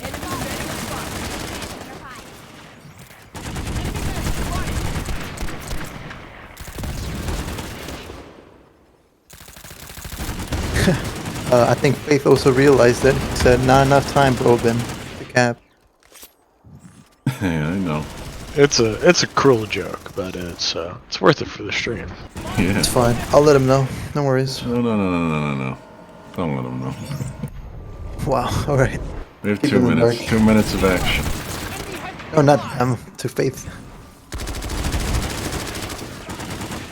We get to see these two teams evolve against each other for a bit longer. Only 1 minute 30 seconds left on the time. Oh, that's where the toxicity come in. It's toxic. They're gonna start the V6ing right now. Yeah, it's an important part of this game, you know. Psychological warfare. Underappreciated, but if we've learned anything from Pale Tiger over the years, it's a very important part of this game. People are asking time in the chat. It's over basically. We're just waiting for the external timer to, do a little ringtone for us. Yeah, 1 minute left in the rounds. Unfortunately, 2RAF cannot capture the base in time. Your boy is an expert toxicity, Bungus. That is true. Very true. Especially when he's It's drunk. true. Back in my Eve days and the Ohio days, I got many complaints from other outfit leaders about my guys. So. The words of State Farm. It's Or farmers.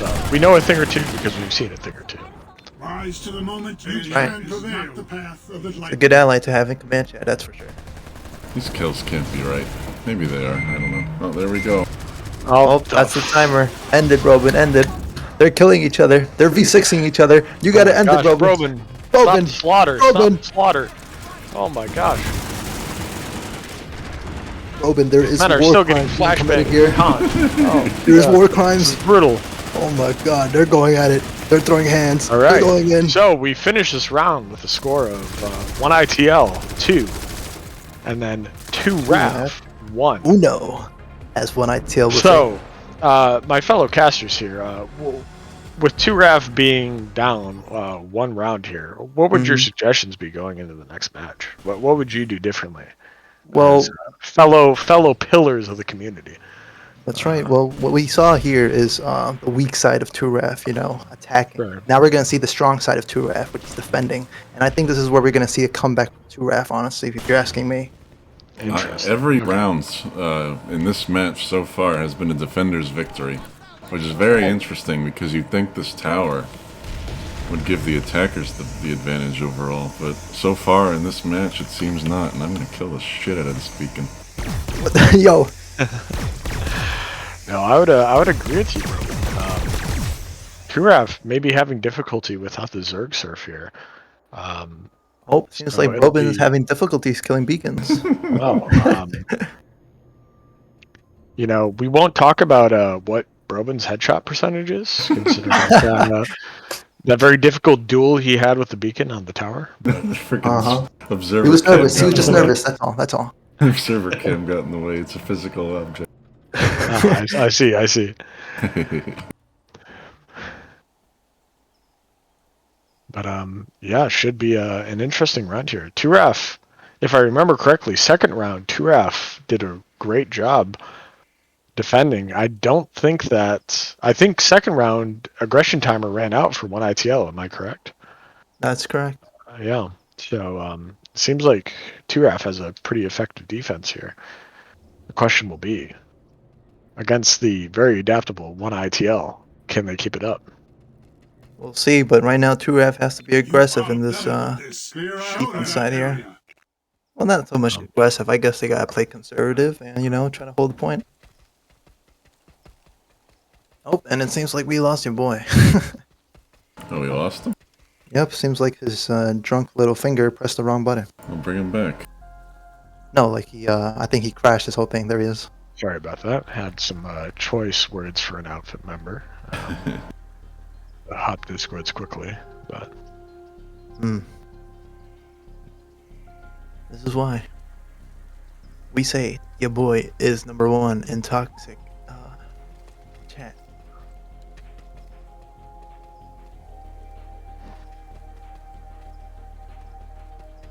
So we're waiting for the 1-minute timer to finish, so then the base can flip and we can start the next round. Seems like our viewer count here has increased from 25 to 31. Yeah, well, this whole time though, unshakable faith, destroying my stream with at least double the amount of viewers at all times, sometimes up to 3 times as many viewers. Hey man, you need to put yourself out there. You gotta Failure is not the path put of the Brobin fighter. is streaming here, there, blah blah blah, and you'll get the views. Trust me.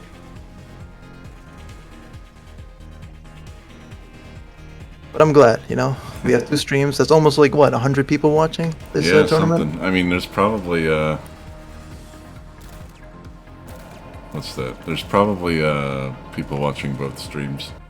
Yeah, right now I'm watching Phase 2, and he's on. Oh, I just closed it. My bad. 47. So we're like about 79, 80 people watching. Yep.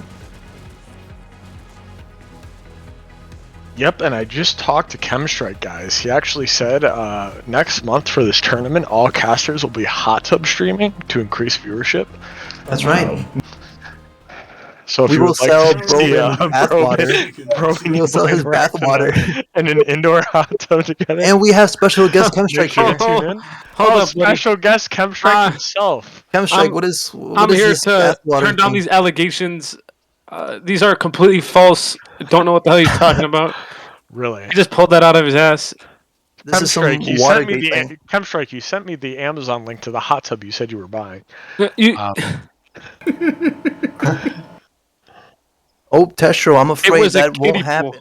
Robin will not join Frost Ops ever and ever. No, I might. We'll see. Brobin. You gotta crush his again, dream, Brobin. Again, in Crush the his words dream. of Tetro here, fucking go and point and die. But otherwise, Listen, you know. I think he is the most suicidal person in this game.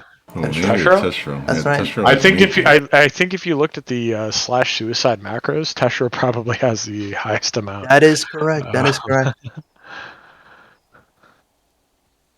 Yep, even Chaz confirming it. He is #1 in. When you're in self-playing Frost, stuff. even the 10-second U key redeploy is too slow. Oh, the game started. Let's go. Match started. Let's move. Opening move from 1 till here. Looks like they're half AFK. What are they doing? Alright, looks like they're pushing the point with at Wake least up, 3. boys! Wake up! Come on! Is that thing? They said they were ready. Alright, here we go. Here's some picks coming out. 2 heavies take out 3 Medic. of 2RAF's players. Oh, both medics. That's all of 2RAF medics right there. Yep, here we go. 1 till's on the point. Oh, there goes one heavy. Trade Brobin, actually. could you give us a quick description of the situation? Who's attacking? Who's defending? For any new viewers in the stream here. Alright, NC, being played by 1ITL, is attacking the space. 2RAF is defending STR. That's what's going on Interesting. here. And 2RAF has to win this match to keep in contention, right? Yes. If 1ITL wins this match, or wins this round, they win the match and the whole tournament. That's right. no, I'm not gonna lie. I'm getting a lot of us vibes. You know what they pulled on that last match. What? You mean Frost and TAAL? No, No. no, no. No, no, no. No, no. We don't talk about that. We're talking about 1ITL versus us. That was they held against the timer. You know, we just got choked out. So It's starting to look like that, but if 2F can pull, then, you know, we'll see what happens. That's right. That's what I've been saying here to my colleagues about 2RAF strength here. You know, they're good at defending, especially at this kind of base. And you can see that coming into play here. 2F just taking out blue man after blue man. Yeah. NC not able to get a foothold any longer. I want to say, you know, very salient point from Rex there. One ITL would not have been my initial pick, but after watching the first match, one ITL all the way. It seems like they just adapt to situations so quickly. Haven't quite seen an outfit like this. You know, everybody's stuck in their ways, but one ITL just adjusts. A little worried about what they're doing right now. They're kind of sitting in that death cubby where it's very easy for grenades, but pushing out a point, making good trades. Oh man, 3 heavies. And we ended up losing the trades, but now we're in a situation where only one TR player left, and I mean, if this medic can win a 1v1, which he can, unfortunately, you know, he just missed all his shot. Interesting. 2F is really holding. They're really starting to just trickle in here. It's not looking good on one ITL's side. They really need to just group up and say, hey guys, let's push together. Right, because one ITL's strong suit is getting those beacons down and being really aggressive. Right, you have to do like one of two things. You know, you either have to push your half squad, your 6 people through one door, or you have to do a split. So some of your guys are coming through one door, and some of your guys are coming through the other door. That was a really great thing that I saw one ITL do earlier. Is some guys peek through the northern door and some guys peek through the southern door, and so any of the point holders were fucked because you can't look fighting them. Places at Fighting once. them, it got annoying because you know we're watching one door and then all of a sudden, bam, bam, bam, you got come behind you exactly. Behind you. And look at that one ITL going for the beacon. That super aggressive beacon killing. You love to see it. That's right. Because now they're denying 2RAF instant spawns. I mean, 2RAF either has to wait on the timer or get the new beacon up. 2RAF may be on point, but they don't have a beacon. And when it comes to this tournament format, you have to have a beacon. You can't play without a beacon. I'm not gonna lie here though. 2RAF is very strong on their defense. Absolutely. Watched it from the ORAX match. They did very well on that defense against them. Oh, it was wipe after wipe, and it was a lot. But ORAX did very good on their end too. How's the timer, Brobin? How's the timer? We have a minute 10 on lockdown, but the point's about to flip. Alright, so a minute 10 on lockdown. Seems like one ITL is holding here for now. We're now on base timer. 10 minutes left in the rounds. So for anybody watching, we're no longer aggression timer is no longer in consideration here. Well, people in chat are asking about the team composition. It doesn't matter. It's up to team's preference and decision. So. What has been surprising to me, and I think it's because of this 6v6 format, in the TAAL versus Frost match, we saw great use out of the Baby Gate and the Electrotech Spitfire turret, but that was an 8v8 and not a 6v6. In the 6v6, I feel like a lot of teams don't want to trade the greater health pool, the heavy, for the engineer. So it seems like we're seeing a lot more like engineer medic weighted loadouts rather than I mean, ooh, that was a strong kill by that heavy assault. Look at that, they're pushing in. It's all about survivability here. So you want to get a class that could survive in this, you know, point hold type situation. Right. If you get more heavies in the point, then you're gonna have a good time holding it. Heavy's exactly. And in a 6v6 and a 6v6 too, you could place that Baby Gate, you know, that wall shield, and that could work against you if you end up losing point, right? That's right. That's right. Interesting to see one of the 2RAF players running a Watchman. That's a controversial choice, but hey, he's doing very good with those headshots. Yeah, Brobin and I were talking. Brobin and I were talking in an early match. I was expecting to see a lot of MSWRs, but it seems like we've seen more carves or other weapons than anything. 9 minutes left in the round here. Looks like one ITL is taking the point back. Now, I would prefer to see a lot more NS-15s, but it seems like that's not been the choice for outfits tonight. I think the problem is the we've got one MSWR there. Slow fire rate of the NS-15. I think people prefer to build MSWR purely because of the uptime, right? Because these guys are going in, dying, respawning, pushing. And it just depends on how fast you're trying to knock these players and how long you're trying to stay up. And honestly, no one's staying up longer than a minute or two. True. So here's my question for my casters here. Also for Chad as well. Like, what secondary are you running with your class here? Are you running an underboss?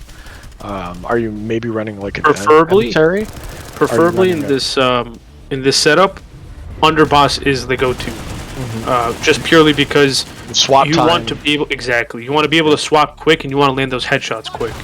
Even over the commissioner, that little difference between the commissioner and the underboss. What I've noticed is the players running infills. They're running the commies because they can buy the time to pull that commie out and land those good shots.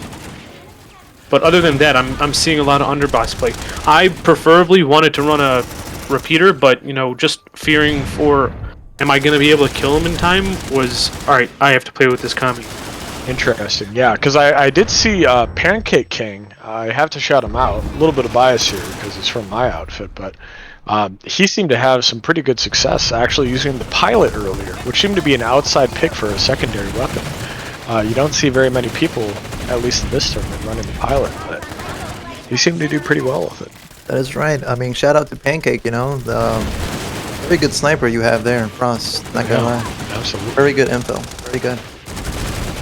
Also, there is no Soldier Soaker in Jaeger's. That is an event live weapon, so you won't find that here.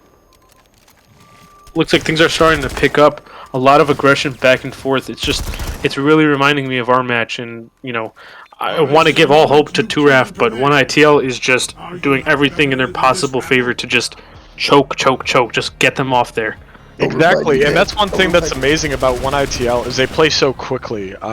Even if they're not getting the frags, they're just getting bodies on a point almost constantly. Wow, I don't know if you guys just saw that, but that light assault just won that air battle right there. Yeah, Just on top of him and still won. Yeah. I'm surprised that guy in the ground didn't even, manage to land a shot on him yet. But if you look at this match so far, even if 1ITL hasn't been on point a lot, they're always pressuring it. There is always a 1ITL guy on a door, peeking in there. They're forcing 2RAF to take those battles. 6 minutes left in the round. Copy that. 6 minutes left. Which, who knows, now we're looking at 3 1ITL players on the point. This could be a turning point in the match. This is very similar to what happened with Frost, where it seems like Frost was dominant in their 4th match. But then 1ITL got established, pushed aggressively, and it was very hard for Frost to respond after that. That's right. Seems like 2RAF is playing slow here. Yeah, and we're seeing the aggression coming out from 1ITL again. Yeah, that light assault, man, he's doing God's work right there in that rooftop.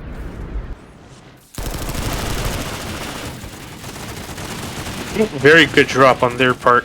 Looks like they're going to start playing a little more aggressively here. They're picking it up, I'm not going to lie. Yeah, it seems like 1ITL is just edging closer and closer to getting dominant around that point rim. Again, to those in chat real quick, just understand purely that there's no push to run meta, if you understand me. The people that are running suppressors, the people that are running the guns you don't expect, it's just purely preference at this point. So it is purely preference, but I think it can play into it. Not to to push back a little bit. When we played you, Chemstrike, and Frost played TAAL, Hefty was especially potent because he was running a suppressor, and Hefty would just pop up behind you guys, and it seemed to work very well in that scenario. It didn't work so much. It was very strong because he wasn't willing to give up an implant for what's that one implant? Sensor shield. Sensor shield. Right. So yeah. he's running the suppressor to do these flanks and just be a little more aggressive on the back end. Right, and that's at least in Frost, I think what is somewhat important to our playstyle is clearing. When we played in these tournaments, clearing door stacks, right? That's something you want to do. You don't want to let the other team stack all of their players up on a door. Because if they're able to stack, then they can just push into point and frag pretty easily. That was a very good if you're able to kill a few of those players, you can disrupt what they're trying to do. Oh, 100%. Hefty Bandit forgot Sensor Shield existed. Yeah. I'm really glad to see we saw that in match 1, actually, of 1ITL versus 2RAF, I believe, where they were stacking up on the door, and one ITL just popped out, cleared that stack, and then went right back into point. It was great to see. I'm just glad to see some diversity. I'm seeing some tar gameplay that's very nice. However, how are we in What? time, bro? Oh, When- oh. It's looking less Robin is likely dead. now. No, I'm here. Can you hear me? Is not the path Hello? of enlightenment. Can anybody hear me? Yeah, we can Yeah. hear you, bro. Timer, That was timer. Rexon. 3 minutes. Okay. This Wait, that means it's over round though timer's because really they can't coming- cap. Round timer's really coming into play this last match here. Maybe something to consider for Isn't the the base future. timer? It seems 4 like minutes? we have two good defensive teams for defending point from attackers. So the round timer is coming into play. The Terran And here we see Turaf actually pushing up pretty aggressively, holding this double stack now. Yeah, taking one out of one ITL's playbook there. I see what they're doing. They're waiting inside sandwich stairs until they push up to the point and Yeah. then push in behind. Yep, exactly. Pushing into that little death valley between point room and double stack. Yeah, very good play from Turaf. So just quickly remind the chat, there is a set of rules that we have laid out. Hopefully near the end of this, when the winner is decided, we'll go over those rules just so you kind of understand, what you're seeing. I believe it was explained a few times by our Teams. casters, Yeah. your boy and Brobin. But just to remind and to anyone that is, currently tuning in, there is a different set of rules. This is not your normal, Jaeger match. So just to remind you guys, Visual on hostile light assault. It's custom. Think about it like that. this is purely simulating live gameplay on a more compact scale. Yeah, I think something we should consider in the future is for this finals round specifically, maybe we could just get rid of the round timer and just let it go. Sure. Maybe. Enemy Honestly, And I would be interested I if we would- had the players to cover it. I'd be interested for like an 8v8 or a 10v10. I would say let's detach entirely from the Jaeger mindsets, even though it's on Jaeger. And if we're trying to make something that simulates live, let's Oh, let's there go we for go. 8 players or 10 players. How's the timer? Chat's asking for timer. Giraffe takes the 4th round. eyes open. Ooh. Enemy heavy. okay, Wow. that's a That's very 2-2. That's that's a 2-2. very solid 2-2. So we're going into another 2v2 match. Brobin, you and I have been here for a while. This is very similar to 1ITL and Frost. Difference here being that it seems to be both teams are very defensive. Yeah, no. All of the wins in this Defenders situation have been won defensive every wins. single round. And if that trend continues, then 1ITL will win the tournament. Yep. They will have an advantage here being the defensive side. So we'll see if Turaf cooks up some strategy. I honestly think that in Frost we have this modicum where you push into point and you die, and it sucks. But if we have a good medic, you get into point room and you die, and as long as you're able to establish on that point, you're good. So what I would like to see from Turaf is getting into that point room and hoping for a res grenade and dying on that point. Because otherwise, if you're just going to get camped double stack or like spawn, then you deal with that. But you have to get in that point room and get that aggression timer started, or get rid of that aggression timer and get on the base timer. We think just what's really gonna- gotta hope here that Turaf learns from their mistakes and plays off of what they just saw. Yeah, If Turaf absolutely. if Turaf can just pick up where they learned, it'll be easier for them to flow this battle out. So we'll see. I think what might knock 1ITL like out of their rhythm here is just like a lot of aggression from Turaf. I don't think that's something that 1ITL has been challenged on yet. It's just like a very aggressive team that plays just as aggressive as they do. So I'd be interested to see Turaf be very aggressive in this match. Honestly, they have to go with the now or never policy because if not, Turaf is at a disadvantage going into this match with both teams winning an equal amount defensively, right. defending the base. I think we really want to see Turaf here. Probably pushing up into that point room, getting point, and then holding the lanes on either side of point. We'll see though. We'll see. So basically, it's winner takes all, right? This one. Yep, this is the final match, or the final round of the tournament. Gotcha. This is the decider. Who's going to take it? All right, so let's go around. Brobin first. Who you think's gonna win this one? Well, as we've been saying before, defenders on this final match have been winning every single round.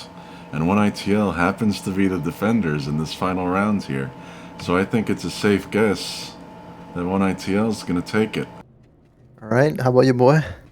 Yep, I am going to agree with Brobin, both because of my Frost bias and because it seems like we have two really good defensive teams here. And given that 1ITL is on the defense, I would give them good odds of winning that defensive match. All right. How about Clem? I'm going to give it a unique perspective and throw it towards 2RAF. I mean, they brought it back 2 rounds, right? So I don't want to give up on 2RAF just yet. I mean, they're doing very good on their end. Just sadly, it's a lot of back and forth. And what they got to do is just pick it up and say, hey guys, we're going to get in there, get bodies up, and we're going to continue this. That's right. But my only worry is 1ITL is going to pull the match time. Yeah. Because if they can hold out long enough by fucking with the beacons, by pushing 2RAF off, by just being really annoying and, really aggressive, 2RAF might not stand a chance. But hey, I guess I'm putting my bets here on 2RAF. I might offer a contrarian opinion there. What seemed to be some of Frost's difficulty in defending in the match against 1ITL is that fact that you have that 15-minute timer. So as long as they can, 2RAF can keep on that timer and just keep pressuring the point, I feel like it might be more difficult to defend for 15 minutes and try and get that lockdown than it is for 2RAF to just keep a solid pressure on for this entire match, and somewhere in that 15 minutes, clear out that 3-minute cap. 100%. And this remember, this base is not what they just what they were regularly fighting at, right? Wokook, they had a bit of an advantage because especially defender and attacker, that base is a lot more smaller. And not only smaller, it's in a very tight area. And I guess 2RAF plays really well together in tight areas. My only thing is that 1ITL is very strong with their light assaults. These guys are zooming around, killing beacons, staying on rooftops, just playing picks and pressing Q, and it's very strong on their end. And that has to be an important part of that light assault play, especially in this 6v6 format, is not only being like a utility light assault who's killing beacons and harassing or zoning, you have to be fragging as well as a light assault. Your role is almost a lower health heavy assault, given your ability to move around the map. We saw this from 1ITL, getting up on those roofs and denying those spawn pushes from 2RAF earlier on in these matches. Mm-hmm. Well, we'll see. Are they ready? I'm seeing some big boss bias over here. 1ITL has been doing very great today though. Props to them and their group. But again, just to everyone participating, it's been an experience, and I really hope that that's what it is for everyone, an experience, win or lose. Again, this is completely new to this community, and we just would like to push for something a little different, so people can have fun. So again, to these outfits that lost and to the outfits that are still playing, just props to everyone, and just have fun. Yeah, I would agree. I would really thank TAAL and also Brobin for putting on the stream. I think big props to Rex. Big props to Rex. And Rex as well for organizing all of this. Yeah, I think I'm going to speak for Frost here. Sorry, Tesho, if this makes you mad, but I think that we had fun being involved in this, and I think it's a safe bet to assume other people did as well. I would love to see this come back in the future, because it's a great way to adapt live play to some extent to a smaller, more competitive format. Well, and also we wanted to expand it to not only just TR but to NC and VS, have a little diversity here and there, because it's been hard. I'm not gonna lie, it's been hard getting outfits together into one Discord. It's not an easy thing, especially getting the date and time right. The original plan was to have 8 outfits.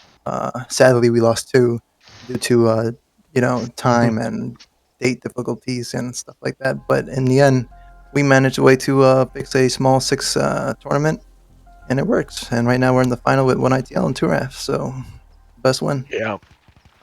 The one format, the only change I'd be interested in the format would be like an 8v8. This seems like very live oriented, which I'm very interested in, and the 8v8 seems cool for. So adding more players. Yeah, I'd like to see that 8v8 return as well. Yeah, like more players. Because Because like an issue that we ran into on Frost, right, is that like you have like many players who are like good at the same classes. You want to like include as much of that as possible when you're looking at the cross section of the outfit. And it's a hard issue to deal with because like You have to sacrifice. You literally have exactly. to sacrifice. If you're running 6v6, you have to give up 2 options that 2 players could be running. Right. You have to very carefully pick your 6 players. Like, And one you have to ITL adjust it perfectly quickly. did that. Exactly. We sadly our first match we didn't adjust. We stuck to what we fought against Winter Gaming, and we thought, hey, going into this, let's just see how it goes. Second match, we switched it up. We said, hey, let's bring another light assault because they're very aggressive with theirs. So if you don't adjust in this setting, you might be screwed. Pretty much. Yeah, so I would be interested in like an 8v8 or a 10v10 format simply to like allow a more diverse array of choices. I know this departs a little bit from what Jaeger is known for, but to be honest, this format already is meant to be like a new thing to Jaeger, I feel like the use of beacons and everything else. And I think I've been really stoked about it so far. It's been great to see like the beacon play. I mean, even in the first match versus like Frost versus one ITL, Brobin has a great shot of like 2 light assaults fighting on the tower over beacons, and that's really cool because it seems very similar to live play, just in a more competitive aspect, right. which is very cool. But I think also what we could do is have a little map switch up too. Not only just play we in need new Genudine and maps. Roku, but go somewhere else too. Yeah, I let's bring recommend- 8v8 to the fucking crown, okay? It's the crown. Yeah, I don't know about that, buddy. I think we'll stay away from the 3-pointers. Yeah, I mean, unless we could do, a 1v1v1. 8v8 at Nascents, okay? Mini outfit wars? Okay, I see how it is. Mini outfit wars, we take over. Community doing it better than Rel wouldn't be the first time, but Hey, that's right. We should do. Well, if you're watching, do a better job. What can I say? Shout out to Ralph for this game. Yeah, shout out, man. All right, both teams are ready. But before we start, I think Seabed listening post would be a good map for this format. Something to keep in mind. oh, that's that could be cool. You know what I'm thinking, Brobin? I'm thinking of creating a committee, a Jaegers committee for this, so then we could have more people organize this more, well profound. And Here we go. Round starting. Sorry to interrupt you. Yep, go ahead. Two And red. Looks like there's a split off. This is very different. wait, who's attacking? So I've said this before, but like this lower bridge push that Brobin's streaming right now, like both holding that lower bridge and pushing that bridge seems important because getting caught up in this choke point up top can be pretty detrimental. Wow, very strong. Wow, very strong heavy play. Look at that. Oh, there comes the LA. Wow, 3 kills. Exactly. The 1 ITL light assaults have been putting in work this entire night. And especially since they're adjusting to playing NC now as well. I mean, they're discovering the power of the GD7F. And man, is it a good gun. It's actually really scary. Like when ITL pulls these guerrilla warfare tactics, bam, bam, bam, they pop up behind you. They're on top of you. They're around you. It's quick the rooftop, and man. it's efficient and it's effective, and they know what they're doing. Like, look at him. He's Right. still going up there. Like he's sneaky, he's hidden, and he gets 1 frag. He's still alive. Look at this. Look at this. Oh, Gets one another Valkyrie is frag. dead. Still alive. Kills Beacon. He's still alive. Hold on. This is the first time we're seeing an engineer class here. Hey, Look at that. A Spitfire, too. in this And match. this one ITL light assault is still alive on the tower, finally dying after getting 3 frags and a beacon kill. I mean, was this impressive. just shows the power of the one ITL light assaults. They're doing Yeah, I great. mean, look at that. He managed to get the attention of 3 players right there, while the rest pushing from behind. But This is looking Turaf- good. getting Turaf really has caught a up here. great They stack gotta right now. make a They need push. to push They at a really point. have Yeah, to make they a have push. to get there. This is a death cubby, as you put it earlier. Yeah. This is very dangerous to just be sitting there like that. If you're sitting in between that spot between point building and double stack, it's free reign of grenades, light assaults, and everything else. You should they're try just- and get through that area as quick as possible, but Turaf seeming to make a mistake there and kind of stacking up. Yeah, And then getting punished by those light assaults and a grenades. common issue that spot offers comfort and it's quick to hold, and players start to trickle in because the ones who are really eager to get this going are doing it without their medics behind them, and it's Right, it's losing drops. And look at that, because you have 2 lanes going into the Death Cubby, and then also like 2 other lanes coming out of that from the spawn. So it's a very, it might feel comfortable to hold that, but it's a very dangerous position to hold. Like you'll see Turaf here drop down from this roof. They get on the point, and that's exactly what you should do. You should drop off that roof and get right into point room. Because once you're established on point, it's easy to hold doors, and it's not easy to hold that Death Cubby. There needs to be a lot of internal point holding. Look at that. They got the baby gate up. Let's see how that actually goes. That baby gate is going to be big in the TAAL versus Frost matches. That baby gate made a big difference. I'm not gonna lie, placing that's a little tricky in the doorway. It's harder for players to get in, but now looks like one ITL is just gonna utilize the open door and just see what picks they can get. Yeah, and I'm actually surprised that they placed the baby gate on that door as well. What we've seen in the history of this, the short history of this tournament so far, is usually that baby gate is placed on the northern door. This is the first time I've seen it placed on the southern door like that. That light assault's giving me a lot of wrecked vibes. After learning one ITL strat of going for those beacons, just adjusting to that, we said wrecked, you're playing tower. Wrecked stood in that tower and defended the beacon.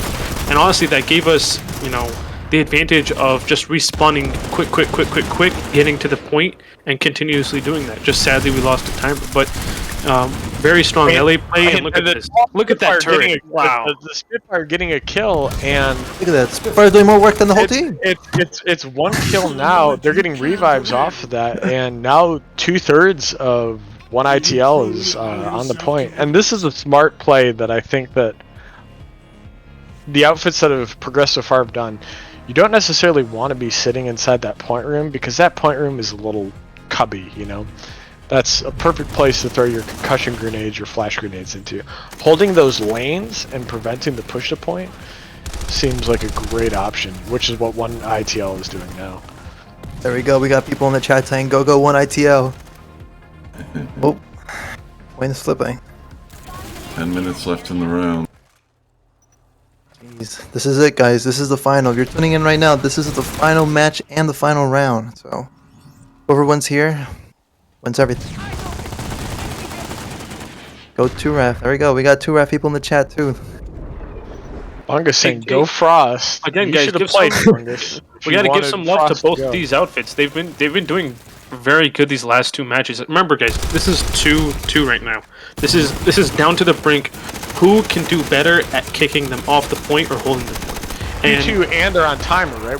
We're not even worried about aggression time anymore. Like this is going to Aggression's come gone. down to Base round timer, timer. Wow, that Or medic lock sweep. Who's that He medic? needs to kill this. Oh, he failed. What is that medic running? That was a slow firing gun there. I can't Looking recognize- like the Reaper. Durgan.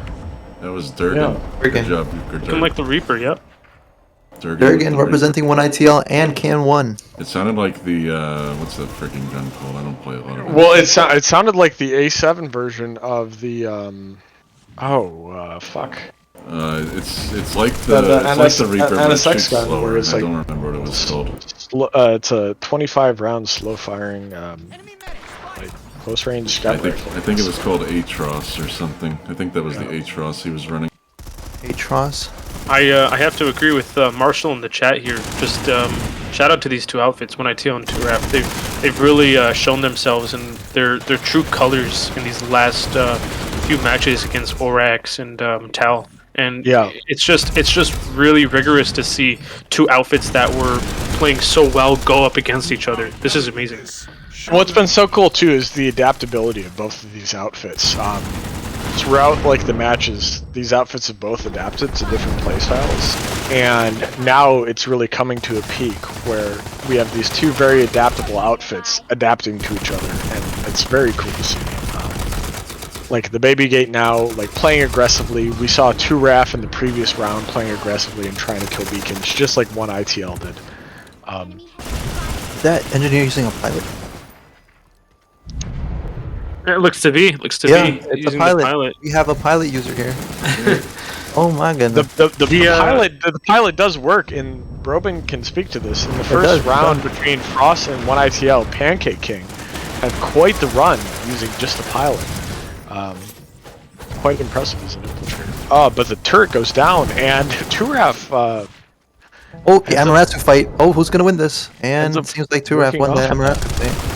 But look at that. The Baby Gates is playing in favor in both ways. If you think about This it. heavy's cleaning up. And I don't want to call it too early, but if I had to guess, I feel like we might see another match similar to Frost versus 1ITL come down to total timer and the lockdown time. Hold on, I'm getting a message. Seems like Bungus was the one who told 2RAF to use this method. Oh yeah. I've been mentioning it all night. I'm just kidding. Fake news. Hey, but yet again, there's a good strategy that has to be put into this just because of the Bungus, 6v6 mentality. If you're aware of the CS:GO strat, play for picks. Yes. These players have to peek these doors and That's play something for we picks, picking off the medics, picking off the heavies that are killing players. You have to play for picks, and yes, they can respawn and push back, but if you can take out these vital players and get into that point, you have a strong chance of holding or defending. Right. So I saw this very clearly in the previous 1ITL match. But 1ITL was almost using that buddy system. You talked about in Counter-Strike how you play for picks. There are two things with that. You know, you play for picks, but you also play for trades. So they would always push the door with two players. So if the first player lost battle, the second player would clean it up. And that seemed to work really well for them. Playing with that buddy system of saying, hey, if my buddy doesn't kill the first guy, I will clean up that first kill. 100%. And it's an even trade. It puts so much more on stake because live gameplay, to the people that are worried about KD, you're looking at it like, okay, I need to have more kills than deaths, but here, those trades are being important. So if you look at your KD and it's like 14-14, it's like, okay, I'm getting a kill and dying and I'm pushing back in. That's as strong as like a live gameplay would be. But of course, in this setting, you want to survive as long as possible for your teammates to catch up. Right. And so We got that, like, 45 seconds left, guys. that trading is so important.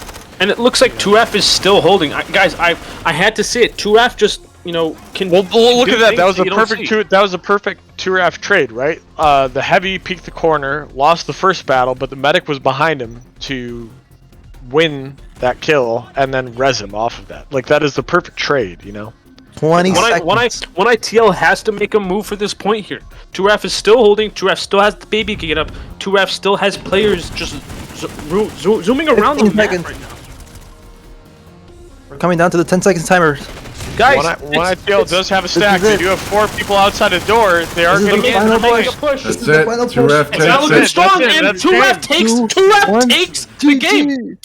That's it. Guys, GG. what did I say? I put my faith in defending their 2F. Outfit Wars championship in the GG. fucking TAAL Invitational as well. So let's get the outfit leaders into the voice chat and let's. I'll bring 'em over. Oh, I'll bring him over. what an amazing match! This was just absolutely phenomenal. Hold on, Absolutely, great match. I mean, you love to see the 2v2 are the 2 wins going into the finals. Last match deciding it, and while there might be some defensive advantage, that was really a slugfest both ways. 1ITL making some great pushes, 2RAF making some great pushes as well. Now, just going back to your first opinion on 1ITL taking this, I understand it was just 100% biased on previous matches, but What did you think before going in? Right? So most of my thought was that They're coming in. They're coming in. They're coming in. watching. Sure. So they're coming in, but most of my watching for 1ITL in these previous matches. So I'm a person who has played a lot with 2RAF, and I know 2RAF is good. But what impressed me a lot about 1ITL is that they recognized like insufficiencies where they were, and then adjusted immediately. Like within a round, they had figured out what the problem was, and then they adjusted on that. And that was like really impressive to see. And in the case of this final match, I'm not talking badly about any team, but each team won defense, and it ended up being, like this final round here that decided it. So it was still very close. Yeah, it was very cool to see awesome. the two teams. Awesome last match. Yeah, Beautiful adjust to how they were gameplay by playing. both teams, honestly. So to the leaders that are hopping in here, looks like we have Kaya. Just what are your thoughts on this last match? What do you think? Pros, cons? How did it go? I'm gonna throw that to Skander. I wasn't in this match, so I'm gonna let him. I made him the leader for this round. Go for it. All right, so right off the bat, this is a curveball compared to Wilcox shipping dock, as that was our first base. Mhm. So we sort of had this shock when we first came to this, and I'm going to be straight with you. We were very sloppy on our beacons, all right? I think the beacons, this base is, especially with instant So beacons, important. that is main priority. The tower beacons that all the 1TIL placed were insanely well placed. And then sometimes that first match, we were clueless, to be honest with you, all right? That in between round 1 and round 2, we took a long time, our allotted time, to just calm down and witness what we were doing and make sure that we knew how to counter it. And Awesome. we learned from defense. And then while we lost the second attack that we had, on the second attack, on our third, we sort of coalesced every lesson that we took. And No, you guys picked it up very well there. But just going back to that quick point on the base switch up, you guys were very strong on that Wokuk, and switching to Genudine, it was okay. What field do we have? What is one ITL suited for? And you guys adjusted really well to that. I put my faith in you guys, and I saw a quick change, and it was very strong. So props to you guys in that point hold. So we can get through these leaders real quick. If you Yeah, can we hold have the for leaders those. here. We have Kaya, Skander, and Durgan. Durgan's from So the one Durgan, Durgan's probably representing, just so he can translate a little better. Mhm. So Durgan, just quickly, thoughts on this last match? It was amazing on you guys' part too. Pros, cons. What do you think happened? It was really fun. The point hold that Giraffe has was really tough to break. The beacon hide and seek game got really difficult over the time. But it was really fun. I really enjoyed it. Right. Real quick question for both outfits, I guess. How did you feel the beacons played into this? Because it seemed with both teams, it was more of a defensive battle, whichever team defending usually having the most success. 1ITL, you guys played very aggressively trying to kill beacons earlier. 2RAF, I didn't see all of your matches earlier, but you guys had some great beacon placement in this one. How much did beacon placement play into sort of your mentality going into this match? For this match in particular, we actually changed our mind and tried to play it a little bit more defensive and not go so hard on the enemy beacon. Obviously try to deny it so we can push and they don't have reinforcement that quickly. But beacons were the key for all the matches actually. The matches that our light assault was able to take down enemy beacon and don't allow the enemies to place new ones were the ones where we were more comfortable. Yeah, it was great seeing those light assault fights near tower Yeah. there, between 1ITL and whatever team you guys were playing. They were playing. Deny their booster place your own. 2RAF, your opinions? I noticed some safer beacon placements from 2RAF throughout that match. Yeah, in our first match, we were kind of just running around like headless chickens, and slowly but surely we sort of figured it out. And by the fourth, our second defense, we were definitely more conservative on our beacons. We kind of took notice of what you guys did in 1ITL with the open roof stairs beacon placement. We were like, this gives us enough power. We don't need to be all the way in the Z shape.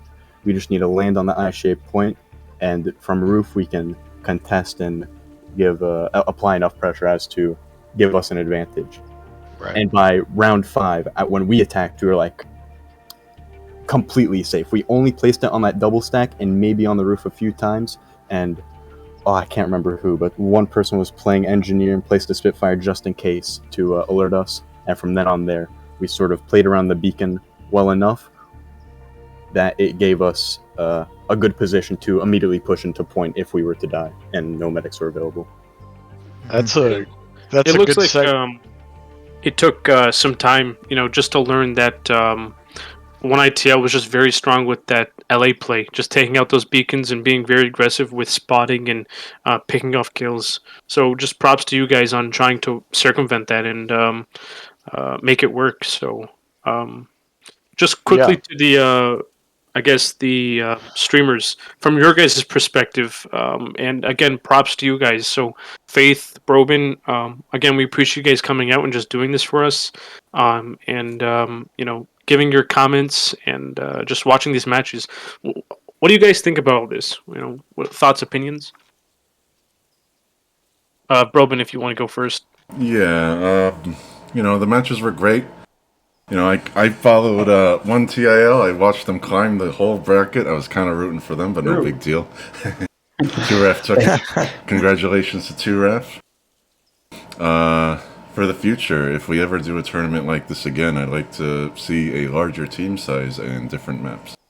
For sure, for sure. Absolutely. If I could ask one more question here to each team, both 2RAF and 1ITL,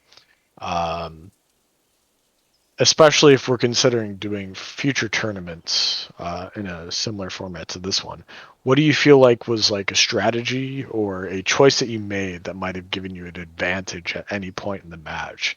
So for me personally, watching in a third person, like I noticed that like 1ITL being like very aggressive earlier on in the matches seemed like very cool to me, and like 2RAF with your point holding. This might be different from what you guys think, but I'm just curious. What were you guys focusing on when you're playing this final match here? For 2RAF, we kind of, again, we learned this lesson.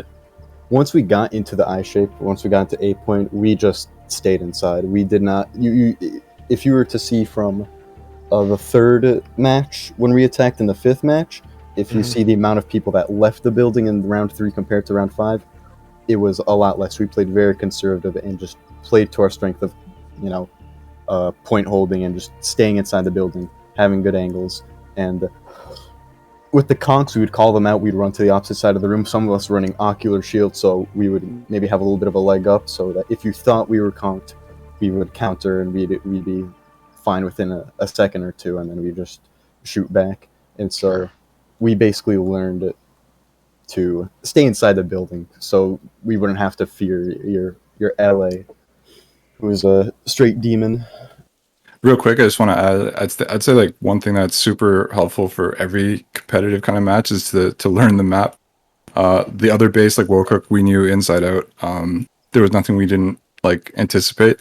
Genudine, we didn't have as much research done because we were focused on Wokook simply because if we didn't win that match, it wouldn't matter. So that's why I kind of probably took a round or two to learn Genudine, but I think I'm really happy with what they did. And I think that's almost what like us people who are casting us noticed, because in between TAAL, Broadsword, and Frost, like we played this a few times, and noticing even that like lower bridge push versus like pushing up through the sandwich stairs a double stack, and how that worked, and that kind of death zone between double stack and point room. But I'll throw it back to 1ITL here on what your strategies were and what you guys were kind of focused going into this final match. Well, I already summed up our strategy that we actually discovered in the third match against Frost when we are about to lose. That we basically defined one person to search and destroy beacons and make sure that we have always a beacon up. that was our play, and that was what we struggled the most in these last matches. We couldn't play that way because Terran was doing a really good job of destroying our beacons and defending theirs, and so we couldn't abuse our hyper aggressive playstyle. Sure. Question: Almost who was like a the light counter. assault from your team? Dirk? Yeah, he did. Phaser. He did. Pacer. Oh, Wow. Yeah. it's I did Lantex. Lantex. Yeah, Yeah. Lantex. Yeah. Lantex did a great job. I mean, Yeah. there I were a was few battling times where him. we saw him on stream where, I mean, especially, I mean, frustrating for me watching the Frost match, but even in the other matches where the other team has placed a safe beacon, you know, almost a spawn room beacon, and he's still over there removing that beacon. Because if you remove that beacon like 4 or 5 times, you're putting the entire other team on beacon timer, and they don't have that instant spawn anymore, which can really That hurt. was our plan. Basically, have the spawn advantage and push. Basically, don't let them come to the point. So when Turaf came to the point and it stayed in the point, we struggled a lot, and that's where they won there. So congratulations to Turaf. Thanks so much. Thanks for running this tournament, guys. It was awesome. Yeah, I for like the format. Quick little thing. This was something new. You know, it came to me when I burst Frost and Broadsword and Jaegers. I was like, this is something different from live. So I'm like, why not bring the other guys in? We known each other for a long time. Most of the leaders here are pretty cool, pretty chill, especially in the TR side, and I want to expand it to the NC and BS next time. Clear out of that area. I'm thinking of making this This a area monthly is thing. restricted. So like, Leave have a the specific restricted date, area have more immediately. people in it. I might create a committee to take care of like the base location rules, blah blah, etc. And probably expand this thing and get the attention of the people, like from Jaegers or like people from the devs or something. Who knows? We'll see. No, it's really nice. I really like the format, the rules. I think they are solid, and also all the players. I think they prioritize fair play, because one fear I had when we started was spawn camping, but everyone took it really serious, and no one even attempted to spawn camp and try to be in the edge of the rules. So props to everyone who played too, because fair play was 100%. key. I'm really glad that there wasn't any toxicity, just plain and simple. Just everyone had a fun time. This was a lot of work going into it, and it was just a lot of reminders saying, "Hey guys, just understand that this is completely new. This is something that we want to get everyone involved in, and it's an experience at the end of the day. And it's where you can pick up like, okay, these are my outfits, strong suits, and these are my outfits, like cons. So it's just an experience for everyone to enjoy and to have fun in. And I'm honestly glad that we had these outfits and these players join us. It's just really awesome to see the community do something like this, and I'm glad that we had the chance to organize it. Just quickly, we had Brobin's perspective. Faith, how'd you feel about the whole thing? Yeah, it was very interesting to watch. Very big difference, because I was casting on both Wokook and on Genudine, and seeing a very different style of play. I think both bases would benefit from having a couple more players in the format. If you're looking at those bases in the future, just because there's a lot of lanes to cover, and it's very hard for a 6-man team to cover that. Beacons didn't play as big a role on Wokook, although they were very helpful for teams, particularly for getting kind of those backdoor flanks. But they seemed to be absolutely dominant on Genudine. If the defenders got a beacon onto the zigzag building on the attacker side, it was basically over for the attackers. 100%. Yeah, if I could interject real quick, I would just say that watching all of the Genudine matches, I would say that if you would want more players, make your voice known, because a lot of this formatting is kind of separate from what the usual Jaeger formatting is, like use of beacons and otherwise. And I Right, would throughout also the, be, I would also be interested to see like the 8v8 or 10v10 format, given what we do, since 100%. it's a little bit more aligned with live servers. Probably the 8v8 will work, but the 10v10 I feel like it's a bit big.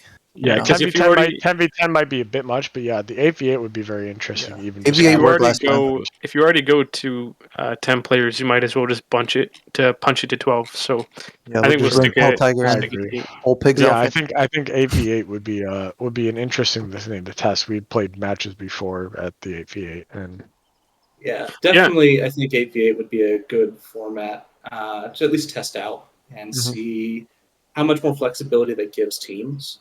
Because Mhm. I started noticing on Genudine, for instance, both teams started running a dedicated light assault, dedicated infiltrator, um, which leaves kind of 2 medics, 2 heavies. Expanding out the team by 1 more player, or 1 or 2 more players, means that you potentially get an engineer in the mix and get some more interesting comps going. Exactly. We had done some matches before this where we did 8v8, and it was interesting how, like, in Genudine at least, like, the engineer played a role. That tall Frost, like, the engineer maybe played the biggest role, like, in that scrimmage that we played. But it's much harder to, like, choose to have an engineer in, like, a 6v6, right? Yeah. Like, giving up that health pool for an engineer. That last attacker round for 2RAF, though, having even that little Spitfire guarded alongside of a heavy or But light Spitfire assault got 3 kills. I watched it. That Spitfire did more work than the whole team. Yeah. You know what? We Like- learned that from we watched Frost versus TAAL. You guys Our had a thing. You guys- our I knew fucking it, I knew electro. it. yeah, we were like, let's our just do that. our Electrotech Spitfire fucking did work. Did the one baby gate on the northwestern door and the Electrotech Spitfire did a huge amount of work on that point hold. But when you're playing a 6v6 like traditional Jaeger rules, it's really hard to give up like a heavy slot for like an engineer, right? Because that's usually where the trade-off would be if you're playing with like 2 heavies, 1 light assault, 1 medic, and 1 infiltrator. Yeah. Like- Other things format-wise, I think if you're going to have 3 rounds, I would try to get rotation on the bases. So, for instance, instead of having 1 ITL play all 3 matches on Genudine, having them play at least 1 on Genudine, 1 on Wokook, and then if you guys get a 3rd base in the rotation, that way no one team has a chance to completely learn a map outside of an individual match. Yeah, for I think sure. that could be something good. And I then don't- the only other thing that really stuck out, this is more of an organizational thing, but I know that they have the spots. Running this through like the PSB TeamSpeak, they will allocate the channels and everything for you, and that gives the streamers and refs a chance to set up whisper lists so that we can put in calls for timers. Because I know timers were kind of a tricky thing. Brobin and I were both having some lag issues with the timers where they would not update with the stream all the time, and then you'd suddenly see jumps. But us not being able to call out easily without typing in chat, you have a minute on aggression timer, or you have a minute left on the lockdown. Having the ability to get those out to both teams via whispers is something that's very useful, and it beats out the trying to use in-game comms for it. Yeah, So that's a if minor someone thing. gives me some time, I'll create a nice fucking internet macro timer for Brobin, so he doesn't have to worry about OSB starting and fucking with his timers. Yeah, which is why I want to But, create the committee thing, so then we could get this whole thing organized and like until like a final draft or something. But yeah, I mean, I still would also just highly recommend using TeamSpeak for kind of organizing teams, getting whispers between teams. I know the PSP TeamSpeak has more than enough spots. I think most people have some experience using TeamSpeak at this point for most of the outfits, if you're one outfit or another. TeamSpeak girl's voice is much hotter than the Discord voice, which is It is non-existent. true, but that's beside the point. Anyway, those are my big points of feedback. Otherwise, it looked a lot of fun. I'll pitch it to the 1TR and see if they are interested, because this is a bit of a step away from the normal pill style 6v6 format, and I know that was something that most of the 1TR officers weren't particularly interested in. There were more concerns about the usual kind of Jaeger elitism nonsense that we tend to get anytime there's a big like Jaeger tournament. But Yeah, I I think talked in to this Cox format about it. there'll be a little bit more interest. Yeah, just quickly to those players that were tuning in and was a little confused by the rules. Just remember, guys, this is something different. All right, we're just trying this out. It's a different rule set. Like I said earlier, this is like live, but a lot more condensed. And we're just trying to make it work on the Jaeger scale. It's not your pill or your average Jaeger match. So to those that I was watching in the chat, just saying like, hey, why couldn't you make this easier with previous rules and stuff? We made these rules to make it more interesting and more fun on a outfit scale. So hopefully, everyone involved did have fun. I think everyone got something out of it, and sounds good to me. So, Yeah, for sure. Well, all right. thanks for letting me drunkenly cast Brobin and Wrecked. I hope to do this again with you guys one time. For sure. I'm gonna get a group of people who Can't wait who until Outfit Wars us. and future tournaments of this, because I think this is a great way to do like a little bit more competitive version of a live format with beacons. You guys have the recordings in your streams, right? Because I want to watch it back. Yeah, I Brobin do. does, Should be able I to. believe. All right, cool. Thanks so much, guys, and special shout out to Rex for all the work you put into organizing. Absolutely. For sure, buddy. Thank you, Wrecked. Yeah. Also, freed the shotgun. Make shotgun legal. No shot. No, please No don't. shot. Please Never don't. gonna happen. give me my uppercut, please. No. Anyway, you all have a lovely evening. Hey, thank you, Faith. You as well, Faith. Brobin, thanks a lot. Really, it wouldn't really happen appreciate if you helped with me. Like behind the scene. If you checked our DMs, man, we wrote like an essay. But Yeah, yeah, no it's much fun, and Did Fate said he's gonna have a recording of it or no? I don't know. Brobin told me that he didn't. Yeah, we're gonna darn. work on maybe the Twitch VODs there. Maybe we could record that and put it on YouTube. That's the plan right now. Oh, that's true. We could get the clips. But yeah. Well, thank you, Durgan. Thank you guys for the invitation. Yeah, Hope- tell Facer thank you too, and all the one night go. Okay, Glad to thank- have you, Durgan. Take it easy, alright, man? Thank you. Thank you. Bye. Bye-bye. Viva Hispana. No, but like that was fun. I'm glad it worked. I was really worried that it was not gonna work. I was worried that people was gonna go off track, start doing like stupid stuff. But I'm glad it worked. All right, should we wrap it up then? Yeah, I mean, are you still Stream's streaming? running. Yep, still streaming. Oh my god! And we got 100 viewers, around 100 viewers. So something like I'm that. glad that worked. So if you guys are still there in the stream, thank you for watching. Yeah, Maybe this, it could be one of you guys in this tournament. So yeah, this has been the TAAL Invitational Tournament, commentated by me, Brobin from Broadsword, and your boy from Frost, Wrecked from TAAL, and Chemstrike from TAAL. yes, sir. We're gonna be just dropping the stream for the night. We'll see you guys on live. Bye bye, everybody.